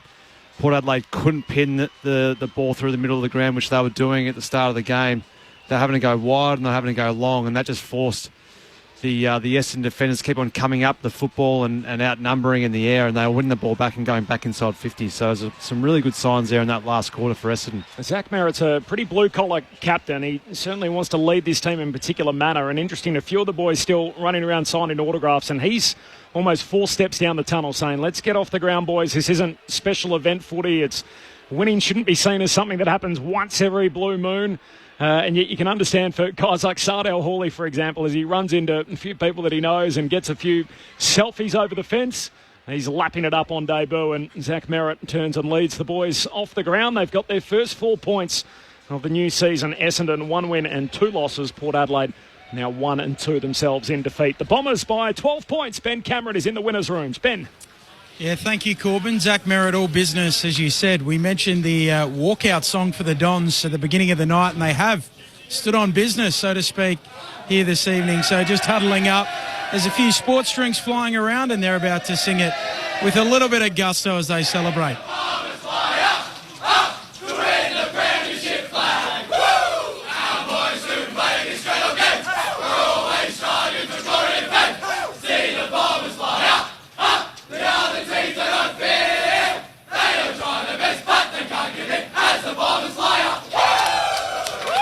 Sardell Hawley drenched, absolutely drenched in the sports drink, as are a few of the other Dons as they celebrate just collateral in amongst all of that with the sports drink flying. Jackson Pryor on club day, his first club victory, I should say, is drenched as well after the sports drink. So Dylan Shield will join us in a moment. Look forward to that. Thanks, Ben. So a 12-point win for the Bombers tonight. They come from behind and kick the last 4 goals to get it done after a hot week.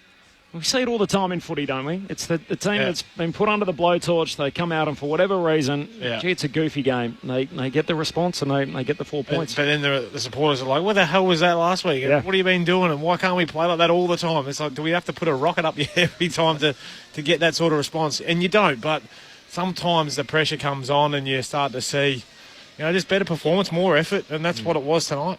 Yeah, it's a fine line, isn't it? I mean, you can't just come out here and expect just to get the job done. You've got to put your head back over the footy and do the hard work. And unfortunately for Port Adelaide tonight, they didn't want to do it. And Essendon, they, to a man, had a crack, and that's all you can really ask for. And then they got their moments right in that last quarter where they actually were starting to be cleaner and actually do the fundamentals better than what they'd previously done the first 3 quarters. They grew off confidence from getting their defensive work rate really high and got some good reward on the back of it. First time in 15 games they conceded less than 80 points and conceded 101 fewer than they did last week, as you pointed out, Lids, keeping Port to 60 points. The Bombers by 2 goals to record their first win of the year. Into the winners' rooms, Ben Cameron. I've got Dylan Shield with me. What's your immediate reflections on that performance? Relief, to be honest. I'm a human. We're feeling the pressure and just pumped that we were able to respond. It was a super tough night. So, I was a little bit worried that we weren't going to hold on towards the end there. But we didn't go within ourselves. We competed and managed to get away with the win. The first half didn't look great from the stands where we were watching. How did the night feel out there in terms of the standard of football and I guess just the general feel of the match as it ebbed and flowed? Oh, well, it felt really hard, that's for sure. I felt like it was a really fast game. You get that at Marvel at times, and there wasn't many stoppages for a while there, so it just felt like we were just running offensively, defensively. So, probably looked a little bit messy. Players looking pretty fatigued. I know I was, and but as the game opened up, we were able to capitalise and be a little bit more efficient, which is good. One of the things that caught my ear was the jeering of Ben Mackay down back. I mean, as a senior player, how do you feel when you hear that? Yeah, I can relate to Ben. Obviously, you're a big name recruit coming over to a big club, and there's a lot of expectation that's out of his control. But there's not much he can do besides just keep rocking up and perform. And I know that everybody here at this club, and he knows that he's capable of playing high level footy. And that's just we're playing a pretty ruthless industry, and the fans are going to be a little bit like that during the tough times for individuals and teams, but at the same time when we're up and going, they'll be the first to be supporting us. So you just got to fight through it, and we're certainly supporting Ben as much as we can. It's certainly don't wish that situation upon any player. I'll send you upstairs. One of your old mates, Brett Delidio and Mark Murphy. Oh, you go first, Liz. Being the old mate. Sheely. Hey, mate, I'm wrapped for you tonight. I thought you were fantastic. We spoke at length up here about how much you almost created that drive for him out of the middle. And you're tucking the ball back under the arm, mate, which we love. Back in the fluoro boots, I also enjoy that. You look like you're enjoying your footy a little bit out there tonight, mate, as hard as it was. Thanks, brother. Good to hear from you. It was, trying to just sort of, Brad was really big on, reminding, everybody going to the game what your best looks like. And, you know better than anybody, mate. Like, I'm playing my best footy, similar to what you guys upstairs were capable of. It's broken lines and, providing drive for the team. And, wasn't sure how long I was going to last for out there. Thought I spent too many tickets too early in the first half. But, they were able to rotate me pretty well, which is nice. They played a really handball-happy game. Was it a focus for you guys just to keep it, trying to apply that pressure to stay in the game as long as you could? Yeah, I mean, we do pride ourselves on being a pressure team. Probably the last couple of weeks we were, going, into our pressure game with not much method, and as we saw last week, they were just able to overlap us uncontested-wise. So, we had, tried to have a bit of education during the week and really prioritise the most dangerous, oppo. And Port is such an exceptional team when they're up and going, especially in the midfield there. And fortunately, we were able to apply a bit of pressure and just. If you just apply enough, you create a few spill balls, and we were there to compete, which was great. Sheely Murphy, congratulations on your game. I thought you were terrific, especially in that last quarter. When you do have that short week and you're coming off a game which is a really tough one to look at, how hard do you go at the vision, and then how quickly do you need to turn to the next one, which is obviously tonight? G'day, Murph. It's we've all been there as clubs and players, and you can avoid it and put your head in the sand and hope that you can turn it around, or you can just address it. And we had to be pretty efficient throughout the week. Obviously, we only had 5 days, but we didn't. I don't think we skipped over any details that need to be addressed. So we had to do it, and obviously we couldn't train too hard due to the short turnaround. But I thought the club, the coaches, the sports science team, really managed the week pretty well. And it's probably more of just getting our mindset and getting connected again as a group, just to to really respond. And just talk about that mindset, like being a senior player and having gone through the ups and downs of an AFL career. Like it's easy to forget. Well, 2 games in, you played a terrific game against Hawthorn. They just were the better side on the day. Was there a lot of talk about, well, let's make sure that last week was an outlier and we get back to that pressure and tackle and what? I think the one good thing looking at tonight's game is Port Adelaide, who are run and gun offensive side, only scored 60 points. Yeah, I mean, you got 2 options after a week like we had. It's get stronger or get weaker, and we just had to step into the challenge and throw the first punch. What's the alternative? We sit back, be passive, and let a team like Port just absolutely run over us. It wouldn't have been a good result. So we just we kind of had a bit of like, what have we got to lose really? Like we've got to front up and really take it to them. And we had to keep coming back to the contest, though, which is a big thing. We didn't want to just be in it for a quarter and a half. We had to stay consistent. So, boys are feeling it now after the game, obviously up and about, but we're definitely going to need the break leading into the gather round. Dylan Shield is with us in the victorious Essendon rooms, and us by 12 points. Dylan, it's Matt Clinch upstairs. How have you found the new role across half-back, and to see Sardell Hooley do what he did when he came on in that final term and have an impact? I'm sure that's what Brad's encouraging you to do across half-back. Yeah, I mean, it was obviously tough the first couple of weeks to be able to do it. We were certainly under the pump as a back unit. I really enjoyed the new experience and trying to learn a new role. Brad was really keen to get some really drive out of the back line after we had a bit of a turnover last year with our list. So I'm certainly keen to get back there.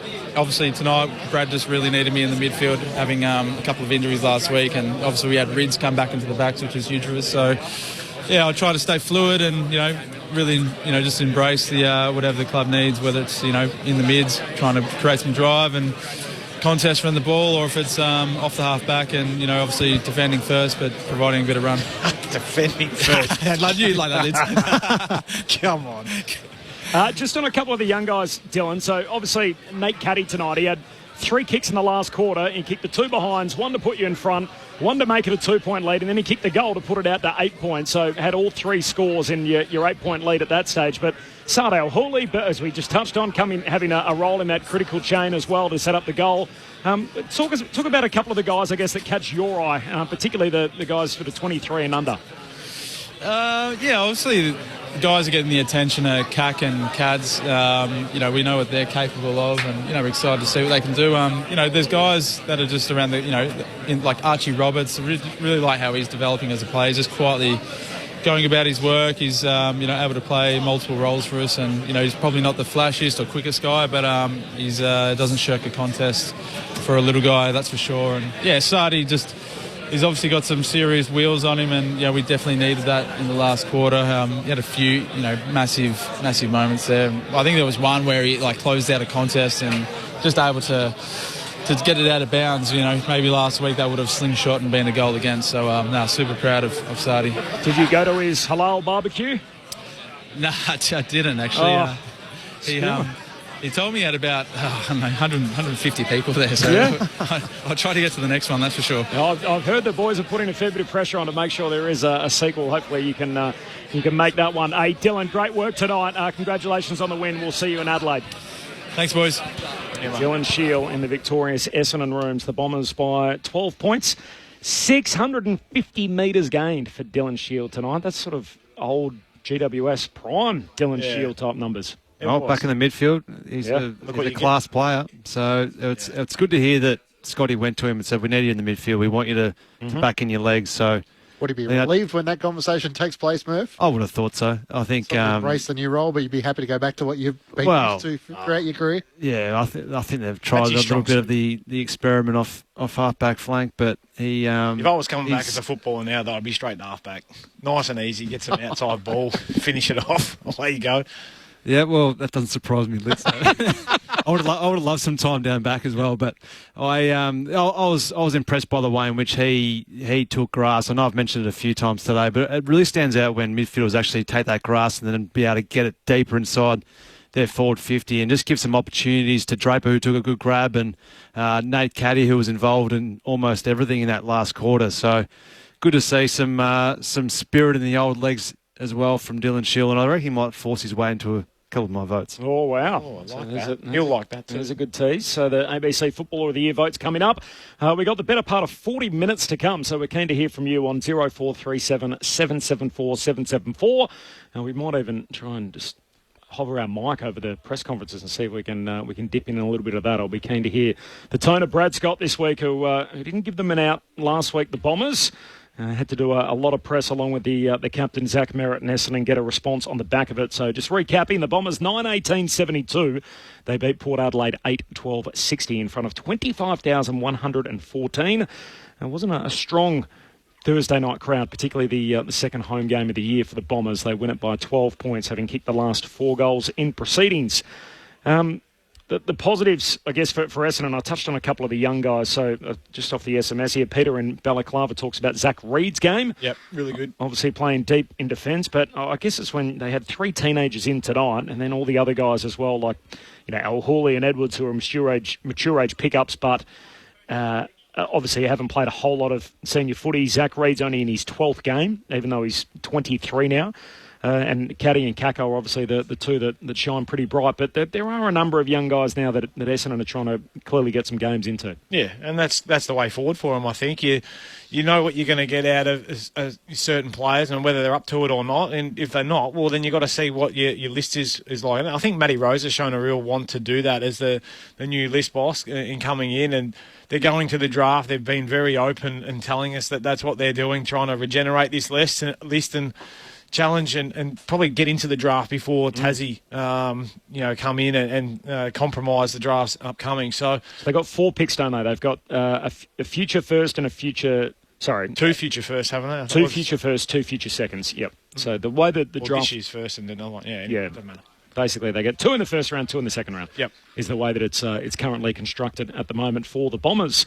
A 12-point win tonight, and we're keen to hear from you on 0437 774 774. If you include Ben Hobbs, who played his 50th game tonight, they have 10 guys out there tonight, 50 games or younger. Yep. Or fewer, basically. Yeah. Look, they've got to see. I think that was one of the better games I've seen Reid play, if not one of his best games. Sardis was in last week in the first couple of games, but obviously a broken finger for him. Perkins is another one. But then if they can see some real drive and growth from those boys, then that's what's going to take this team forward. Now, unfortunately for Nick Cox, he's out with concussion issues at the moment. We're not sure of his return. And then they got their draft, obviously, Caddy, Kako, the last couple of years. And they've had another couple of young boys. Angus Clark is another one who's, one of their best runners down at the club who chance to play off half-back at some stage. And, a number of other young boys down there that they're going to give, I think, games to at some point in time. Mm-hmm. And you need to do that to see whether they're any good or whether, they're up to the challenge and bring those older boys along for the ride too, because they start to create that excitement. So 1 win and 2 losses on the season for the Bombers. You mentioned it earlier, Clenchy, the quirk of the draw. Obviously, they had that, when to say cancelled, the postponed game, obviously, in opening round against the Gold Coast, which has been tacked on to round 24. So they've got this interesting quirk where they've played 3 games. Now they get the week off before they go to Adelaide for Gather Round. They play the Demons there on Saturday night, which looks like a winnable game. The Demons are zipping 2 on the season. From your own experiences, a bye after just 3 games of footy, good thing or a bad thing? Oh, I can't imagine it being a good thing. No. I've never experienced that. Not after a win either. No. I would have said it's better after a win. Imagine being 0-3 and going in all bye. Oh, no. Having to deal with it for another week. Momentum's always a big thing in footy, but I don't think I've ever experienced it. It's only been obviously the last couple of years since this new concept has come in. But yeah, look, I don't like it one bit. To be honest with you, I don't see why you're playing 3 games, or even was it Giants last week had played 2 and they have a break. So. I think it's got to go back to the old format. Pretty quick, smart. Corbin. The Gold Coast too. Obviously, they were meant to play. They've only played 1 game. They're in the top 8. It's going to be that the whole way through, isn't it? Though, where we're never going to have a single point all year until the very end, where every team's played the same amount of games. Yeah, the ladder's never going to make sense. So how do you do that with the mid-season draft? Because that's always great question. As a result of where you're at the time as to what pick you get. So. If you played less games and you're not really sure where you fit, how they can work that out? It might be like in other sports where they have win percentage. So even if you've had 1 fewer wins, if your win percentage is higher, maybe you get a higher pick or a lower pick or whatever it turns out to be. It's far from ideal. The Bombers by 12 points full-time Thursday night footy on ABC Sport. We're keen to hear from you on 0437 774 774. Off the back of tonight, where do you feel like the Bombers' biggest improvement has to happen? When you look at some of the players that are missing, you mentioned Nick Cox, Matt Guelphy's out with a hamstring injury. We spoke with Kyle Langford pre-game, Jaden Laverty, Darcy Parish, Archie Perkins, Elijah Sardis, Peter Wright, who's 3 weeks away with an ankle. They played the 2 rucks tonight. Defensively, it felt like that was their biggest improvement. Where's the next level they have to try and get to after the bye?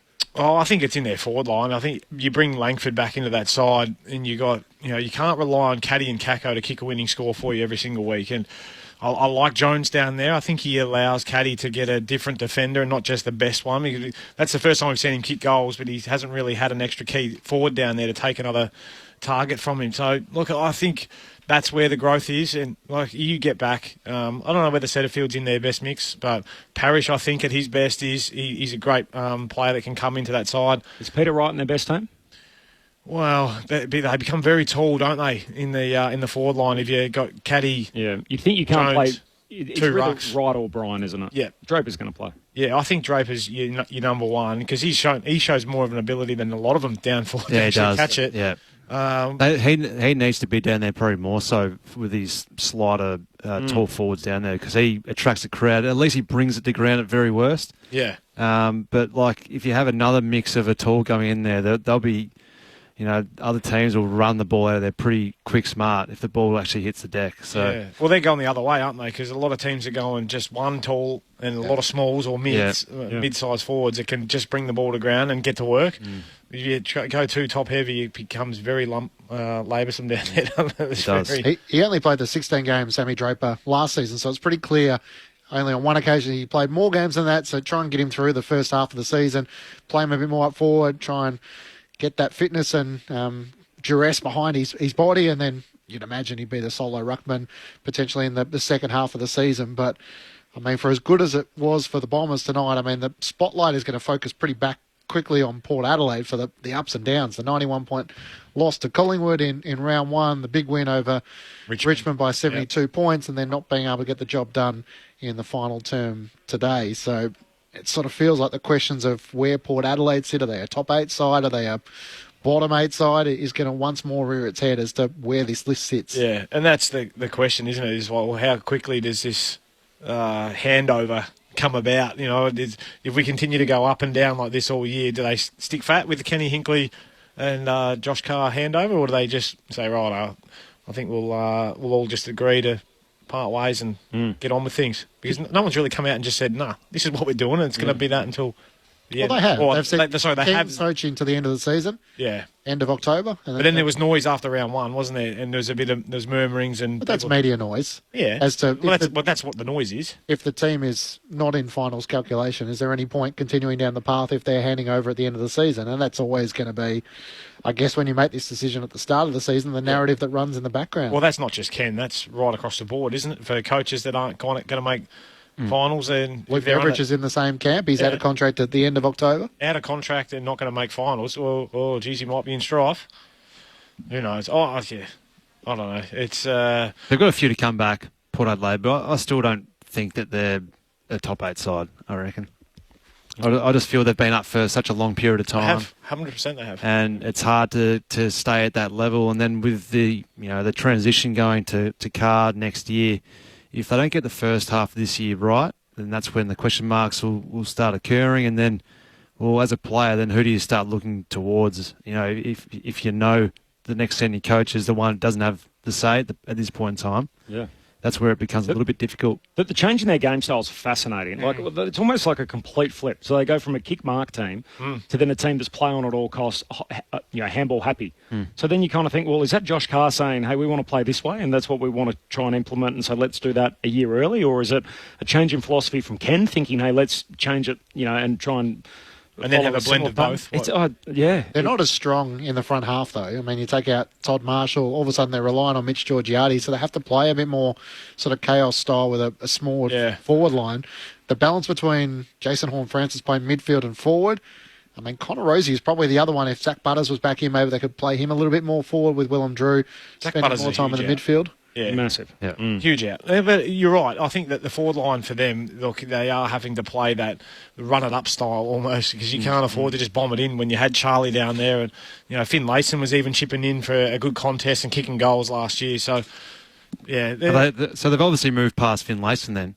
Well, he went down back, I think. He's an emergency tonight and can't get in, even with all the 9 they got on. Yeah, with the tools out so far. I think there was a couple of defensive efforts that had him in the crosshairs that he'll have to serve his time until he shows he is willing to do the work. Consistently. Interesting, one thing they both, I guess, kind of have in common is the expectation pre-season, so completely out of control of the playing group. And I'm interested to hear from you guys as obviously former players, how much that seeps in. I asked Cole Langford about it pre-game. So it felt like the Bombers went out of their way to say, hey, we're in development mode.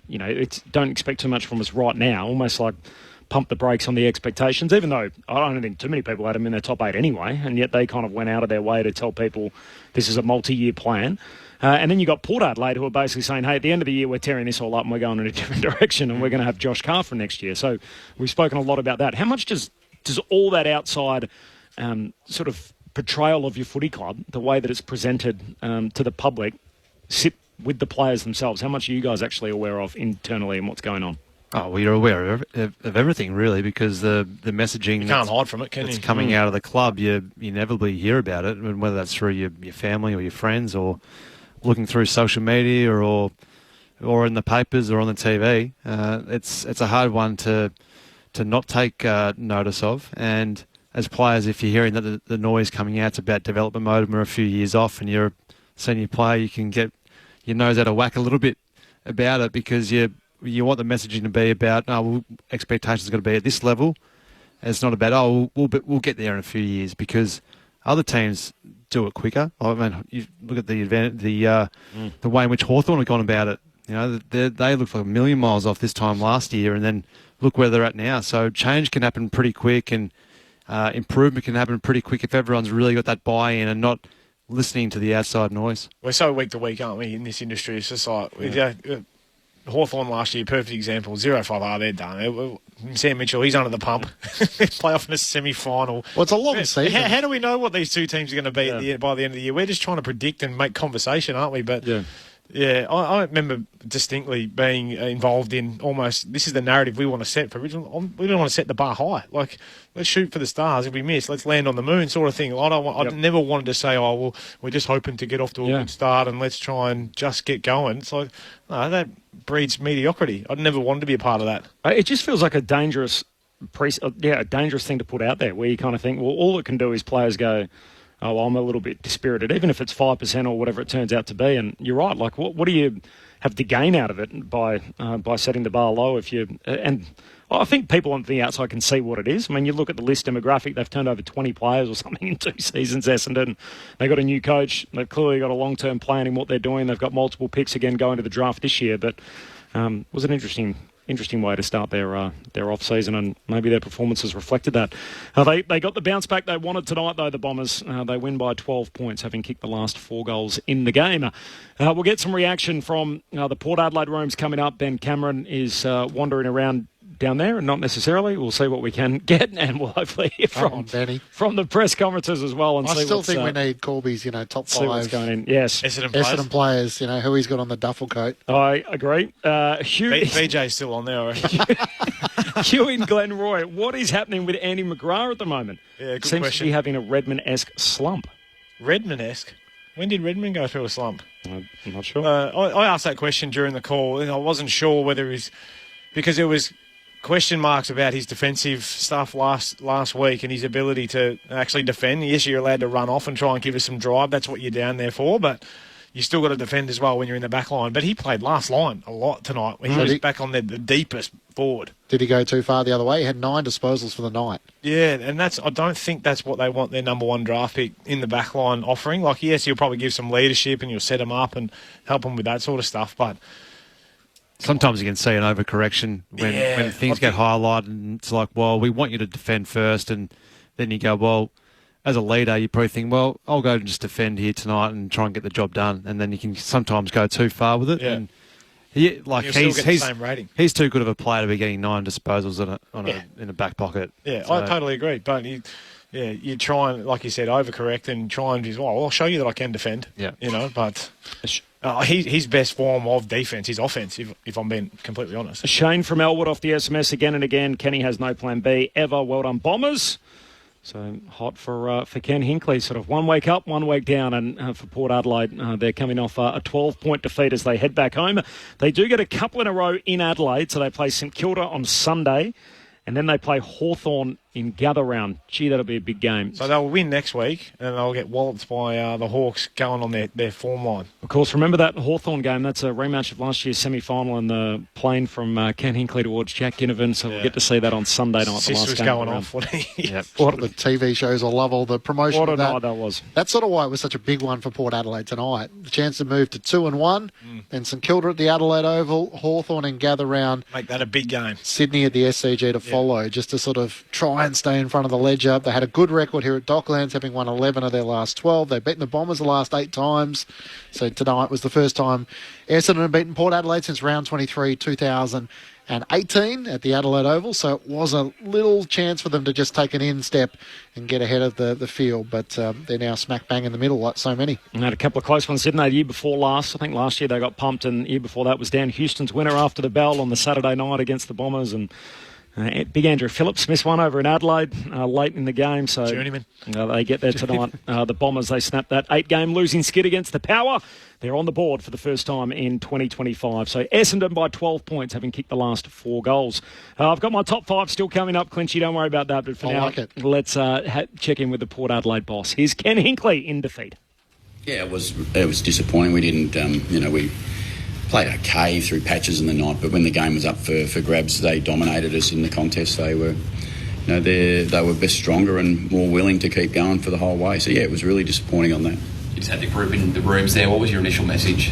I think a similar message as I just said. It was around the contest and our ability to play out the fourth quarter where they got a little sniff, and we know how they've been feeling, and they took that energy they got from that and really took control of the game. And the disappointing part is that, you know, our key players, our better players, were the ones who we needed to stand up. They just weren't quite at that level all the way through the game. It's probably one of the more fumbly aerial matches, not just on your behalf, but Essendon's as well. What did you sort of put that down to, or make of it? I think it wasn't a pretty game of footy. There was some, you know, it wasn't an extraordinary number of turnovers or anything, but they were just bad turnovers for both teams, particularly in the first half. And they sort of, for us, they continued for more of the last second half than it did for Essendon. So neither team was super polished, but I think both teams were just having a crack at trying to get the ball to their end and get some score on the board. It didn't feel too clean at any stage. Do you feel maybe the team may have, I guess, relaxed a bit when Jason put that goal in early in the last quarter? It's giving a nice buffer. Do you reckon? No. We're mature enough to know that AFL footy's like, we might have been 7-8 points maybe. I'm not sure what the score was, but wasn't much, you know, and we know that, you know, this game swings really, really quickly and momentum changes incredibly quick in the game like that. So if you're not winning the contest, every one of those opportunities forward have to work, and that's what we left too much work to too few opportunities. You mentioned your leaders, Connor Rosie and Jason Horn-French, obviously great players and so on. Were you disappointed with their output or performance? I think collectively our more senior players were a little bit down on us tonight, and they'd know that. They wouldn't be. They're not. You know, they're mature enough now and understand where they're at. But you've just got to accept that they can't play great footy every week, but we had too many down together. I think that was the key to tonight. You know, we always have some fluctuations, and unfortunately tonight we had too many players together down, probably around the ball as much as anywhere, I reckon. It seemed like Durham had the job on Rosie. Yeah, a little bit early. Yeah. How did you sort of see that battle with? And you mentioned Rosie there as well. Yeah, well, Connor's been so good for us so far this year, and you know he was. You know, I'm sure he would be the first to say tonight's performance wasn't what he would have hoped as he would deliver for us. But you know, so you give the points to Durham.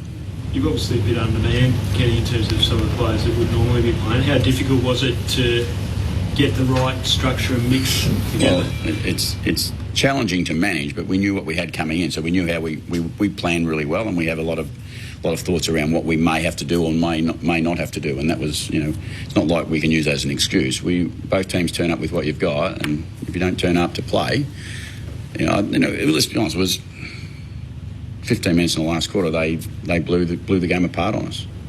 How do you reflect on the decision to play the two rucks? Do you look back at that and think we could have got more run out of it, another option? I think by the end, the aerial stuff hurt us more than the run option, to be honest. Essendon had more presence in the air when it went forward for us a little bit too much. We didn't have that, and we took the ruck out at that stage. So was that perfect? I don't know, but there wasn't an influence from our taller mate other than Mitch in the first quarter and a half. I think we weren't having enough aerial influence in the front half of the ground, but we knew that going into the game. We knew that was going to be a challenge. So our ability to use the ball and run with the ball was critical to our outcomes tonight. And I would say, back to the question around an untidy game, we were too untidy, and that hurts. Port coach Ken Hinkley there a short time ago at his press conference. It is a 12-point win for Essendon to open round 3 of the AFL Premiership season. The Bombers kicking the last 4 goals to come from behind and win. Nate Caddy with the scores level, kicked 2 behinds, kicked 1 firstly to put them in front, another one to double the margin, and then kicked the goal ultimately to put them 8 points clear. The last goal to Sam Draper. There were eye-popping runs from Sardell Hawley, who came in the last quarter with the fresh legs. The 23-year-old devout Muslim during the holy month of Ramadan made an eye-catching debut as well for Essendon tonight. The Bombers winners by 12 points to start round 3. The rest of the weekend, so of course tomorrow night, Friday night footy back here at Docklands. It'll be Carlton and the Western Bulldogs coming tomorrow night, Murph. Actually coaching out here tomorrow night. Hello. Is there a curtain raiser, is there? There's a Hyundai v Hyundai event. Right. So well, Ed on Curnow, the ABC, you would say sponsor v sponsor. By a car company. Yes. But Ed Curnow is coaching the other mob, so they've got absolutely no chance. Yeah. Wow. That'll be a good runners. It'll be a bit of fun tomorrow It's night. like a corporate game. Just a corporate game, yeah. All shapes and sizes. It's all welcome. Are you playing, coach? No, absolutely not. What? No kabaddi? No. No. I read in the paper during the week, Kabaddi's coming back. Are you guys playing again? Wouldn't have thought. One and done. There's an Indian team trying to recruit Lids. He was that good. Yeah, I was. But I was smart enough to get off before I got hurt. So I wanted to enjoy my holiday. I enjoyed it. I went along and watched the boys in the off-season. For people that aren't aware, there was a kabaddi event that came to Melbourne night 3 of the Boxing Day test. Yep. I'm pretty certain. And the boys played, represented Australia, I might add, both Brett Delidio and Mark Murphy. So congratulations, guys, on your latest honour. Oh, thank you. It goes to my Wikipedia page, so check it out. Yes. It's Carlton and the Western Bulldogs tomorrow night. Harry Mackay won't be there. He was listed as ill last week. This week, the club revealing a few further details that he's taking personal leave to deal with a mental health issue. So as a result, Harry Mackay will be absent for the Blues. They're trying to open their account like Essendon did tonight, trying to get their first win tomorrow against the Western Bulldogs. Jordan Boyd's back, as is Francis Evans, Campriali and Lord lose their places, while for the Bulldogs it is Jones and O'Donnell who come in. Duray and Artie Jones go out. What are your thoughts on those ins, Murph?